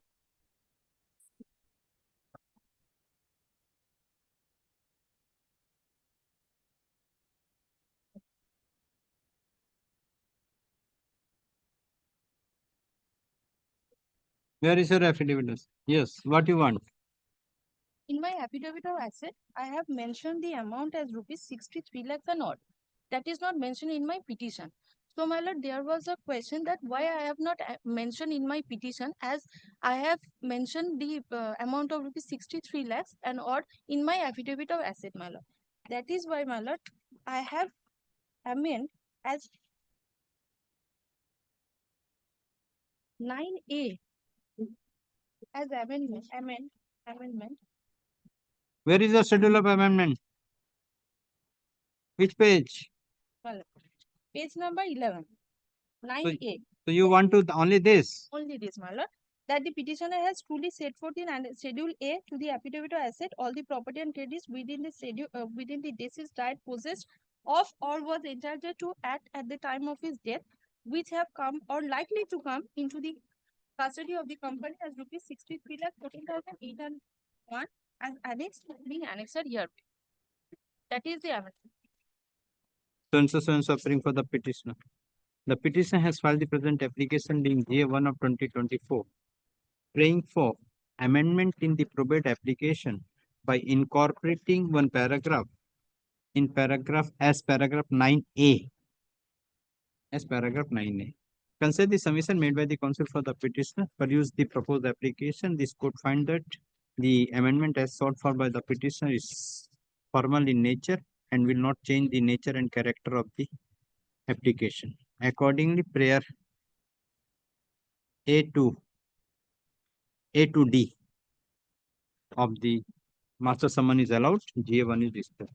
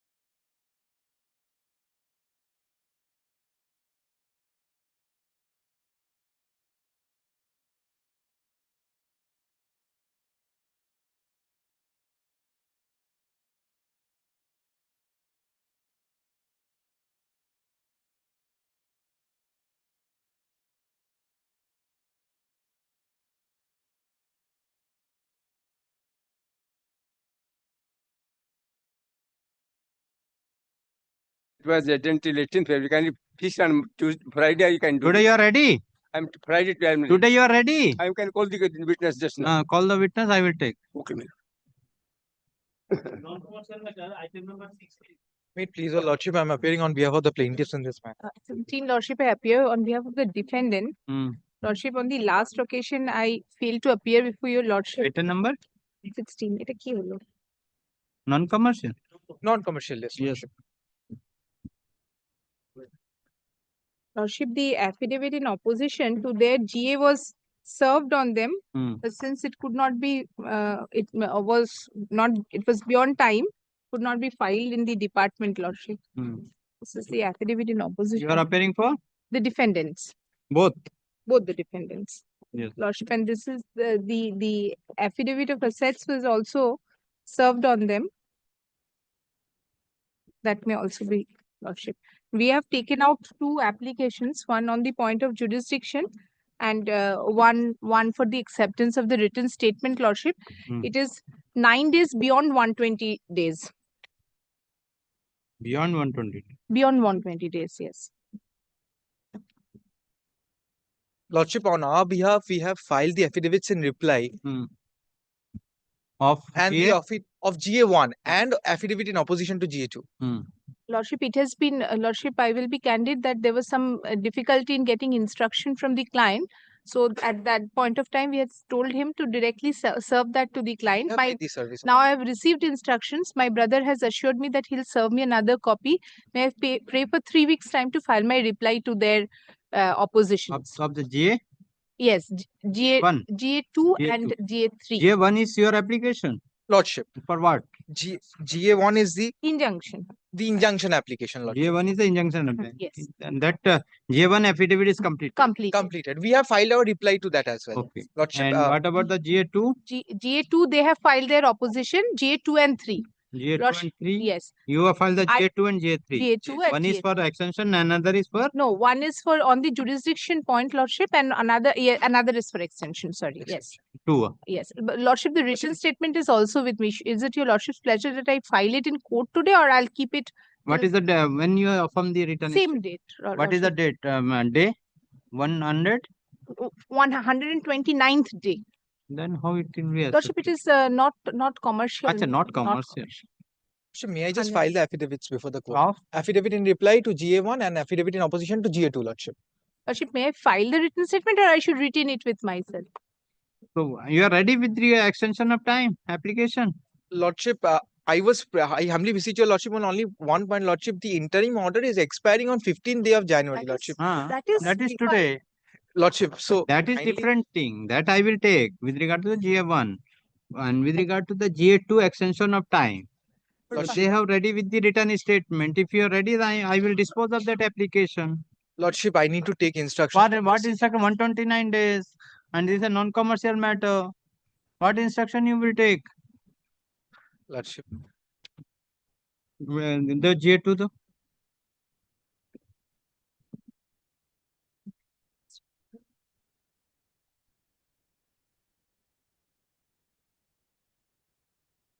GA2 GA3 होगा. Lordship, Lordship, I've been just told that my senior, Mr. Choyan Gupta, is coming. Okay, whatever. This is acceptance of written statement. This is a non-commercial matter. You affirm the written statement? Yes, on the same day. That was affirmed. When? 12th September? Yes. Lordship, I will just check the copy. What is the cause you have shown? Lordship, the annexures are there. I've stated on the ground of the illness, Lordship. Lordship, Annexure 1 is the Annexure 1 and Annexure 2 are the documents of the concerned affirming defendant, Lordship, and the others are the documents pertaining to the record of the criminal matter which has been instituted by them.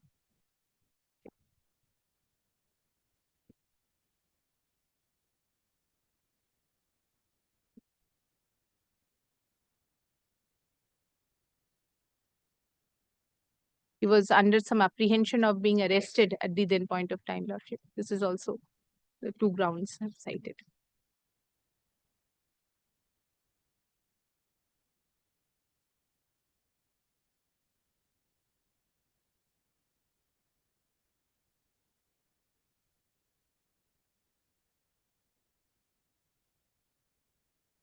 And also the Lordship, the change of advocate, there was a change of advocate, he's given instructions, that is also.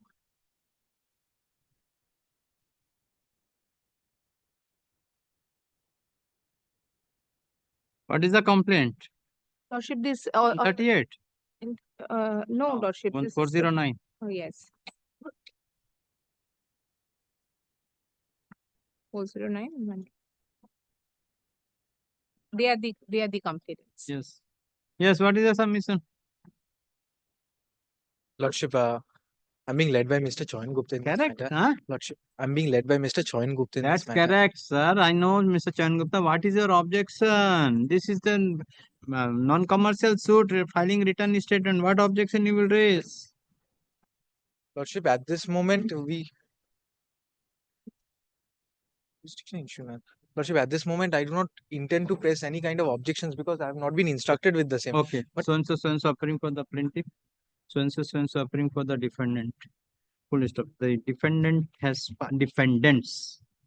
have filed the present application being. I humbly beseech your Lordship, if your Lordship so please, 2024. can grant a short passover. Praying for extension of time to file written statement.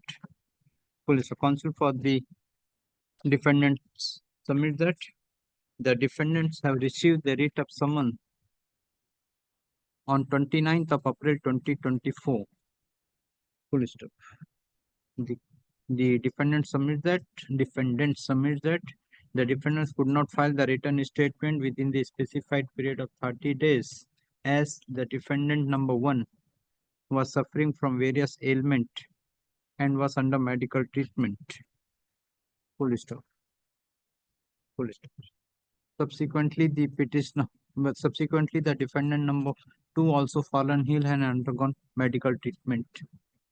The defendants have relied upon the medical prescription, which shows that the defendants were under medical treatment. Full stop. Counsel for the defendant submit that in the meantime, the plaintiff had also initiated a criminal proceeding against the defendants, and the same is also pending. Full stop. Yes. Written statement, extension of time. Regular sutra. It's a regular commercial. Full stop. Junior is swearing, no problem. I will see Mr. Chan Gupta what he will do with it's you. A regular. It is always, the juniors are a little apprehensive, that always happens. That's correct. Lordship knows. Full stop. The counsel for the defendant further stated that initially the defendants have engaged one lawyer, but the erstwhile lawyer has neither filed the written and neither filed the wakalatnama or prayed for any time before this court. Full stop. Counsel for the defendant submit the written statement is ready, and if this court will grant extension of time to file written statement, the defendant will file the same before this court or in the department. Filed it in court today. No, you file, I will direct in the court or in the department. Full stop. Then at counsel for the plaintiff raised objection and submitted that the writ of summons was duly served upon the defendants on 29th of April 2024. Full stop. He submitted that the medical prescriptions which the defendants are relied upon does not reveal that the defendants were so ill are not in a position to affirm the affidavit of the written statement. Counsel for the plaintiff further submits that the cause shown, no cause has been shown as to why the defendant has no sufficient cause has been shown. The defendants has not shown any sufficient cause as to why the defendants have not filed the written statement within the prescribed period of 30 days and prayed for rejection of the present application. Heard the learned counsel for the respective parties peruse the materials on record. This court find that sufficient cause has been shown for non-filing of the written statement within the period of 30 days. Full stop. It is find that the defendants have already affirmed the written statement on 129th day after receipt of the writ of summons. Full stop. Considering the above, this court find that one opportunity should be given to the defendant to file the written statement. Accordingly, the defendants are given. Accordingly, defendants are directed to file the written statement by tomorrow in the department after serving the copy to the learned counsel for the plaintiff. Full stop. Any counterclaim? No counterclaim. GA number since disposed. My lord, in GA number 1, the interim order is still tomorrow. So, my lord, if your lordship kindly extend that. What about the GA2? GA2, lordship, I pray for extension of time for using the reply. To GA. Counsel for the, you have filed the affidavit in reply of? In reply in GA1. 1 and affidavit in opposition of GA2. GA2. The plaintiff has filed affidavit in reply in connection with GA1 of 2023 after serving the copy in 2024 after serving the copy to the learned counsel for the defendant. The plaintiff has also filed affidavit in opposition in connection with GA2 of 2024 after serving the copy to the learned counsel for the defendants. Counsel for the defendants prays for time to file affidavit in reply to the affidavit in opposition in connection with GA3 of 2024. Let affidavit in reply be filed within a week. No, lordship, Within 3 2 weeks. weeks. 3 weeks. 3 weeks, lordship. He is Within in 3 Delhi. weeks. Full stop. Counsel for the plaintiff submits that the interim order granted earlier is going to be expired today and prayed for extension of interim Tomorrow, 15th, it's on tomorrow, going to expire by on 15th of January 2025 and prayed for extension of interim order. In view of the submission made by the counsel for the plaintiff, interim order granted earlier is extended 3 weeks, is extended till 19th of February 2025 or until further order, whichever is earlier. List the matter on 13th of February 2025. But both the GS 1 and 2. And GA3 This both the GA3 is disposed. GA1 and GA3 disposed. GA3 disposal, 1 and 2 would. Great. Yes, next. 17, my lord, is my application. I appear for the defendant number 1. But I would otherwise have not known for whom I represent, my lord, apart from the short cause title appearing in my lord's cause list. I have come to learn that I am representing the defendant number 1 because my case is 17. 17. I claim 17. I appear from the defendant number 1, and the only way I know this is from the short cause. By Mr. Lordship, I am appearing for the plaintiff. What is the Lordship. K1? Lordship, their application, your Lordship had said this matter ex parte after the section to publish on the newspapers. So I had published, thereafter your Lordship had made it ex parte. Now they have come up with an application for setting aside that of ex parte. Lordship, a contested decree is always better than an ex parte decree. I have no objection. I'll serve a copy of the plaint. Your Lordship gives them a timeline to file the written statement, discovery and inspection so that the suit can be expedited. My lord, only one thing, only one thing, my lord. You come with the written statement, then I will. Lordship. My lord, only one thing. I don't have a copy of the plaint, my lord. Let within Mr. the course of the day. Kothari give us. Yes. I'll serve it within the course of the I am disposing of this. And one more, my lord, apprehension of my client, my lord. Perhaps upon us receiving a copy of the plaint, my lord, perhaps our address is not rightly reflected in the plaint. That is why it's come back. If my lord sees my lord's order, okay, you it's come back returned. Mention then it will be corrected. Lordship. Or you inform the other side, he will take up a They give us by a letter. We'll only one defendant. No, Lordship, there are 4 defendants. One is pro forma. My You are Lord. appearing for all. No, only defendant number 1. Only one. Other? Lordship, 2 and 3, your Lordship, we've served, we've published notices after considering the report filed by the registrar. Your Lordship was pleased to make it ex parte. So this is with regard to the only one. Only defendant number 1, your Lordship. Yes, Mr. Datta, only one. Yes, my lord. Only one, my lord. Kindly directs him to serve plaint and gives us, my lord, 3 weeks time. We'll put in the written statement. And also, 20 my lord, will give us with Mr. Dotto's leave, also gives us leave to, my lord, enter appearance in the suit. That's also one of the prayers. Yeah, that is also a prayer, my lord, because we have to file wakalatnama through our present advocate on record.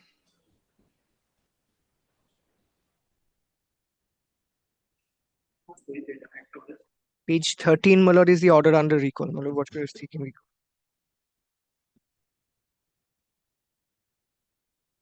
So and so appearing for the plaintiff. So and so appearing for the defendant number 1. Defendant number 1 has filed an application being GA1 of 2024, praying for recalling of the order dated 20 November 2024, wherein this court has fixed the matter in the list of undefended suit against the defendants. Full stop. Counsel for the defendant number 1 submit that.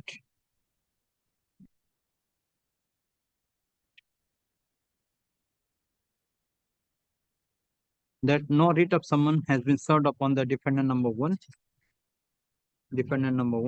And the defendant number 1 also could not go through the paper publication made by the plaintiff by way of substituted service. And as such, it was not possible for the defendant to enter the appearance. Counsel for the defendant number 1 submit that the defendant number 1 is intending to contest the suit filed by the plaintiff by filing written statement. Considering the above, this court find that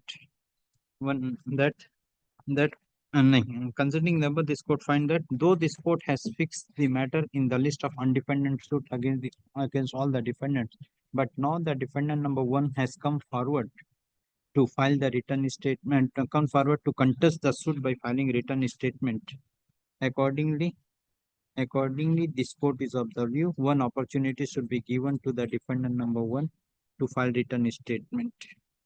In view of the above, the order dated 20 November 2024 is recalled only with respect of the defendant number 1.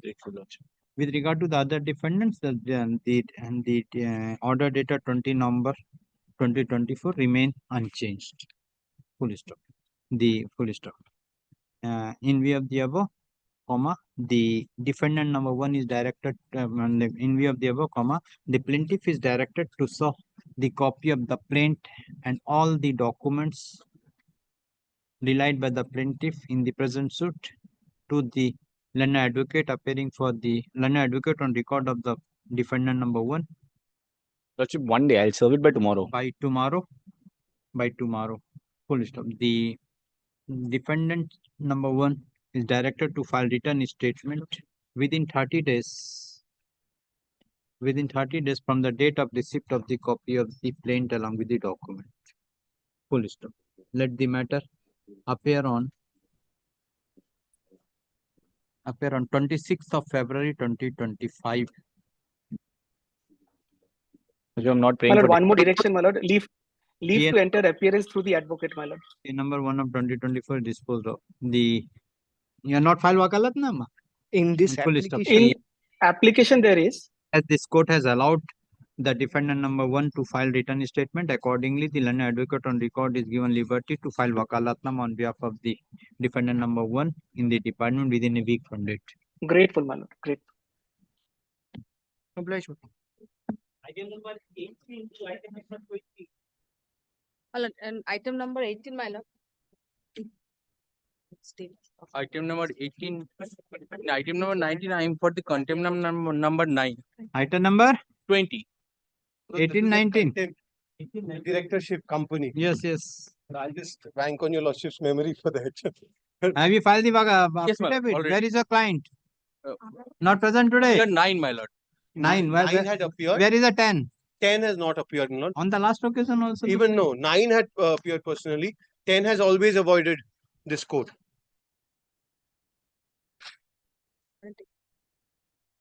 But I'm praying for issuance of a warrant against 10. The last time, the advocate was also represented. Filed an affidavit. That time, तो direction चलो आज में.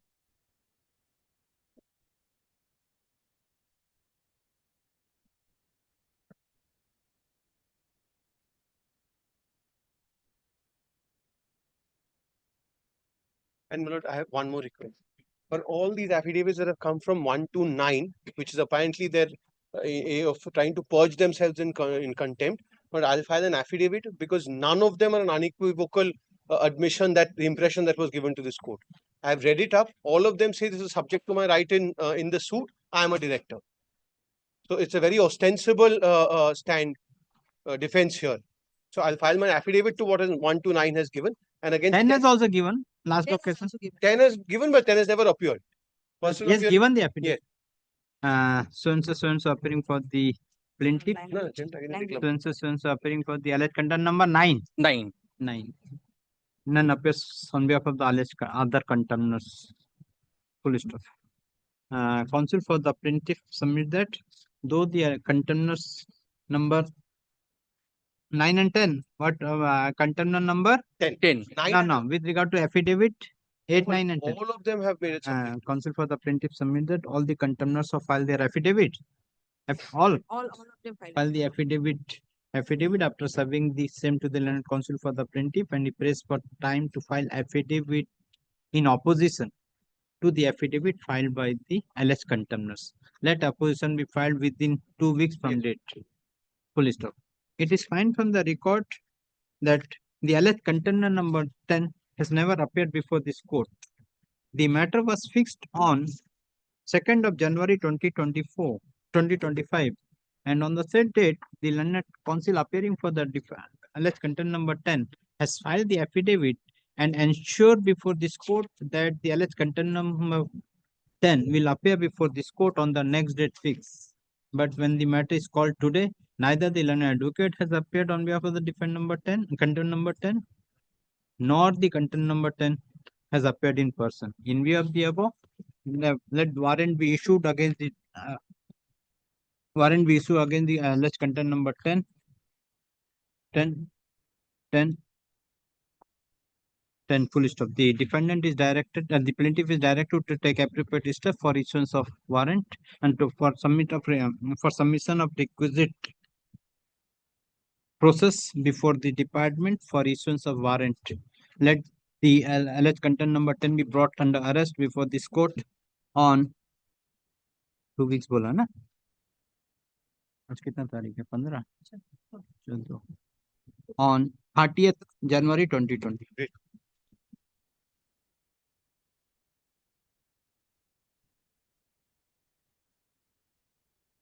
Next. 21 and 22 is my injunction application. Yes. Which if they have used in opposition, I need to file my reply. Your Lordship, I am out of time. I'm seeking an extension of time to file my reply. In 21 and 22, both, Your Lordship. 21, 22. So and so appearing for the plaintiff. Who is for the defendant? Nobody. Your Lordship, counsel for the plaintiff prays for extension of time to file affidavit in reply in connection with GA1 Lordship of 2024. Let affidavit in reply be filed within 2 weeks. Lordship. Within 2 weeks. Full stop. Please the matter on 5th of February 2025. Grateful. Your Lordship, I am handicapped today because Your Lordship. Order. Yes, Your Lordship, because Your Lordship has taken up non-commercial today.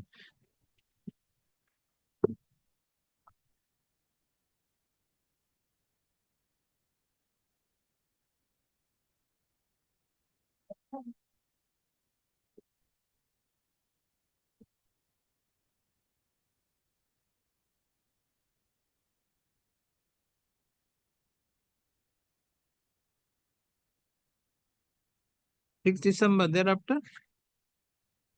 Lordship. कुछ नहीं interim order नहीं है कोई नहीं. Last it was extended till 6 December. Thereafter, probably, Your Lordship, if I am not wrong, the matter was not taken up, so it might have. Your Lordship, the counsel for the plaintiff prays for extension of the interim order. Accordingly, the interim order granted earlier is extended till 5th of February 2025 or until further order. Lordship. Your Lordship, My lord, I appear for the respondent. I'm appearing for the respondent, Your Lordship. Datta is Which on, one? Your Lordship, 21 and 22, Mr. Datta is appearing on Yes, behalf of the 5th. 5th of March, Your Lordship. February. Very well. One March. No, no, Yes. but I believe, my lord, the applicant, my lord, is due to file their affidavit and reply. That's why I So that is extended, yet to come. I extended for 2 weeks. I fixed on 5th of February. Grateful, grateful, deeply obliged, my lord. Yes, Grateful, next.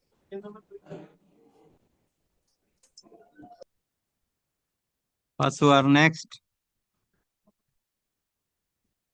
Lordship, I am for the plaintiff in this matter, Lordship. Lordship, we are for the defendants. First, the earlier occasion, Your Lordship, we seek time for obtain the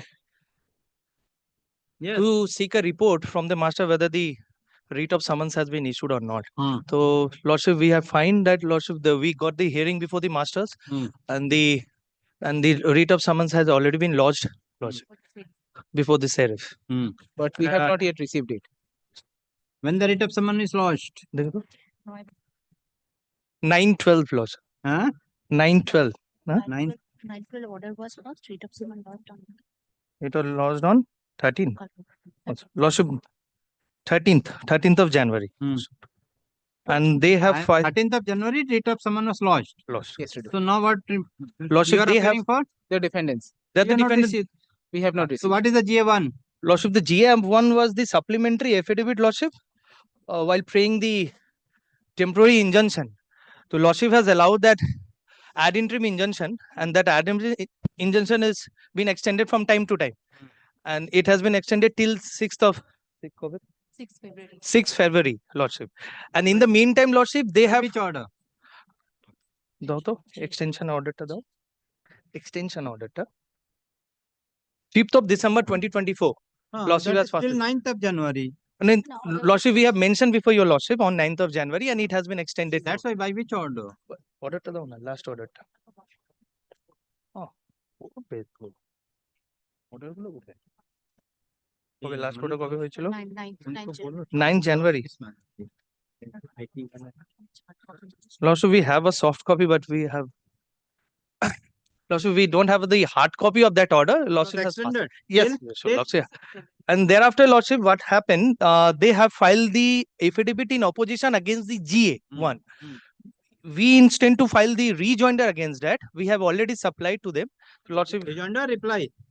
so it's a reply. It's a reply against their opposition. And in the meantime, Lordship, they have filed the Order 7 Rule 11. We want to file the written objection against that, Lordship. It's very much needed. That is mentioned. That is listed today. They have served to us. We don't know, Lordship. What is the GA number? What is the GA number of Order 7 Rule 11?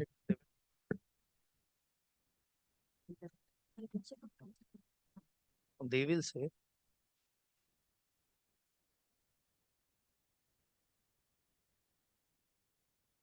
GA number 1. Okay, let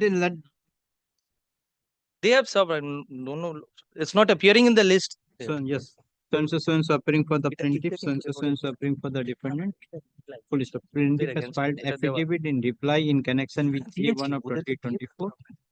After serving the copy to the counsel for the defendant, let the same be kept with the record. As the pleadings have been completed in connection with GA1 of 2024, list the matter on 6th of February 2024 for hearing of GA1. 2025. Huh? Yes, next. So in the meantime, we'll file a reply if they. What reply? If they file the Order 7 Rule 11, not in the list. Yes, next. I'm grateful. I'm grateful. I appear for the defendant. 25, I appear for the defendant. Yes.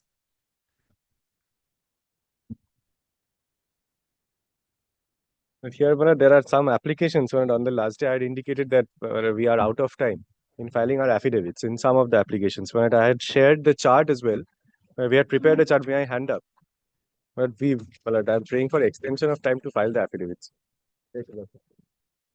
How many? GA1, GA2, There are GA3, GA6? Yes, 6 GAs. One is the injunction application by the plaintiff. Here, my lord, the affidavit in opposition has not been filed. You are for the defendant. I am for the defendants. So one is the injunction application. Yes. And second is the revocation of leave second of is the revocation of leave defendant. under clause 12. 3 is the appointment of a special officer. Here, my lord, the affidavits have been exchanged. Yes. So GA3, the affidavits. GA3 completed. Yes. GA4 is an application for disclosure of the deeds by the plaintiff. Now, my lord, here this application is similar to the prayer made in the contempt application, if your lordship remembers. In the contempt application, they had alleged that gift deeds have been registered after the injunction order was passed. My lord, in response to that contempt application, we had already disclosed all the deeds which have been disclosed. So, my lord, but still, my lord, in GA4, my lord, a formal affidavit may be filed. My And lord, by us. GA5, no direction for affidavit. GA5 is again the plaintiff's application for putting the suit in the undefended list, and GA6 is my application for extension of time to file written statement. So GA5, GA6 is to be taken together. Yes, GA5 and Correct. 6 to be taken together. And GA1 My lord, and GA2. GA2, my lord, in my respectful submission, GA2 may be required to be heard, but my lord, this point, my lordship had already dealt with at the time of granting the ad interim order of injunction. The same point has been taken. This is a formal application for revocation. My lord, may I also point out, my lordship, the first interim order lordship had passed. My lord, we had preferred an appeal. That appeal is pending, and the parties are exploring the possibility of a mediation. My lord, that process is ongoing, and the appeal court also sat with the respective parties and the lawyers and tried to intervene in the matter. But some headway has been made, but the mediation is still not complete. It's going on. But in the meantime, if the affidavits in all these applications may be completed, that is. So J1 you want to file affidavit in opposition? In opposition, yes. And J2 is your application. They are not filed affidavit. No, they have filed affidavit. You're going to Affidavit in reply has to be filed by me. And GA3 is over. GA3 is over. GA4 affidavit in opposition was directed. Yes. To be filed by the defendant within. You are not filed that. I have not filed. I'll have to file that. And GA5. GA5 there is no direction. GA6 I have to file the affidavit in reply. Time extension. Yes. Item number 25. So-and-so appearing for the defendant. None appears on behalf of the plaintiff. The plaintiff has filed an application being GA1. पहले GA1 लिखो हाँ उठा दो काट दो GA1 करो. Plaintiff has filed an application being GA1 of 2024 praying for injunction. Full stop. The counsel for the plaintiff, counsel for the defendant prays for extension of time to file affidavit in opposition. Let affidavit in opposition be filed within 2 weeks. Reply, if any, there to be filed within a week thereafter. Full stop. Now GA2. Counsel for the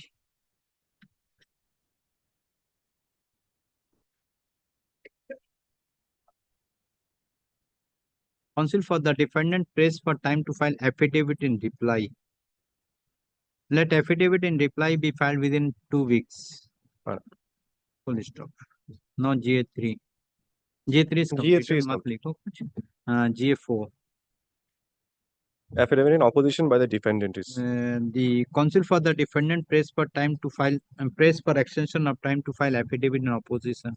Let affidavit in opposition be filed within 2 weeks from date. Comma reply if any there to be filed within a week thereafter. ऊपर में भी है ना affidavit in opposition है ना first में. GA1 का affidavit in opposition filed within 2 weeks. Reply if any there to be filed within a week thereafter. ठीक है 2 weeks बोला है ठीक है कर 2 weeks affidavit in opposition 2 weeks 2 weeks ठीक है यहाँ में भी affidavit in 2 weeks reply 2 weeks. GA4 let affidavit in opposition be filed within 2 weeks. Reply if any there to be filed within 2 weeks thereafter. Full stop. Now GA5 let affidavit in opposition be filed within 2 weeks. Reply if any there to be filed within 2 weeks thereafter. Full stop. Number 6. The counsel for the defendant prays for extension of time to file affidavit in reply. Let affidavit in reply be filed within 2 weeks from date. Let all the connected all applications, including GA3 of 2024, be listed on 12th of February 2020. I'm grateful. Next. Number 23. Wait, please, Your Lordship. This is my petition. I just want to file my affidavit of service. This is the suit for eviction filed by my client. In term, this matter was taken up on 6th November 2024. There is also an interim order pending. I'll just indicate, Your Lordship, pursuant to the interim order, the defendant has approached us for settlement. So while the talks of settlement are going on, let the interim order be continued, and he is supposed to pay the monthly You are rentals. appearing for the plaintiff. I am appearing for the plaintiff. Ah. Suit for eviction. So it was a monthly rental of 18,000 rupees. So pursuant to the filing of the suit, he had already made over all the unpaid areas till October, and now he has approached for settlement. The talks are ongoing. In view of the pendency of the talks, I would only request the interim order be continued. When the interim order was passed? 6th November 2024. So that is over. That's actually, you should not deal with it. Whether it is extended, where is the interim order? Also, the interim order provides till disposal of the application. Last restraining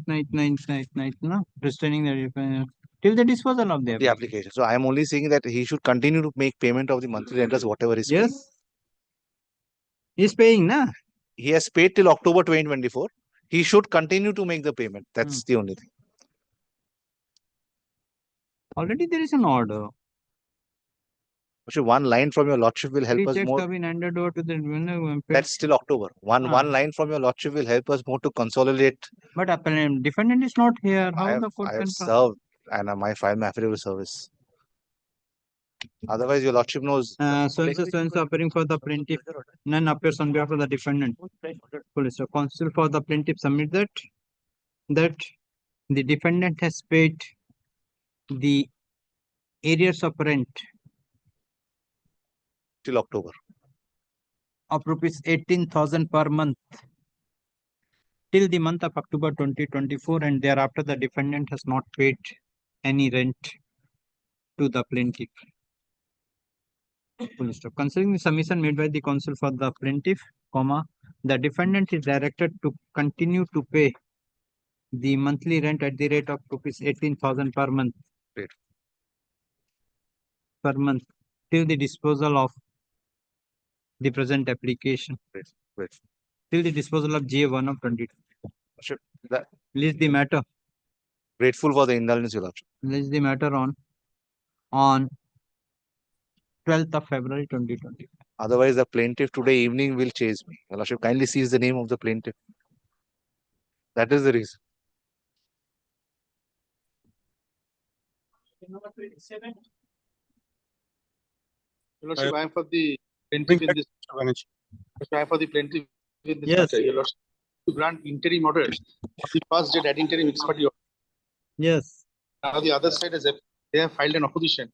Your Lordship, we are at filing the reply. Your Lordship kindly grants me 1 week time to file the reply. And the interim order is there till 23rd of January 2024. Your Lordship will grant me time till that time. We'll file the reply by that time. Yes. You are appearing for? I'm being led by Mr. Banerjee. Who is for the defendant? Nobody. But also the defendant has also taken decision for vacating, but they don't. I don't find. So is appearing for the plaintiff.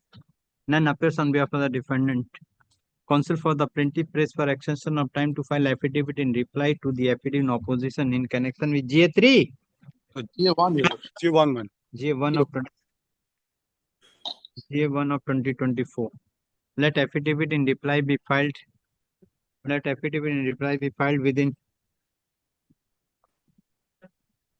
1 week from date. List the matter. When the interim order is still 23rd of January. 23rd is holiday. Yes. Let the matter. Where is the order? The order is with Mr. Chatterjee. Kindly produce the order for interim order.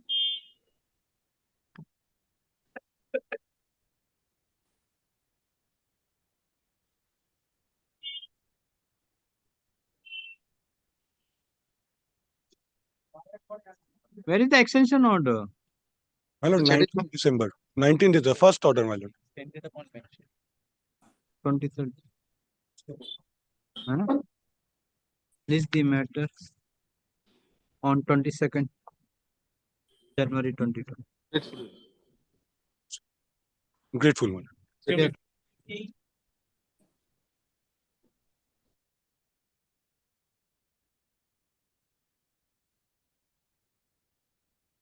My lord, I am the defendant in this particular suit.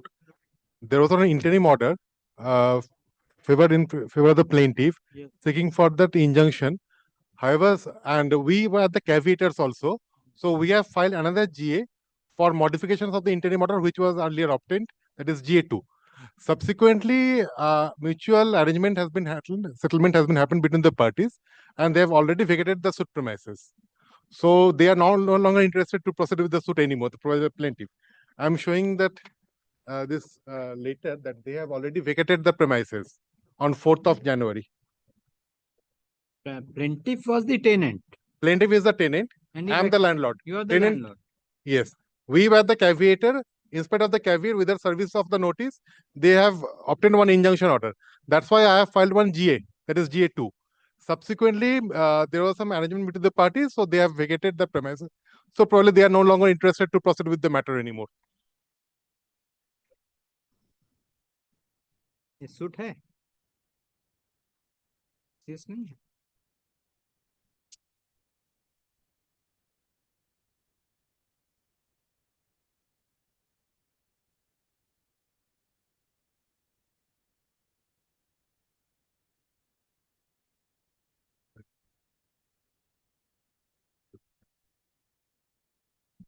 but the plaintiff is not there.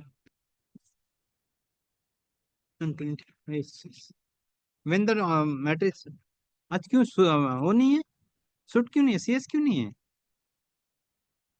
हाँ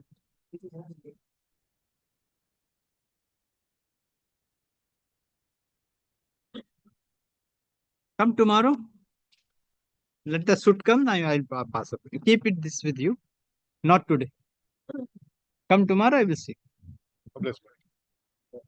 देखो उसका complaint का Well, I am filing the affidavit of service regarding GA2, though it's so and so appearing for the defendant. Defendant has filed affidavit of service in connection with GA2 of 2024. Let the same be kept with the record. This is the matter tomorrow. Item number 29.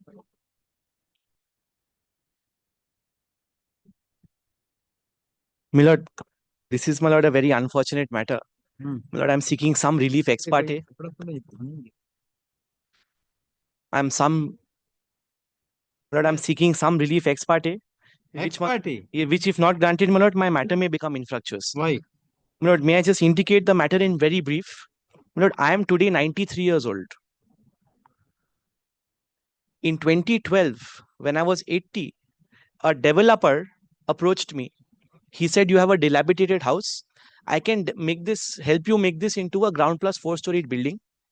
In return, you have one flat, 1500 square feet. 2 other flats will go to the 2 tenants at 50% the market price because they are tenants. And all remaining flats, I will help you sell. Money will come to your account and we will bifurcate it 50-50. This was, my lord, the arrangement. To my client's best knowledge, my lord, there was no development agreement. Just a minute. Yes. This was, my lord, the understanding with the old man.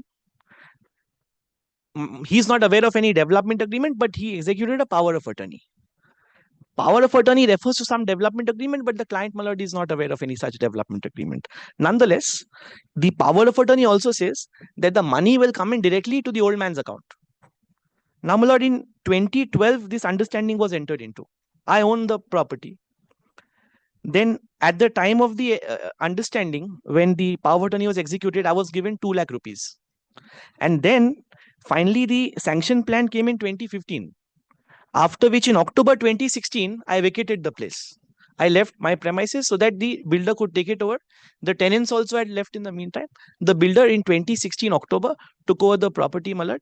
And I was given a further sum of 5 lakhs. This was, my lord, to be paid to me for my alternative accommodation, etc.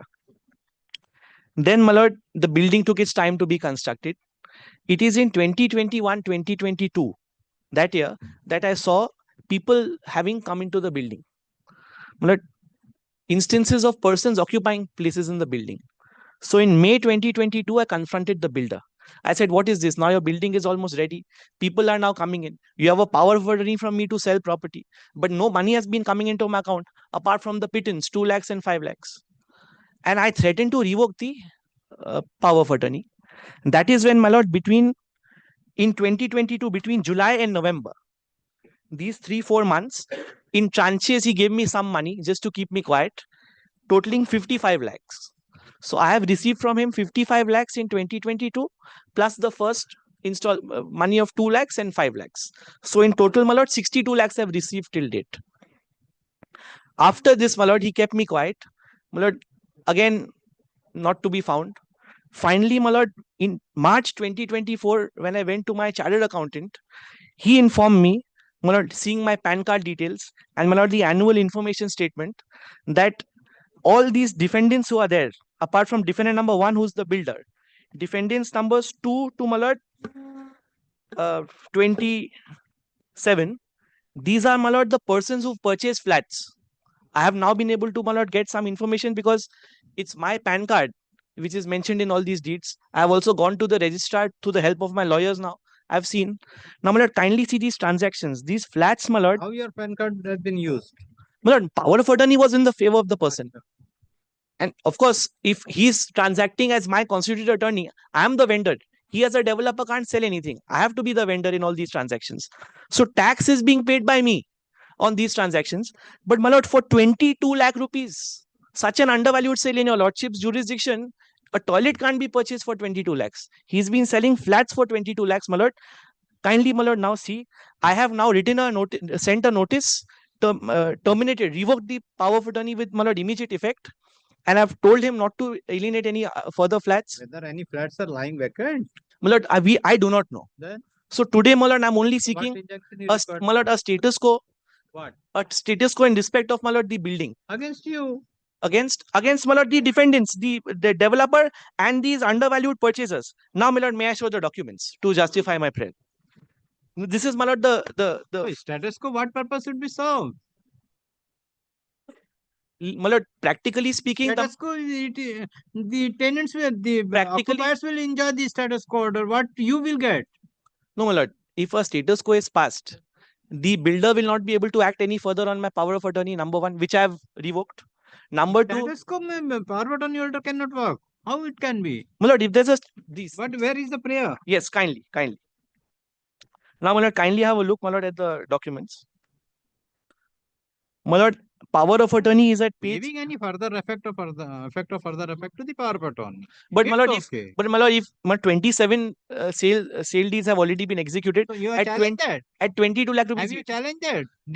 My lord, if my constituted attorney, subject to correction, of course, if my constituted attorney today misuses, my lord, the power given and executes, my lord, to challenge those transactions would be an uphill task. So there are judgments in law. So what is the so the solution is what the suit you have filed for? Money, because my lord, I am entitled, my lord, to 50% of the sale proceeds and or 50% of the market value, whichever is higher.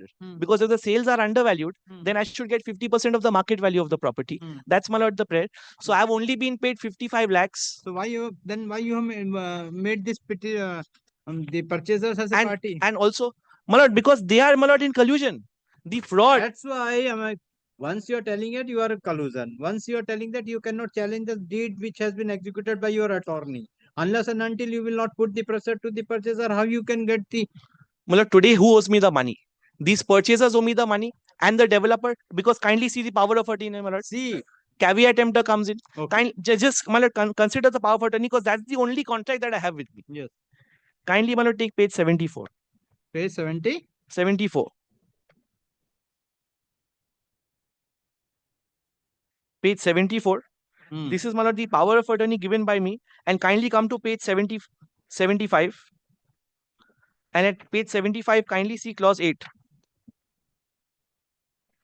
To receive advance or advances and balance consideration money. From the intending purchasers and to deposit the same in my account. Correct. So the intending purchaser, my lord, was to pay the developer. Correct. And then the developer was to deposit all of this money to my account. Correct. Nothing has come to my account. Correct. Only when I've confronted him, threatened him to, my lord, revoke the power of attorney is when he has paid me in some snatches, some money, which cumulatively is 55 lakhs, which is nothing, given, my lord, the lucrative nature of the property. So, my lord, this money has to come to me. The developer, my lord, has this money. And also, my lord, see how, my lord, the other purchasers are, my lord, involved in the fraud. Kindly now, my lord, take page 89. This is my annual information system, which now, my lord, my chartered accountant has given to me. Page? Page 84. 84. Yes. Yes. Of the petition, my lord. Hmm. Annexure E. I'm sorry, 89, my lord. 89. And then this is where the document starts, my lord, the annual information system. And kindly then, my lord, turn over, my lord, to page 91. Address 12 by 13. Yes. Goa Bagan Street. Yes. It is your address. Yes, this is the address, my lord, my ancestral property, which I gave to the developer. And then kindly come to page 92. 92 onwards, your lordship will see. Kindly see, my lord. These are the nature, my lord, the description of the property sale. Kindly, my lord. Transaction, my lord. Transaction amount 45 lakhs 20,000. And the transaction amount assigned is 22 lakhs 60,000. Now, no flat here would be less than 1 crore. At the very least, a flat here would cost 1 crore. I don't know, my lord, what component he may have taken in cash or whatever. But on the basis of this, my lord, it's a valid assumption. Rather, my lord, a valid belief that, my lord, these are all undervalued transactions. And my lord, I have Correct. What injunction you want? My lord, the defendants owe me money. The defendants owe me money, and the defendant number 1 cannot give any further effect to the my power of attorney which I have revoked. That, my lord, I'm sure I'll get from my lordship. But, my lord, my concern is, my lord, to also, my lord, secure this money. Because today, I don't know of any of the assets, my lord, which these people have, apart from, my lord, this building, which is my building. I am today 93, I have nothing to survive on. So is there, that's why I'm asking So, with regard to. So to protect my money claim, and, my lord, Mr. Chaudhary gave to your lordship that judgment that, my lord, now, my lord, the law over the years, my lord, has also evolved. That if genuinely, if there's a loss which is prima facie, my lord, on the face of it, evident and calculated, then, my lord, even then an injunction could be granted. My lord, kindly direct status quo of the building. Then, my lord, the matter probably gets settled in my lifetime. I am 93 today, my lord. All flat purchasers will come run after the builder and the matter gets settled.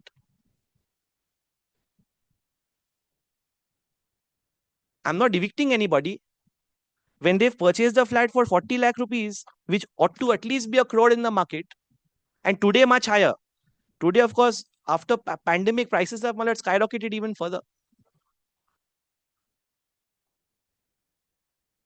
So, my lord, Where is the agreement entered between you and the? There is no, my lord, there is no agreement. I asked the 93-year-old man thrice. There is no agreement. Finally come to the page 75. Yes, there is a reference to an agreement in the power of attorney, but, my lord, there is no contract. There is a reference. I have seen that. That's what I started by saying, that in the power of attorney, there is reference to a development agreement of 15th August 2012. Correct. But, my lord, there is no such agreement. At least, my lord, this is what, my lord, the old man as of now contends, that there is no contract. If there is no contract, only on the basis of the power of attorney you have given the building to him, where is the amount? How are you telling, sir? How what case you have made out? There is no contract. So, my lord, to the best of my client's knowledge, there is no contract. So, if there is no contract, how you can enter into the general power of attorney? My lord, to get somebody's assistance now, if there is some contract, at least I do not have it. He may have taken my signatures on some documents, I'm not aware. My lord, I'm kindly understand, my lord, I'm 93 years old today. Maybe. You have to. No family member. One son who's in his early 70s also. He's also now, my lord, in his early 70s, jobless.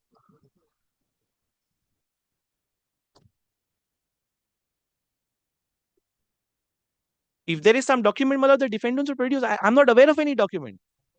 But no money has come to me. My lord, today I have gotten kindly, my lord. Where you mentioned that no agreement has been given to you or no agreement was entered. Yes. Where is the pleading? Yes, your lordship will, my lord, see. Kindly see paragraph 4. Yes. Sometime in the year 20, is my lord there? Sometime in the year 2012, the defendant number 1 had approached the plaintiff through the plaintiff's wife, representing himself to be a person capable of assisting the plaintiff in developing the said premises. The defendant number 1 represented that he was skilled in developing plots and that he would enable the plaintiff to demolish the brick-built house at the said premises and construct a new fully residential building thereon of ground plus 4 floors. The defendant number 1 proposed to finance the construction and assured that the plaintiff would be allowed to retain one flat on the first floor of the new building at measuring 1500 square feet. The defendant number 1 also assured that he would enable the plaintiff to sell all other flats in the new building as the plaintiff's representative. The defendant number 1 assured that the flats would be sold at prices not less than the market circle rate as per the stamp duty reckoner.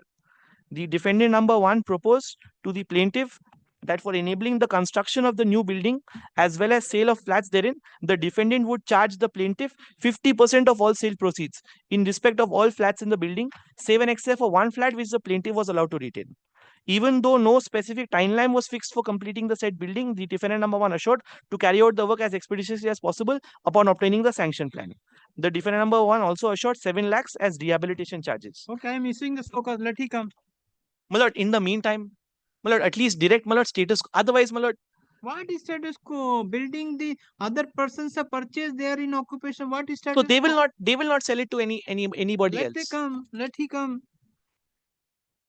My lord, kindly consider, my lord. My lord, if this matter doesn't get resolved. Sir, hopeless pleading you have made in your injunction application in the case. My lord, I understand. Your power of attorney is saying something, your agreement is saying something, your plaintiff is saying something. How the injunction can be granted? And your what injunction you are praying in this matter? All that the old This type of the injunction you can, the person has sold the property, third persons are in occupation and not the status quo. What is status quo? Against the third party you are asking the status quo. Because, my lord, the case is that, my lord, they have colluded in the fraud.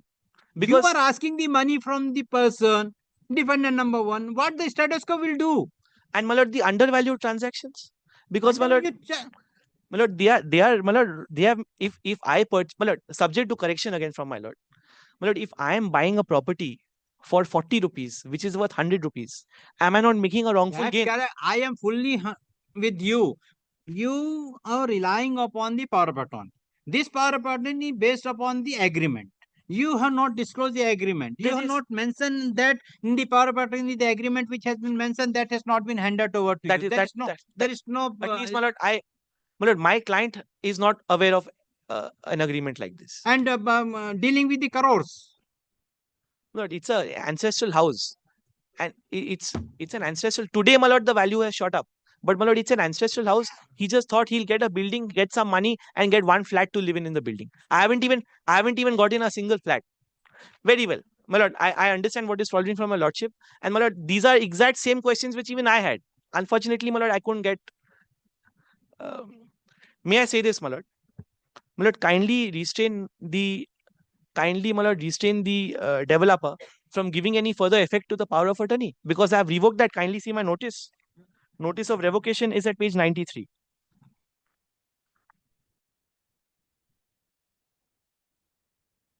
When you issue the notice, June. Where is the reply to this? No reply. And I have, my lord, this has gone to everybody, not just the developer. No reply.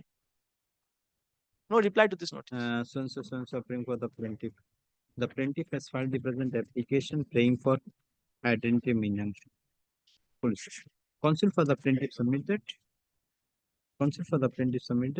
The petitioner and the plaintiff is the owner of the plot of land at measuring about 4 kothas, 7 chitaks, situated at premises number 12 by 13 capital B, Goa Bagan Street, PS, Bortalla, Kolkata 74440006, under ward number 16 of the Kolkata Municipal Corporation. Counsel for the plaintiff submit that the property was comprises of ground floor plus 4-storied building standing thereon. Comprise ground floor plus 4-story building. The plaintiff says that the ground floor of the brick dwelling house was tenanted, being occupied partly by 2 tenants, and first floor was occupied partly by plaintiff and one Mr. Satya Banerjee. Full stop. Counsel, full stop. He submits that in the year 2012, the defendant number 1 has contacted the plaintiff and assured the plaintiff that he is the builder and he will develop the said property, and on the assurance of the defendant number 1, the plaintiff had executed a general power of attorney in favor of the plaintiff, in favor of the defendant number 1, wherein the defendant number 1 has agreed that after receipt of the advance balances consideration from the intending purchasers, the defendant number 1 will deposit the said amount in the account of the plaintiff. Counsel for the plaintiff submit that as per the power of attorney, the defendant has developed the said property, and subsequently the plaintiff came to know, the defendant had sold the flats to the defendants number 1, defendants number 2 to 27. Yes, 2 to 27, and has also received the amount from the said purchasers and also registered a deed in favor of the defendants, but has only paid rupees 55 lakhs. 55 lakhs. Full stop. Counsel for the plaintiff. No, and also 7 lakhs initially. 55 lakhs, and initially the defendant number 1 has given rupees 7 lakhs. Accordingly, total amount of rupees 62 lakhs. Yes. Accordingly, the plaintiff has only received the total amount of rupees 62 lakhs. Full stop. Counsel for the plaintiff submit that in spite of several requests made by the plaintiff, defendant number 1 has neither given the possession of the property to the plaintiff, possession given? No, my lord. Possession to the plaintiff, nor has transferred the amount which he has received from the purchasers. That about the sales are undervalued. Purchaser. Police counsel for the plaintiff further submit that he has obtained the document from the concerned authority and found that the defendant defendant number 1 in connivance with the other defendants has shown the property sold to the defendants are undervalued. Police counsel for the plaintiff submit that as the defendant number 1 has not paid any amount other than the 67 lakhs, though he has sold 62 lakhs, though he has sold several flats to the defendants, and as such, by a communication dated 24th of June 2024, the plaintiff has revoked the power of attorney. In spite of revocation of the power of attorney, the defendant has neither sent any reply, but he is continuing with the construction work and dealing with the property of the plaintiff. Considering the submission made by the counsel for the plaintiff, peruse the materials on record.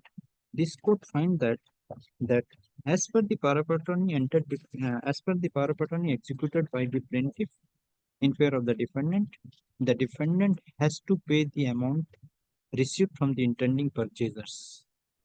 The document reveals that the purchaser has sold several flats to the other defendants, and the defendants have taken the possession of the flats, but only 62 lakhs have been paid, and no further amount has been paid. The plaintiff is apprehending that if any injunction is not passed, there is every apprehension that the defendants will further alienate the property for which the plaintiff will suffer irreparable loss and injury. The counsel for the plaintiff raised considering the above, this court finds that the plaintiff has made out a prima facie case and balance a convenience and inconvenience in favor of the plaintiff. As the plaintiff has already revoked the power of attorney, but the defendant is still continuing with the is also using the said power of attorney as attorney of the plaintiff.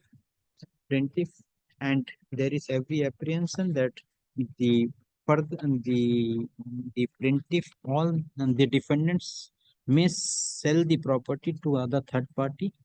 Thus, the defendant number one is restrained from giving any effect or further effect to the general power of attorney dated 28th August 2012 until further order. Police the defendants all the defendants are restrained from dealing with the proper restrained from the defendants are restrained. Defendants come out, their men, agents, servants, and assigns are restrained from alienating, dealing, or creating any third party interest over the suit property till 12th of February 2025. The plaintiff is directed to serve the copy of the application, document, and the plaint to the defendants immediately and to file affidavit of service on the returnable date. List the matter on 12th of February 2020. Great. Lord, I'll tell your lordship my understanding. I'm assuming there would be some agreement. We have done our research, my lord. There is nothing registered that we found. Yes. Old man walks into, my lord, to the solicitor's office. Call What he executed in when he was 8 years old, my lord. Come, let they come, they will see. Item number 8. Grateful, my lord. Before your lordship takes up the fixed matter, item number 25, your lordship has allowed all the extensions. We are not, only thing your lordship says plaintiffs were absent. Lordship has said plaintiffs were absent. Kindly. Hey, 25 min लिख देना, plaintiff was present.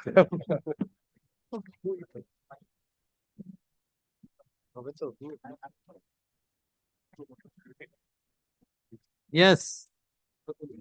48. I appear for the respondent. I have an application, my lord, for revocation of the clause 12 leave. Oh, I'm led by. The delivery candidate will have a flight to catch at 5:30. So let him continue with it. I am not seeking any action. This is our affidavit to the application. Oh, what? Okay, I find that, my lord, the injunction order, my lord, was obtained ex parte, I believe, my lord, if I'm not wrong. So, my lord, I find that it's like, my lord, a half-cooked meal which was shown to my lord without, my lord, showing to my lord the exact, my lord, story which was behind. Now, my lord, this entire adjudication that my lord has been, my lord, asked to do is on a piece of land or pieces of land, my lord, which are all outside the jurisdiction of my lord. And my lord will have to see that when I'm seeking for a revocation, my lord, and for a suit for land, when I'm saying as to whether, my lord, there is a transfer of title. Now, my lord, may I start from his prayers itself? Let us see the plaint, my lord. What is the prayer in his plaint? So you filed an application vacating? Yes. Filed an application seeking revocation of the leave granted under clause 12. Yes. Yes, correct.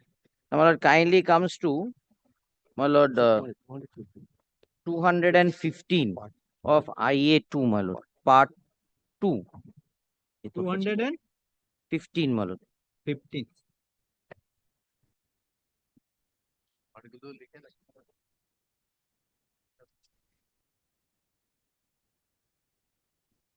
Yes. The plaint starts at 215. Kindly comes to, my lord, the prayers. What is he seeking for and in respect of what, my lord? Kindly sees 234, my lord. He sought for a leave under clause 12, my lord. Thereafter ordered to rule 2. Then, my lord, kindly sees declaration that the purported deeds of conveyance, all dated such and such, for the registered in the office of, my lord, kindly sees Alipur, invalid, ineffective, and not binding. So, therefore, my lord, in effect, the land, my lord, is at Alipur, that is not in dispute. Entire cause of action, my lord, before I go to the other prayers, is for, my lord, the deeds to be cancelled. Yeah. Now, my lord, therefore, the cause of action is in respect of premises. Yes. Which are, my lord, not within the jurisdiction of my lord. Yes. Now, my lord, these, my lord, what is the effect? Ultimate effect. Let us take, my lord, a decree is passed. Yes. The ultimate effect is that, my lord, the title is going to shift back to him. So, my lord, there is a transfer of title, my lord, which is going to take place. Kindly see the first prayer itself. Yes. Declaration that the purported deed of conveyance, all dated such and such for the year such and such, registered at the sub-registrar Alipur, is invalid, ineffective and not binding. Very nicely couched, but my lord, the effect is ultimately that the title which is there in favor of the other defendants would, my lord, shift back to him in respect of a land or a cause of action which is, my lord, within the jurisdiction of the Alipur court. Now, my lord, why I say that Alipur court? Because much prior to this, a suit was filed before the, my lord, the Alipur court. An order of injunction was passed, my lord, wherein, my lord, also transfer was allowed. My lord, the defendant, my lord, had transferred it. My lord, they have also been made parties here to parties, my lord, who have purchased, my lord, upon consideration being paid. So there is a transfer of title which has already taken place, not in dispute. Now, my lord, this order was challenged by them before the district court at Alipur. Now, my lord, very important. At that juncture, my lord, they have not filed any application before the Alipur court saying that that court doesn't have jurisdiction. Who has filed the application suit before the Alipur court? The defendant number one. Paying for transferring. Yes. Now, my lord, we have, my lord, so that we can sell the land. My lord, I'll come to that story as to how I get the right to sell the land. That's, my lord, I'll come to it also. My lord, so therefore, my lord, what has happened is that in that court, they had not filed any application, my lord, that the court does not have jurisdiction. Now, my lord, kindly sees the order of the appeal court there, wherein, my lord, they have obtained a stay. But on what ground? Kindly sees, my lord. Let us see, my lord, that order of the appeal court. 94, my lord. Kindly comes to page 94.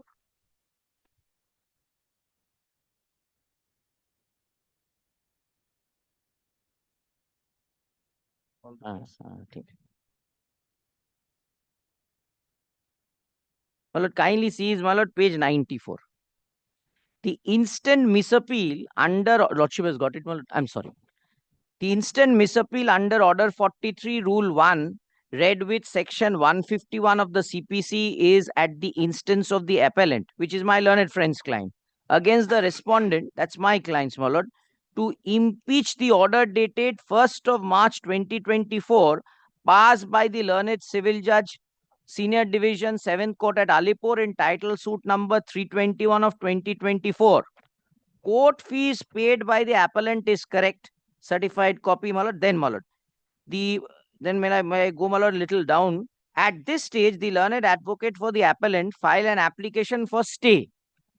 It appears from the case record that one caveat being such and such was filed by the respondent. Copy served. It is submitted on behalf of the caveator that as per the Honorable Apex Court, law contemplates that a caveator is to be heard by the court before an interim order can be passed against him. Learned advocate on behalf of the caveator also submits that stay of the order tantamounts to disposal of the appeal and that the scope of misappeal is very limited only to see the legality and propriety of the order. It is true that when a caveat has already been lodged, a caveator shall have to be heard before passing any interim order. But from the copy of the impugned order, it appears that the learned trial court has granted final relief in ex parte interim order in the ordering portion. So I find that it is an exceptional case where interim order stay may be granted at this stage. Accordingly, let there be an order of interim stay of the operation of the impugned order passed by learned judge such and such. Therefore, my lord, this is an order which has been passed against, my lord, not even considering a caveator's interest, and, my lord, and under an exceptional case, not on ground of jurisdiction. So therefore, my lord, in view of this order being there, and, my lord, there is no order whereby, my lord, it has been held by the courts at Alipur having no jurisdiction. Then, my lord, where is the question of this court assuming jurisdiction in respect of the same piece of land, my lord, thereafter? Because What has happened to this? this proceeding is pending. And the order which was obtained from my lord ex parte, my lord, that has been obtained, my lord, post this order. Kindly seize the order of this court, my lord, which has been passed. Suit property there. Yes. What is the suit property there? The suit property is land. Same. Same suit property. There cannot be any dispute to that. Now, my lord, kindly seize this order is 20, same page, my lord. I may trouble, my lord, page 95, 27th of March 2024. Correct. And kindly seize my lord's order, which has been passed by this honorable court ex parte, my lord, on 30th of September 2024. So, my lord, this order is much prior. These proceedings are much prior. So, I would have understood, my lord, an ex parte order being obtained where, my lord, the appeal court has gone on the question of jurisdiction. That's not the case. Where is the argument for jurisdiction here, my lord? Saying that it's an exceptional case, maybe third-party rights are being created, which the court should stop. We will hear out the caveat, my lord. So, my lord, as a stopgap, an interim order has been passed of stay over that matter, my lord. But this is not on a question of jurisdiction. So, therefore, my lord, in the pendency, how come, my lord, this order, which has been passed, my lord, ex parte on 30th of September 2024 has been passed. Now, my lord, kindly seize this order. My lord, kindly takes, my lord, the order which has been passed by my lord, kindly takes page 3 once.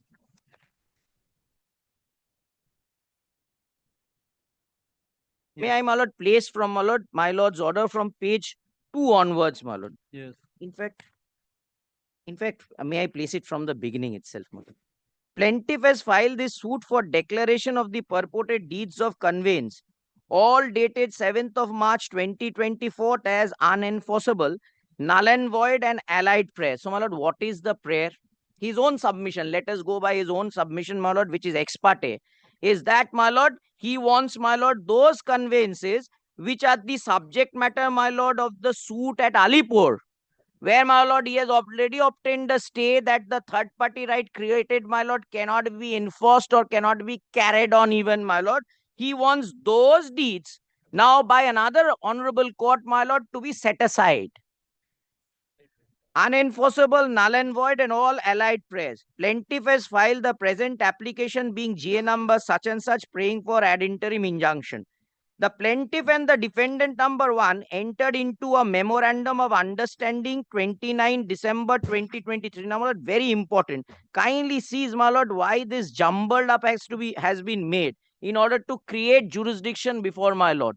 This memorandum has nothing to do with my lord, jurisdiction, my lord, because, my lord, this should not be even looked into in view of the prayers that I read out from the plain. He says, plaintiff has entered into with a defendant number 1 a memorandum of understanding dated 29 December 2023 with respect to several plots of land to which the plaintiff is the owner of the said property. Subsequent to the execution of memorandum of understanding, the plaintiff has also executed a general power of attorney in favor of the defendant number 1. Subsequent to the registration of the general power of attorney, the plaintiff came to know that the defendant number 1, without performing his obligations under the MOU and without waiting for the property to be conveyed by the plaintiff, wrongfully and illegally represented to be the owner of the property. Under the circumstances, on 6 January 2024, the general power of attorney was cancelled by way of a registered deed. The cancellation of the general power of attorney was duly conveyed to the defendant by a communication. On receipt of the said communication, the defendant, now very important, the defendant had filed a suit before the learned court of civil judge, 7th court at Alipur, alleging that the plaintiff has illegally revoked, cancelled and registered the general power of attorney without consulting the defendant. The learned civil judge, 7th court Alipur, by an ad interim order, restrained the plaintiff herein, who is the defendant in the said suit, from giving any effect to the deed of revocation of the power of attorney and gave liberty to the defendant number herein to sell, transfer, alienate the suit property in favor of the third party by the authority given by the plaintiff herein to the defendant on the basis of the general power of attorney dated such and such. When the plaintiff herein came to know about the impugned order, the plaintiff has filed an appeal before the district judge at Alipur, and by an order dated such and such, an order of stay of the impugned order dated such and such has been passed.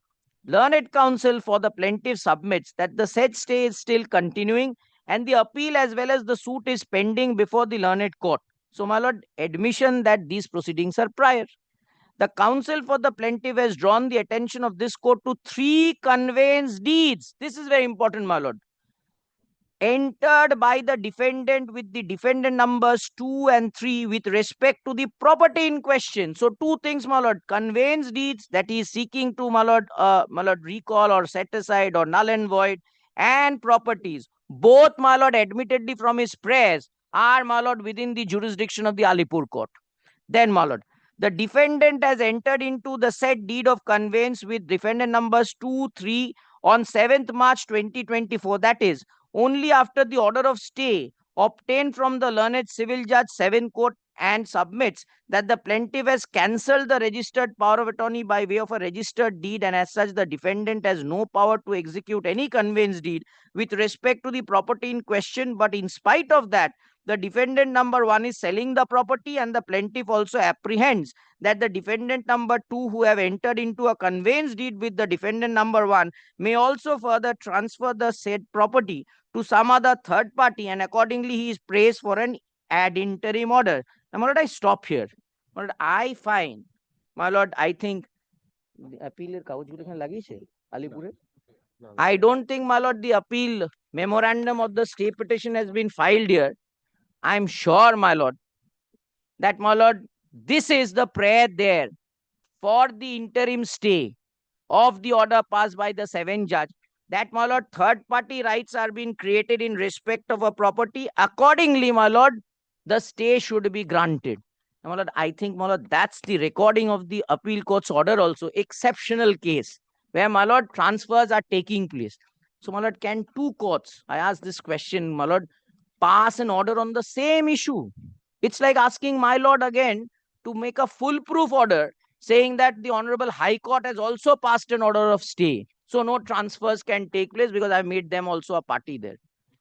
My lord, how come this Honorable Court, my lord, first of all, assume jurisdiction in respect of a, my lord, subject matter wherein he is enjoying a stay already from the appeal court, making same prayers? Yes. Now, my lord, kindly sees, my lord, in the general power of attorney dated such and such, it is categorically mentioned that this power of attorney does not create or constitute or assume any kind of transfer, enjoyment, or making any profit in favor of the attorney. And it further declared that the said attorney shall not hereby obtain or have power for development of the work on such property. In the said power of attorney, it is also categorically mentioned that the power of attorney is revocable and is being granted in favor of the said attorney without any consideration, and no right title interest is created in favor of the property, which is the subject matter of this power of attorney, and that the said attorney shall hereby obtain any right to make construction and development work on the said property, and further, that the entire sale proceed, if any, arising out of any part of the scheduled property, shall be deposited in the bank account of the principal, irrespective of this condition. Now, my lord, stop here once more. My lord, these issues, my lord, can also be agitated, which he has already, my lord, before the 7th judge. Because what is my suit? That, my lord, in view of this power of attorney, I am entitled to transfer. He is saying, my lord, in his defense, that, my lord, I am not entitled to transfer. That is his grievance before my lord. So, my lord, he can always, and he will, and he has probably also, I don't know whether he's filed his objection there or not, my lord. So, my lord, because I'm not briefed there, so I don't know, my lord. But the fact is that he will obviously agitate, my lord. Because this would be his defense, that there is no power to transfer, it's revocable, no right has been conferred upon him to create third-party rights by way of a conveyance. So, my lord, it's a repetition, my lord, of all those which are pending before the Alipur court. Then, my lord, counsel for the plaintiff submits that though the plaintiff has revoked the power of attorney by taking the shadow of the order passed by the learned 7th judge, has entered into a conveyance deed with respect to some of the properties, but has not deposited any amount in the account of the plaintiff. You know, this is perhaps an old story. Today, he has an order of injunction against me by the appeal court. So this order of the seventh court, by my lord emphasizing before my lord, he shouldn't have obtained an order, because my lord, this order is no longer there. Yes. This order has been stayed. Now the appeal court is going to hear out the appeal, my lord, under the interim stay prevailing over those properties. So my lord, he is nowhere now, my lord, suffering due to this order. That my lord made my lord pass the order, my lord, of injunction, my lord, ex parte. So this order is no longer there, my lord. This order is gone. This order is stayed. This order is subject to the appeal being disposed of. Because the 7th Court's order of 1st March 2024 has been stayed by the order of the appeal court on 27th of March 2024. Correct. So, my lord, that cannot be a question which lordship should look into even.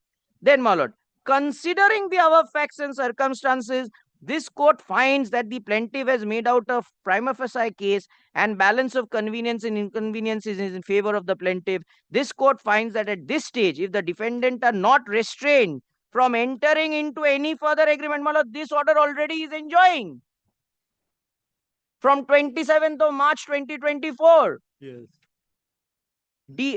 Agreement, deed, or any kind of things with any third party with respect of the property in question, the plaintiff will suffer irreparable loss, injury. Accordingly, defendants, their men and agents and assigns from my lord transferring, selling, dealing with, subject to the plot. Now, my lord, kindly also mark subject plot of the land. Well, these plots are all in Alipur, within the jurisdiction of Alipur. So the question of suit for land will arise in any manner whatsoever till 20th November 2024. And my lord, the application and the plaint has been directed to be filed. Now, my lord, the question is that, my lord, what has been shown to my lord ex parte? My lord, when I come ex parte, my lord, I have to come with clean hands. Correct. Now, my lord, if my lord has this order is protected already by an order of the appeal court, yes, how is my lord is prejudice? And why is this double protection, my lord, by creating jurisdiction before my lord? Firstly, my lord, the prayer is for, my lord, cancellation of deed of conveyances. Now, my lord, that is not, my lord, executed within the jurisdiction of this honorable court. Is there a prayer in the a pleading in the plaint, my lord, which says that these, my lord, deeds of conveyances were registered within the, my lord, jurisdiction of this honorable court? On the contrary, it says, my lord, this has been registered before the sub-register at Alipur. Where does the land, my lord, which is being transferred, in effect, if his prayer is granted, will, my lord, be retransferred to him? Okay. Is at Alipur. So, my lord, suit for land arises. Now, my lord, how has he assumed jurisdiction? Let us look into that, my lord. Yes. He says, my lord, that kindly takes the plaint once.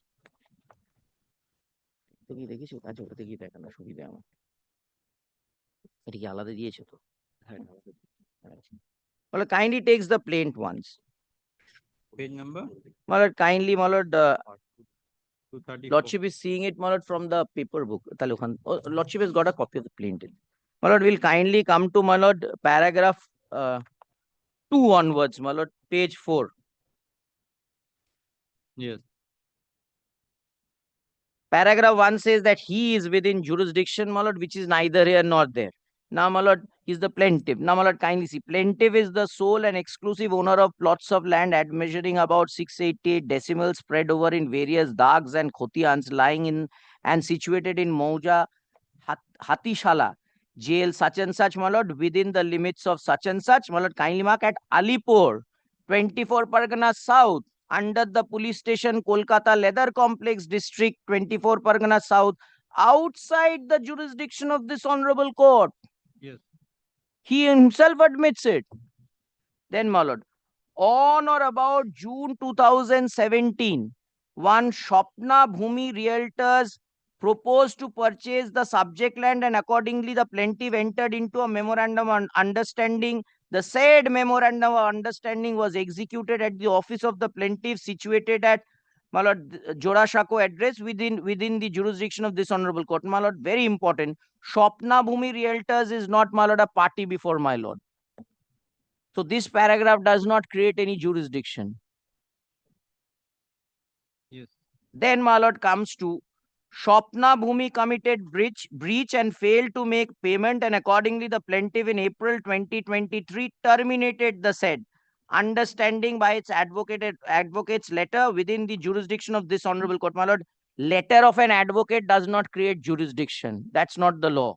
And secondly, my lord, this is not the cause of action because that memorandum is already terminated with one Swapna Bhumi. Then, my lord, the defendant number 1 is closely held family company of Amit Ghosh, the defendant number 2 herein. The defendant number 3 is also a company controlled and managed by Amit Ghosh through his family members and associates. Very well, my lord. In or about December 2023, the defendant number 2 approached the plaintiff and offered to purchase the subject plots of land. It was further represented that the second defendant is engaged in the business of real estate and construction and has several incorporated companies and partnership firm, though which he carries on such businesses. Believing in the representation made by the defendant number 2, the plaintiff agreed to sell the subject plots of land to the first defendant company. After protracting negotiations, the parties entered into a memorandum of understanding on December 29, 2020 at the office of the plaintiff within the jurisdiction of this honorable court. Now, my lord, believing this to be true, let us, my lord, assume this is his best case to, my lord, get into the jurisdiction of my lord. My lord, is this what is being, my lord, the reliefs being based upon? This is a memorandum of understanding which, my lord, has culminated in several other documents. The memorandum of understanding he is not disputing. The memorandum of understanding he has not recalled for. The memorandum of understanding he does not have any reliefs even. Although, my lord, I do not admit that it was, my lord, entered into at his office, but let us assume what he is saying is correct. My lord, this is not the subject matter which he is, my lord, seeking a relief for. He is seeking reliefs in respect of land and defendants who are outside the jurisdiction of this honorable court in respect of an order which is already enjoying. Now, my lord, this I will show is the, my lord, his sheet anchored to, my lord, assuming the jurisdiction of my lord. This is the only pleading which is getting through. Correct. And, my lord, this cannot be, my lord, a ground because of his reliefs and the pleadings in the plaint, because I will only rely on his plaint. Yes. Now, my lord, kindly sees.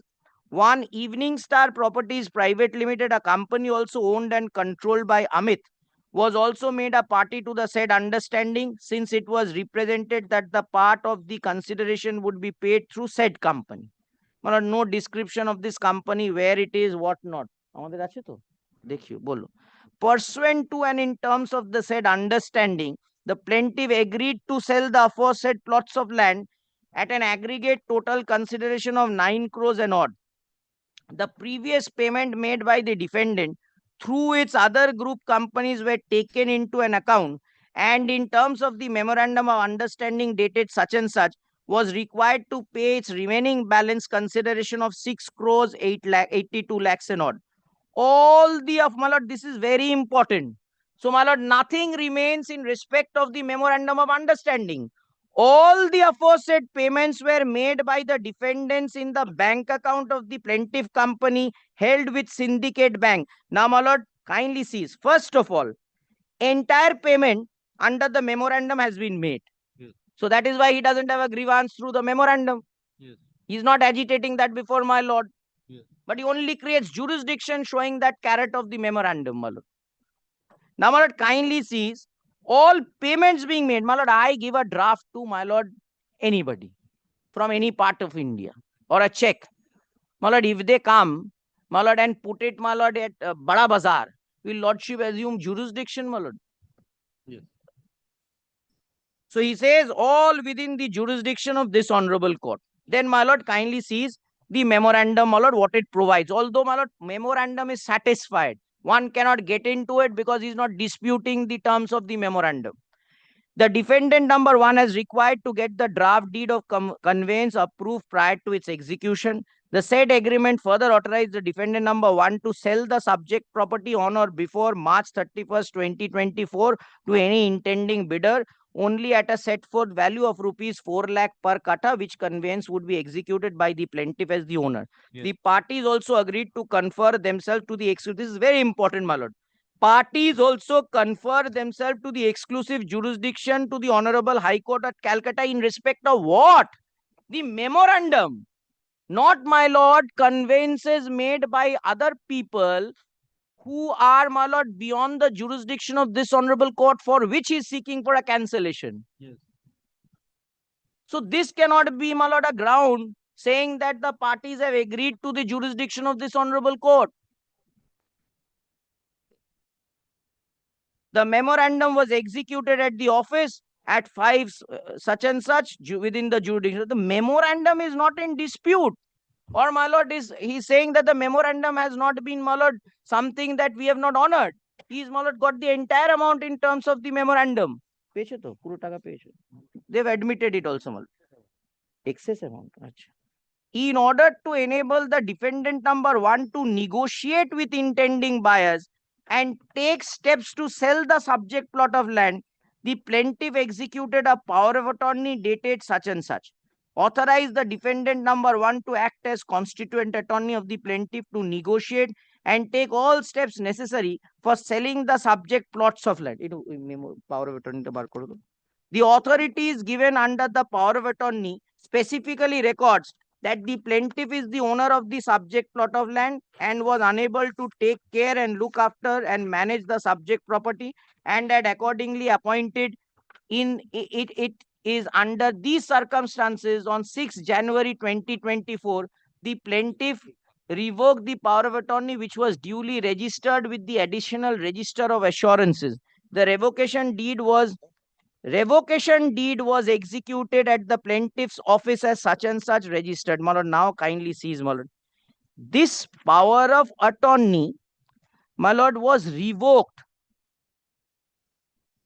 So, my lord, this is already a subject matter, my lord, of the suit which is pending before the 7th court. Because I have said that my powers are under the power of attorney. He says that it has been revoked, you have no powers. And that's the reason why he's obtained an order from the appeal court. Appeal court, let us put it in this way, my lord, has believed in his submissions that yes, the revocation is correct. Let us go to this extent. But, my lord, this is already a subject matter of a court. And he has not shown before, my lord, that that court doesn't have jurisdiction. I will show the plaint. Has there been any pleading to that effect? That that court doesn't have any jurisdiction to, my lord, consider this issue which he has already raised there. Yes. Now, my lord, kindly seize. Immediately upon revocation, the plaintiff, through its letter dated 10 January 2024, informed the defendant number 1 that the power of attorney dated 29 December 2023 has been revoked by a deed of revocation duly registered with the appropriate registering authority. The said letter was sent by speed post and duly received by the said letter was issued. This, again, with deepest of respect, letter issuing cannot be by an advocate, be creating jurisdiction in courts, that can't be. Then every other lawyer I'll find in different parts of the country and go on issuing letters to create jurisdiction. This can't be, To the plaintiff's utter shock and disbelief, the plaintiff, now this is very important. The plaintiff, paragraph 17, the plaintiff came to learn through a reliable source that despite the power of attorney being revoked, the defendant number 1 was proceeding to act on behalf of the plaintiff. Shocked at the turn of the event, the plaintiff contacted the principal officer of the defendant number 1. In the course of discussion, came to learn that the defendant number 1 and its men and agents and assigns were in fact wrongfully and illegally taking steps to alienate the subject plots of land. Therefore, he is assuming the subject of this entire, my lord, dispute is the land. The land is beyond my lord's jurisdiction. Now, my lord, kindly seize. On further inquiry, the plaintiff came to learn that the defendant has filed a suit before the civil court at Alipur. On further inquiry, the plaintiff came to learn that the order has been passed in the suit in favor of the defendant number 1 by by the Civil Judge Senior Division at Alipur. Since no copy of the application of injunction and plaint had been served upon the plaintiff through its advocates applied for certified service certified copy of the pleadings of the suit filed by the defendant number 1. Such application was made by the plaintiff's advocate on March 13, 2024. On March 18, 2024, the plaintiff's advocate received a certified copy.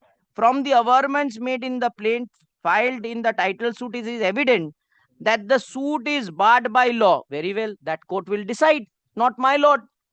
And in any event, the suit was based on an agreement for sale of an immovable property which is inadequately stamped and unregistered. Very well, this will also the court where it is, my lord, pending will decide. Lordship will not decide this. Then, my lord, it is under these circumstances that the plaintiff against the ad interim order of injunction dated 1st March 2024 filed an appeal before the learned district judge at Alipur and has also filed an application for rejection of plaint.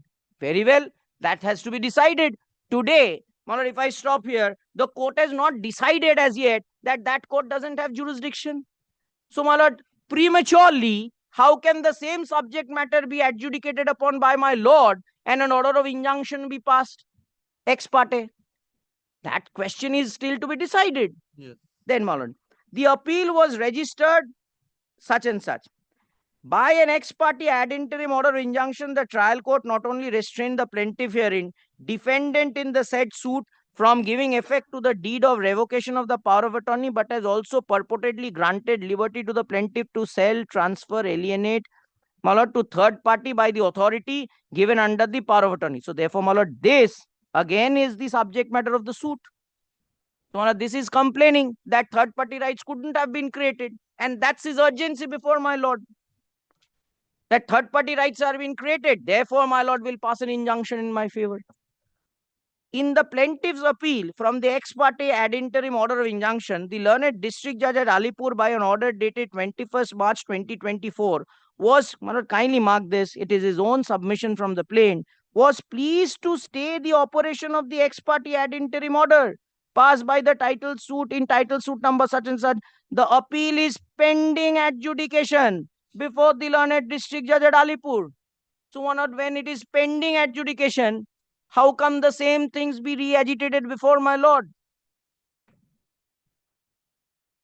And an order be obtained in respect of a land which is beyond my lord's jurisdiction and the cause of action also. Yes. Then, my lord, challenging the order passed by the learned district judge at Alipur, defendant filed a revisional application before this court. No order has been passed in the said revisional application and the same is pending adjudication. That is, my lord, I am entitled under the statute. That, my lord, has nothing to do with, my lord, assuming jurisdiction of the High Court. Being aware of the conduct of the defendants and their unscrupulous nature, the plaintiff instructed its advocate to make searches in the office of the district sub-registrar at Alipur to ascertain if the defendant has executed any document based on the power of attorney which has since been revoked. So, therefore, my lord, again, the subject matter of, my lord, is the power of attorney, which is, my lord, pending adjudication. So, after all, your case is that with regard to the same subject matter pending before the Alipur court, the property situated in the Alipur court, suppressing the fact of not only, my lord, suppressing, I'll say, my lord, yes, as I said, half baked cook. Not suppressing, but relying upon the memorandum, has filed the suit and obtained this. This is the memorandum, my lord, is not what he is harped upon. Kindly sees, my lord. Memorandum is said because, my lord, he's obtained the entire amount. What is harping, my lord, is the, my lord, power of attorney, which is under challenge by him. My lord, what is harping upon, my lord, is the deed being cancelled, which is cannot be beyond within the jurisdiction of this court. And, my lord, what is the subject matter? Land. Now, my lord, it's a land which is being transferred, which is, my lord, beyond the jurisdiction. And, my lord, if there is a, my lord, cancellation, then, my lord, the entirety comes back to him. So, my lord, the question arises, my lord, therefore, it would be also a suit for land. Correct. Then, my lord, kindly sees, my lord, what is his ultimate, my lord, how has he created jurisdiction? My lord, kindly, lordship is a matter from 345.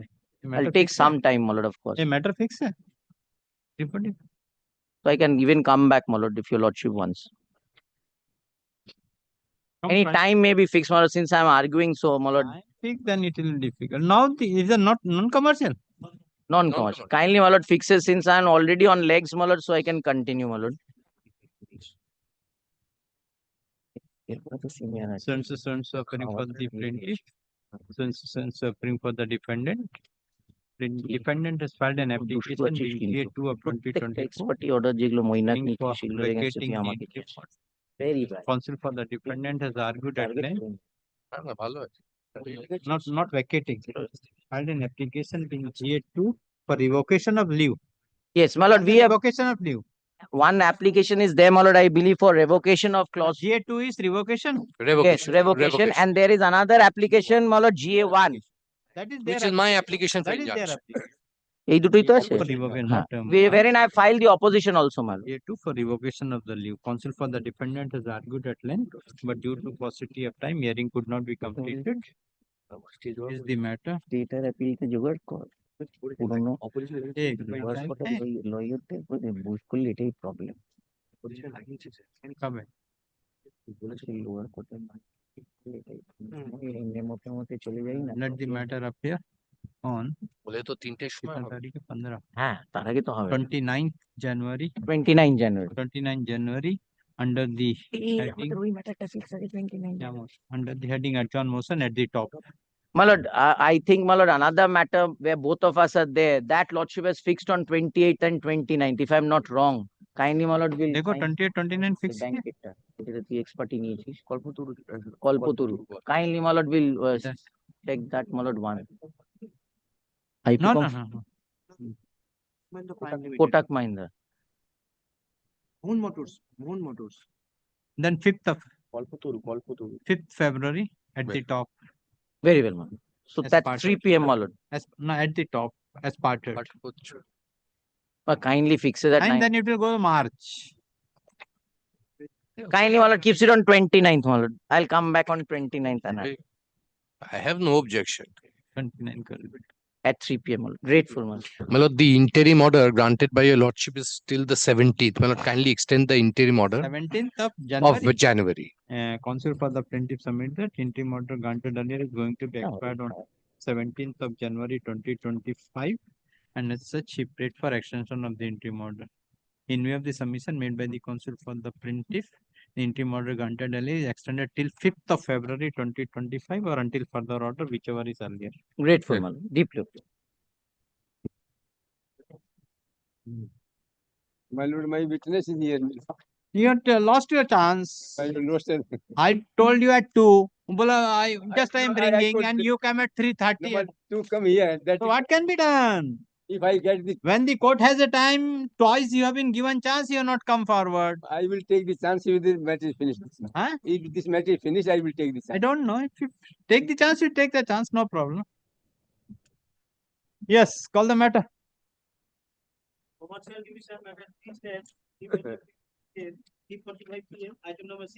Lordship, I'm appearing for the appellate. I'm led by Ms. Archana Shankar. She's appearing online. Yes. But I am also for the respondent, my lord. I am for the respondent, my lord. I am for the respondent. Yes. For the controller of patents, my lord. Lordship, on the last occasion, they had. They have submitted, they have finished their arguments. Now, my lord, we have to start. No, you are argued. No, they had argued it Yes, at 10. yes. You give the last order, give the last order. Lordship, Yes. there were certain documents which they had to file. On the last occasion, your lordship desired to produce the documents mentioned in the D1 correct to D5, my lord. Correct. Yes. My lord, we have carefully seen, my lord, these documents are annexed in the appeal, my lord. May I These are there. Yes, my lord. Yes, which? Yes, my lord. May I tell, my lord? Kindly come to D1, my lord, document number 1. D1 is from page 164 to 232. D1, document number 1, 164 to 232.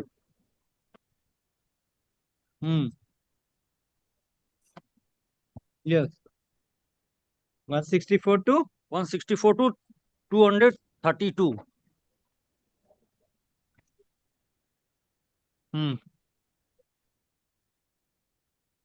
What says? This document, my lord, we have given, my lord, he will continue, my lord, Mr. Singhania will continue. Yes, Mr. Singhania. No, my lord.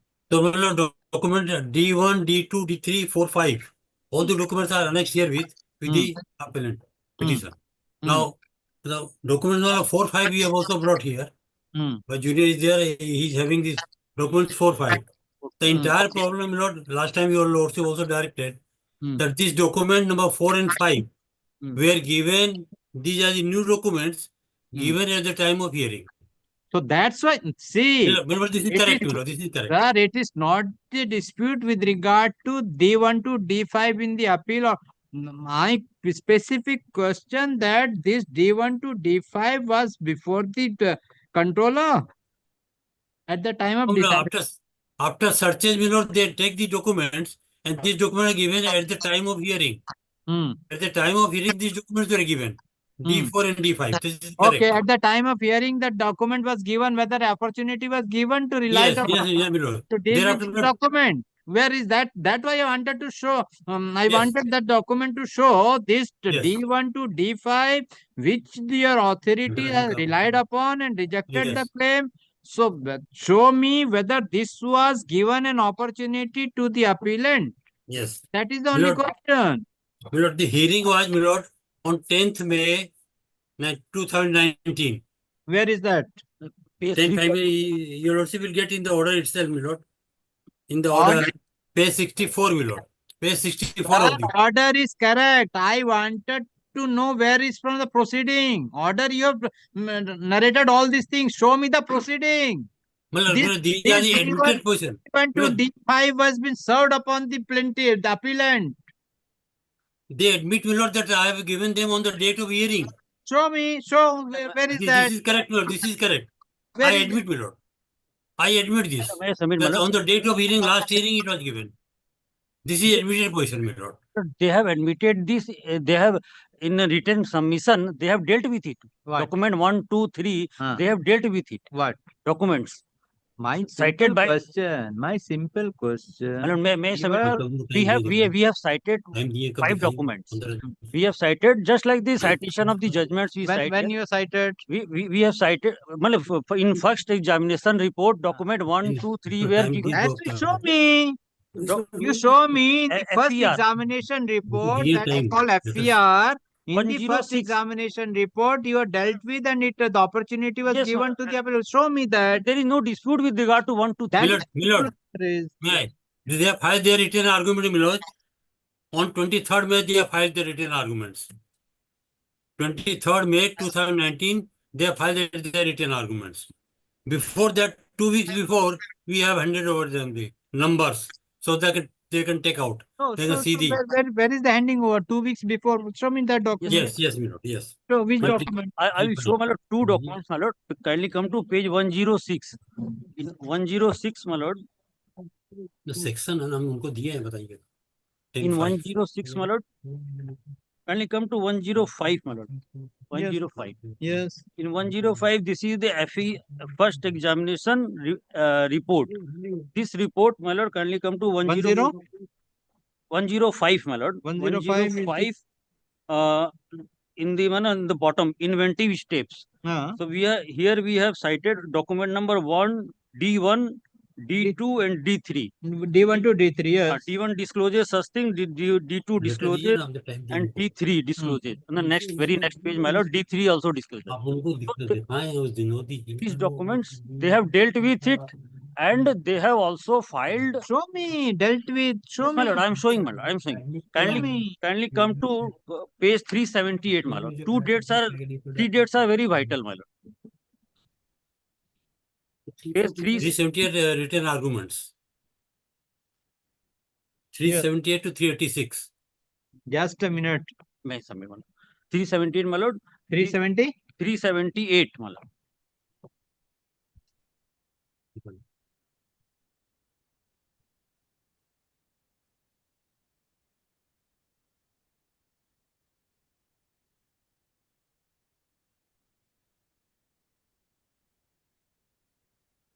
Yes. This is the written submission filed by the appellant.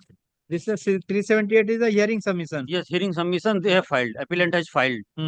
This is the date, my lord, 23rd May 2019. 378, yes. 23rd May 2019. Kindly see in the middle, my lord, date of The hearing. first slide. Date of hearing, my lord, 10th May 2019. Date of hearing, my lord. In the middle, my lord, date of hearing 10th May 2019. Correct. So from on that day, 10th of May 2019, controller has cited two documents, D4 and D5, and tell them that you have a opportunity to deal with these documents and you file your notes of argument. Show me in this hearing notice. Where is that? The D2 and the D1 to D3 was cited here. This is the 10th May. Correct. 10th May. Kindly come to the page 106. What is the date? 106 is the first examination report. As soon as their application is filed, we immediately give them a notice. That's why their first examination report is the 105. My lord. Correct. My lord. 105. In that first examination report, you are dealt with the D1, D3. Correct. Yes, my lord. Now, and the court is putting the question, this D1 and D3, how it was been given to the appellant. Show me. It was, my lord, may I submit, my lord? It was cited at the time of hearing. At the hearing was fixed on 10th May 2019. At the time of hearing, this document was cited. And after conclusion of hearing, and my lord, kindly see this. This document is available on the website. This document is available on the website. Maybe available. So we have just like, well, we have given citation. So this is the citation. We have, suppose I am equivalent to that. That I have given a citation, two citation at the time of hearing. So two document D4 and D5 were given to them that these are the document I am relying. You please consider at the time of filing your submission. So two citations are available on the internet, my lord. I am not relying on internet. The public domain. No, hearing. See, if you are arguing the matter and you are telling that no, sir, the citation is CC 2023 SCC 508 without citing. Whether the court can go into that. They have knowledge. They have annexed. So that's why I'm telling. Show me. My lord, kindly see, my lord. That number is the document where you can establish that this document had the knowledge of the appellant. Show me that. Kindly come to page 344 to 360. This is D4. 344 to 360. D4. Correct. And 361 to 375. So D5. So this is the first examination report. No, my lord. This is not included in the 105. 105 is the first examination report. Is there any objection is filed? 105 to 164. To 264 is the first examination report. Yes. Is the applicant or appellant here say have filed objection to Well, this? they have disputed the document 1, 2, 3. They have disputed. Correct. They have disputed. The hearing was fixed. Thereafter, on the date of hearing, we have considered this objection D1, D2, D3, and show me where you consider. My lord, I have this is explained in the order, my lord. Order I didn't want. Then, my lord, I am writing to your authority. You are appointed an incompetent officer. May I submit, my lord? Fail to. My lord, may I submit, my lord? I think all the advocates I understand what the question the court is putting. I am asking you again and again. The first information report, where is the objection of the appellant? Appellant will get an opportunity to file an objection. Where is the objection? Show me, yes, they have dealt with. My lord, they have amended, my lord. They have amended it. Show me. There were 14 points, my lord. They come to 8, my lord. After 14 points, they have reduced to 1 to 8 only. They filed an amendment, my lord. How the authority has engaged in this type of advocates? Record an order. My lord, may I submit, my lord? 2-3 lines, my lord. I am asking only thing. Show me the objection filed by the appellant to the first examination report dealing with the D1 to D5. My lord, kindly give me one.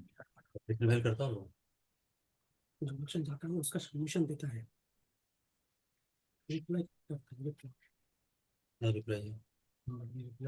kindly come to page, their index, my lord, A4, a response to the first examination report issued by the respondent. Show me. 108, 108. This is the examination report. 108.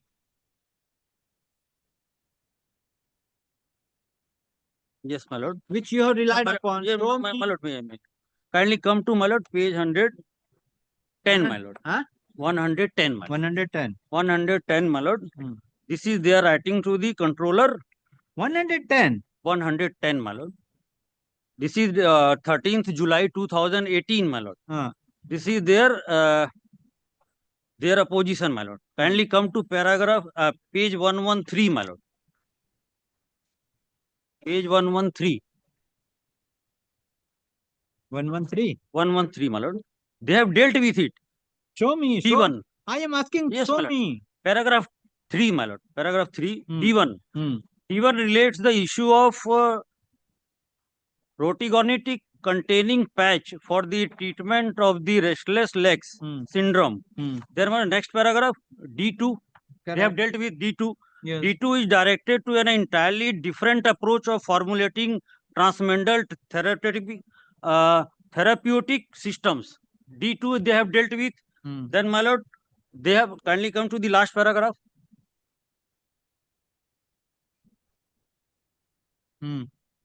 They are also dealing 1 and 2 together. Neither D1 nor D2 is concerned with the problem of producing. Correct. What I have cited, they are opposing to it. Correct. Then, my lord, kindly come to now D3, D4. Show me the D3, D4. My lord, kindly come to 114 page, my lord.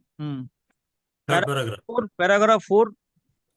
In so far as D3 is concerned, the said document is not a prior art. Yes. A person skilled in the art would not be motivated to overcome the deficiency of D1, D2, D3, as the problem of D3 was to provide improved good nature of solubility, delivery, initial drug flux of the medicine. Correct. So, my lord, they have dealt with. Now come to the 4. Where is the 4? 4.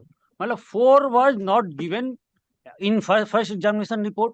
So, 4, I have relied on, controller relied on document number 4 and 5 at the time of hearing and given to them to consider, and if they have any objection, they can take in the written notes of argument. D4, my lord, D4 I have just, my lord, submitted. D4 is 344 to 360. 344? D344 to 360. They have annexed it, my lord. They have it knowledge of it. They cannot say that we do not have any knowledge of the document D4. This is a misleading statement, my lord. Knowledge is different thing. Giving an opportunity to deal with the document. I am coming to that. Kindly give me 2 minutes, my lord. I am coming to that. Show me. This D4 is 344 to 360, my lord. Correct. And D5 is 361. Just a minute. D4 is 344. 344 to 360. Yes. And D5 is 361 to 375. 361 to 375. 375. Yes. See, my these 2 documents I have also xerox, my lord. If your lordship wants to see, okay, it is here. Yes, my lord. Now show me the where is the dealing. Yes. By the appellant. Yes, my lord. They have not dealt with D4 and D5. That is my objection, my lord. When it was given. Yes, my lord. Kindly see, come to page again, my lord. 378, my lord. 378. 378. This is the notes of submission filed by them. Correct. The date of hearing was 10th May 2019. Correct. And we have given them 2 weeks time. When it was given, date 344. 10th May 2019. No, 344 when it was given. 23rd May 2019. D4 when D4 was supplied. 10th May 2019. Where it is? Date of hearing, my lord. Kindly come. No. Date of hearing is the 10th May. 10th May 2019. This is the hearing. D4 and D5 which you have now pointed out.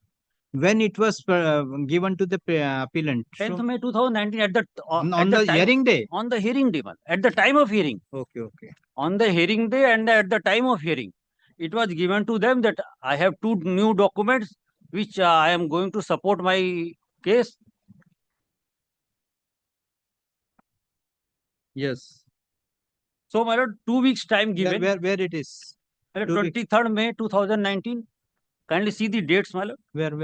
On the top of the letter, my lord. 23rd May 2019, they have submitted their written notes of argument. 23rd May. And the date of hearing was 10th May, my lord. Correct. 2 weeks were given, my lord. And the order was passed on 16/8/2019, 16th of August 2019. So, my lord, 2 weeks were given. Now, my lord, come to their written notes. Sir. Hearing. Where is the note? Hearing is the 10th May. 10th May, my lord. Correct. 10th May is the hearing. When this D4 and D5 was served? 10th of May, my lord, at the time of only. hearing. At the 10th time of of May hearing. only. Yes, my lord. Where it is mentioned? My lord, they are saying itself. Show me. Yes, my lord. They may say. Then, my lord, may submit one thing more, my lord. Here, kindly come to their written notes of submission, my lord. On 10th of May, we have given them 2 documents, D4 and D5 to deal with. Correct. And sufficient time was given. That's why I'm telling, where is that sufficient time? Where is your order sheet? On 10th May, hearing concluded, there was no order sheet on that day. There was no, because hearing. So how you are telling that 2 weeks time was given to file the written submission? What you are submitting, that should be in the record. In the order, my lord. You are the authority. Yes, my lord. I will come to that one. Kindly see their written notes of argument now, my lord. Written notes of argument, first page. Then just a minute. Page. No, my lord. Written notes of this one, my lord. 378, my lord. Okay. Tell me. Yes. 378, my lord. Kindly see, my lord.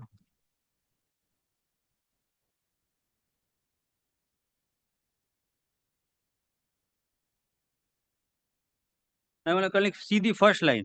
Thank you very much for appointing hearing on 10th May in respect of the aforementioned patent application. We are now enclosing here with our submission in regard to the objections raised in the hearing. Correct. Objections raised in the hearing includes D4 and D5. Notice pursuant to the oral hearing on 10th May. Where it includes D5 and D4 and D5? Complete hearing raised in the hearing. So at the time of hearing, I have raised D1 from D2, D1 to D5. 5 documents, 5 objections were raised from my side. Thereafter, my lord, kindly come to see, my lord. Kindly come to the 378, where you find that the D4 and D5 was dealt with. Yes, my lord, I am coming to that. Coming to that.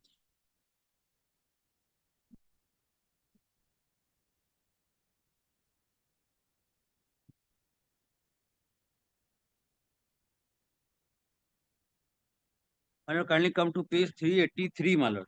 It starts from 381, my lord. 381, second paragraph. Second paragraph. Example 2 of D1.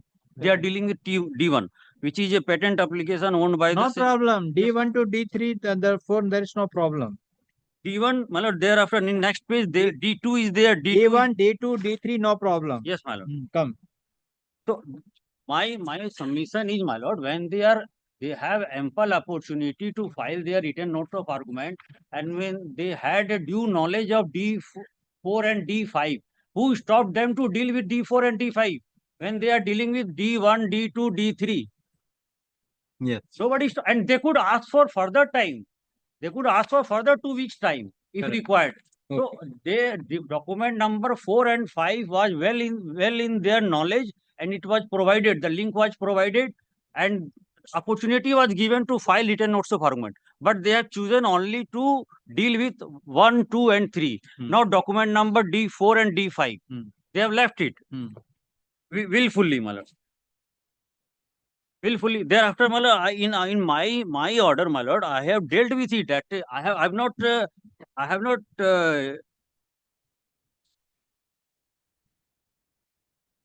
suppressed, my lord, anything. I have written here D4 and D5 was provided to them. They have not dealt with that. Still you're not satisfied. This court show me the D5 has been given, time was given to deal with. Yes, my lord. Show me that. Yes.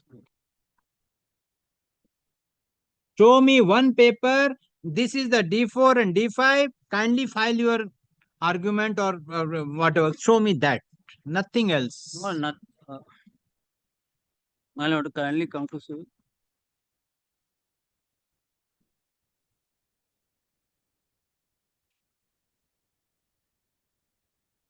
But that submission, my lord, I can say, my lord, at the time of hearing on 10th May 2019, when I have cited D4 and D5, on that day I have given them and 2 weeks were time given. That's it. The 10th May 2019.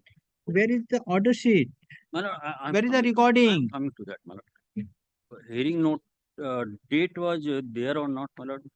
Where is the hearing? Yes, the authority or you have submitted D4 and D5.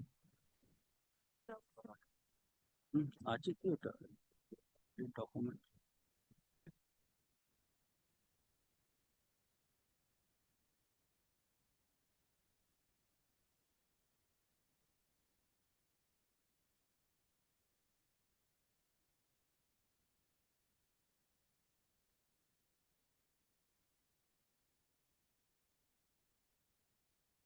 Will kindly allow me to just say two sentences, Milord. Yes. Will you not kindly allow me 2 sentences? Yes. Milord, there is nothing in writing that I have stated that you take D4 and D5. Nothing in writing. It is Milord online hearing. Milord, online hearing is done. Online hearing also, sir. There will be a mail. Yes, this is the document D4 and D5. The No. authorities are relying upon your opportunity to deal with this. Show me that's 4 line. No, no, Milord. Then absolutely they know later, but Okay. we verbally told them and they have accepted it. You know, they have accepted it. My lord, this will suffice. Verbally it is there, Milord. 376 and 377, my lord. I can improve. I cannot improve more than this. And they have admitted, Milord. They have admitted it. And there is no dispute with regard to that, my lord. What is the 376? 376 is, my lord, is the after hearing on after 10th May 2019 is the hearing date. Thereafter 23rd May 2019 it was issued to their attorney Archana Shankar, Anand and Anand advocates. This is the, my lord. Then, my lord, kindly come to see the next page, the attachment. The attachment is there, my lord, purpose of request, filing of hearing submission. Filing of hearing submission. That's why. So this was the next date was fixed for filing of submission within 2 weeks. Correct. And no date was fixed for hearing further. That's what I'm telling. No date of hearing was fixed. Further. No document you are having. You are telling that is a verbal submission made that the D4, D5 relying upon. You can rely in the written submission, but there is no document to say that the D4 or D5 was supplied to the appellant. Hello, they have dealt with it. They have dealt with in there. They have annexed. Show it. me. My lord, I have just shown your lordship. That is the D1 to D3. My lord, that is in the written. That is in the written submission, but they have annexed the D4 and D5. Otherwise, if they said, if they have come with the argument that I do not have any knowledge of D4 and D5, well, it could be understood. But I am having the order passed by the court. I filed the appeal against the order. I cannot challenge this order. This order was passed without serving the copy to me. Hello, the link was provided them. They have annexed. I am again and again giving an opportunity to show me any of the evidence that D4, D5 was supplied. Yes, my kindly give me one minute. I have seen this.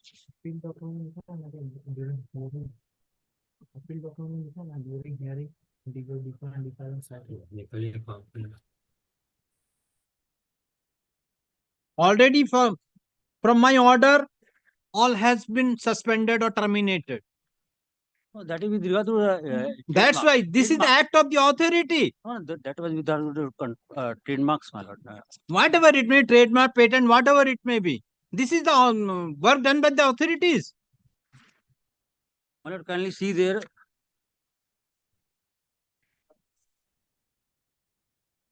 My lord, kindly see there grounds of appeal, page 25.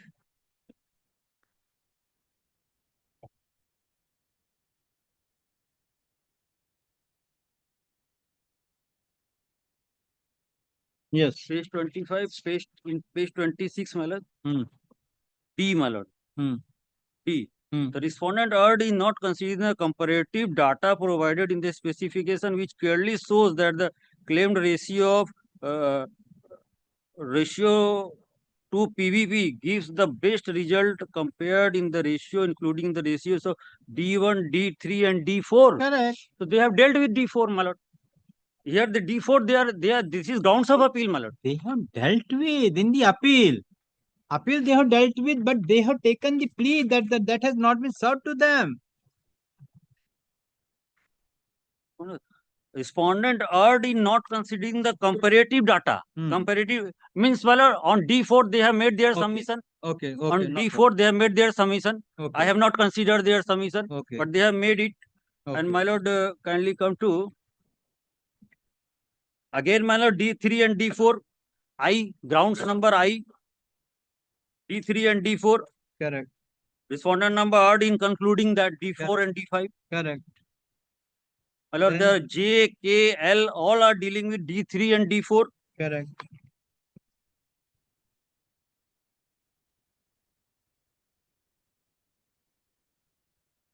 And I'm not, I have admitted that I have given them these two documents at the time of hearing. It's not, I have not suppressed these. And they have dealt with it in the grounds of appeal. They have not filed their, having knowledge, they have not dealt with in their written objection. And now they are coming with the plea that new document has been cited. Sufficient opportunity was given to them to deal with it. They have not dealt with it deliberately. That's why I am telling. Show me. Well, I have shown, my lord. This is a 4. Where is the 5? 5, my lord. 5. Show me the 5. Well, kindly see the synopsis para 2, my lord. Synopsis paragraph 2. Running race. They have said that it was given on the date of hearing. Consider. Kindly.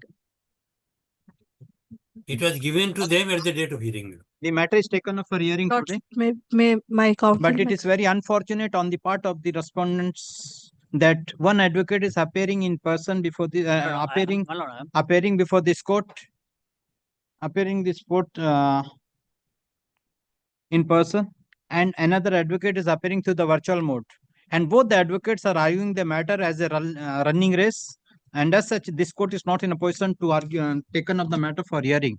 Let the matter go out of the list. My apology, my lord. I was just trying to assist your lordship, my lord. My apology, my lord. I was Both will argue. My lord, I was just to show the document. Documents are lying with me. You come with the written notes of argument. I will consider. I have already filed, my. I have already filed. I will consider it.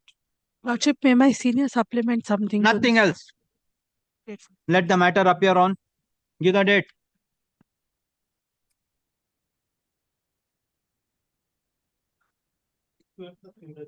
12th February at 3:45 on the argument on the argument of the appellant. A reply on behalf of the appellant to the submission made by the counsel for the respondents. My apology, he was a little sick, my lord, today. That's why he has not come to court, my lord.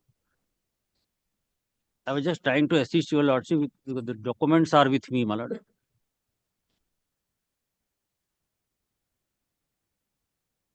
What written argument you have? If I will write, then it will be a problem to both of you.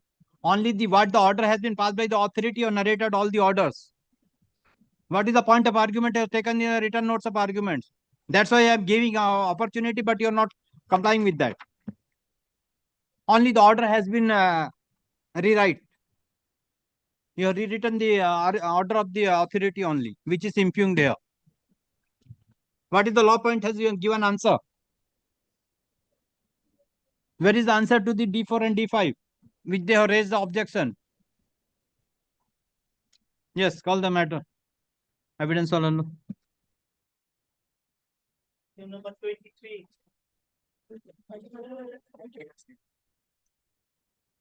Who is the authority? To whom I can write it?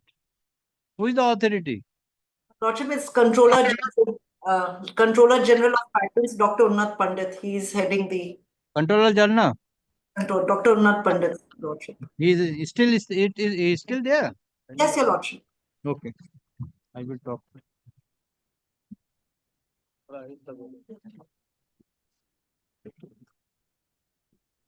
मेरे पीछे बोलिए।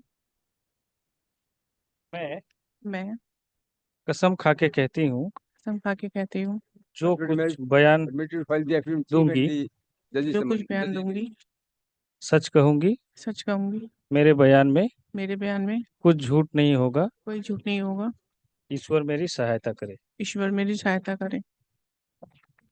आपका नाम बताइए। संजना अग्रवाल। थोड़ा जोर से बोलो। संजना अग्रवाल। SAN।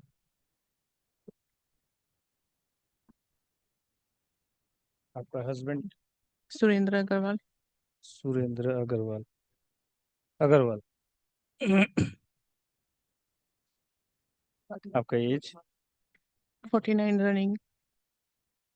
आप कहाँ रहती हैं? क्या करती हैं? House wife. कहाँ रहती हैं? काकुड़गाछी। पूरा एड्रेस बोलिए। अनंतमनी रेसिडेंसी। फिर से बोलिए। अनंतमनी। अनंत अनंतमनी रेसिडेंस। आनंदमणि, हाँ, रेसिडेंसी। और बोलिए। सर अभी पूरा याद नहीं है इसका एड्रेस। अभी काकुड़गाछी। काकुड़गाछी। तो बोलिएगा जस्ट काकुड़गाछी।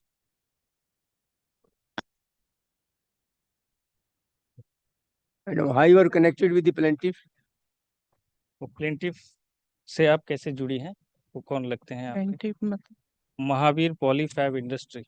मेरी कंपनी है। This is my company. कैसे कनेक्टेड हो? How you are connected there with the Mahabir Polyfair? How you are How connected? you connected with the plaintiff company? Plaintiff company में आप कैसे कनेक्टेड हैं? कुछ पोस्ट करती हैं वहाँ पर? मैं पार्टनर हूँ वहाँ पर। I am a partner in the plaintiff company. Yes. Continue. There is no time. Yes, ma'am. Kindly look these documents. What is the documents there? That is, my lord, at JJ brief. Documents A, my lord. Page 4 to 6. Yes.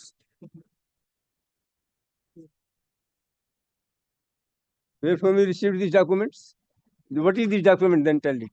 ये document क्या है पहले बताइए। Trade licence. This is a document of trade licence. ये आपको कहाँ से मिला?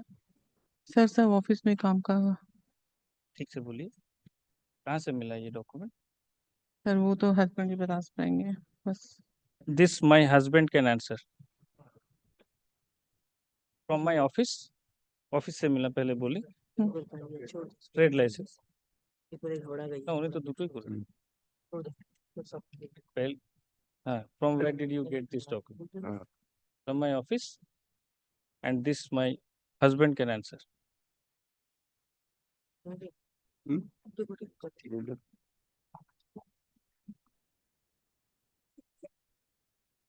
Yes. Show. Don't show. I am showing my lord. Otherwise, I'll join the matter. No. I am showing the documents in my slip. Show the what is these documents? बोल ही नहीं पाई है वही नहीं बोल पाई है।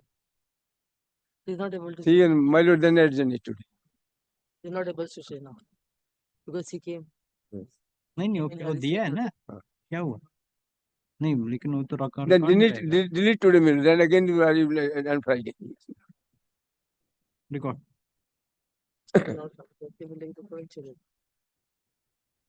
Sense offering for the plaintiff. Plaintiff witness is present. Examination chief started, but the counsel for the plaintiff raised for time. Accordingly, case adjourned. Let the matter appear on 28 January for witness. I must lie. Yes, next. एक झापड़ मारे उठे।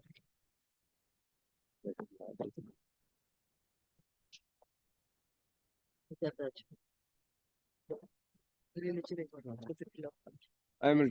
Don't forget your measure. Item number 30.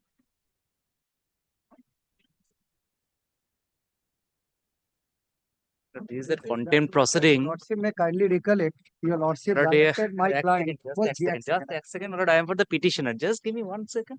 But this that contempt matter, Lord, which Lord complaint of aggravated contempt was done. Lord, Mr. Thakkar is leading me, Lordship knows. Lord, he is unwell today. Hence he is unable to come to court. Lordship kindly takes it up tomorrow. in the table. Lord, there was direction to give exchange affidavits. Your Lordship may Yes, kindly this recollect direction it. was there. If your Lordship may look to the order dated 4th December, there was, why I am stopping him, my Lord, that your Lordship was persuaded by making a complaint that my client is entering into the property and there has been some construction like that. This was done without any application by bringing it to your Lordship's notice. Now your Lordship on that date took, my Lord, an undertaking from my client that he will not enter without the leave of court. To that extent, no problem. Thereafter, the complaint which was made before the police station and handed over to your Lordship directed them to serve me a copy. Upon going through the complaint, I find, my Lord, the complaint is also against the order passed by this court. Because prima facie, it felt on that date also from your Lordship that as if there is an undertaking by my client to set aside the deed. I, my Lord, on that date, since, my Lord, all along after 2014, it has been brought, my Lord, I was not in a position to inform everything, and your Lordship was a bit annoyed with me looking into the complaint that your client is doing some mischievous acts. But the fact remains that this direction was upon the contender number 1. This is specific in the order itself. But in the complaint, they say that the direction was as if upon both contenders to get rid of the deed. Since Mr. Thakkar is not here, it would not be proper. File the affidavit? Yes, I have the filed it, affidavit? served them. They have also, my Lord, only yesterday, day after, before yesterday, served me a reply. Let this Where be is the kept reply? on Reply record. filed? Yes, Where sir. is the reply? Reply. Because because the order is before your Lordship, therefore it will hardly make He a allows me to submit difference. it tomorrow, my Lord. I'm told, my Lord, it has been completed. So appearing for the petitioner / plaintiff. So appearing for the alleged contender. In terms of the order passed by the 4th December in terms of the 2020. order dated 4th December 2024, the alleged contender filed affidavit in opposition after serving the copy to the learned counsel for the plaintiff / petitioner. Let the same be kept with the record. Counsel for the petition placed for time. Accordingly, case adjourned. Let the matter appear on. This is non-commercial? Non-commercial. 12th of February. Grateful. 12th February. Grateful. Your Lordship, my Lord, has not directed that for the time being you do not require the report. But I found after going through the complaint that the order has been interpreted in the language as if my client will get it set aside. I will. Anyway, these are on record. Therefore, Hard out. Let no impression be created. but since, my Lord, it was But let no impression be created by these submissions, my Lord. It will be hard. Okay, let it come on. That's all why Yes. after going through that, But I find that the record which they are relying upon, that has to be served upon you. Yes. Then directed. For 6 years, my learned friend was not there. I was there. Therefore, the order has gone Neither here wrong nor from there. their angle also. This is neither here But nor it is there. on record. This is Therefore, neither here it nor will not there. make any difference. Everything is matter of records. I was there or not. Everything is Yes, matter of course, I'm deeply why obliged. not? Deeply obliged, my Lord. Anything of my own.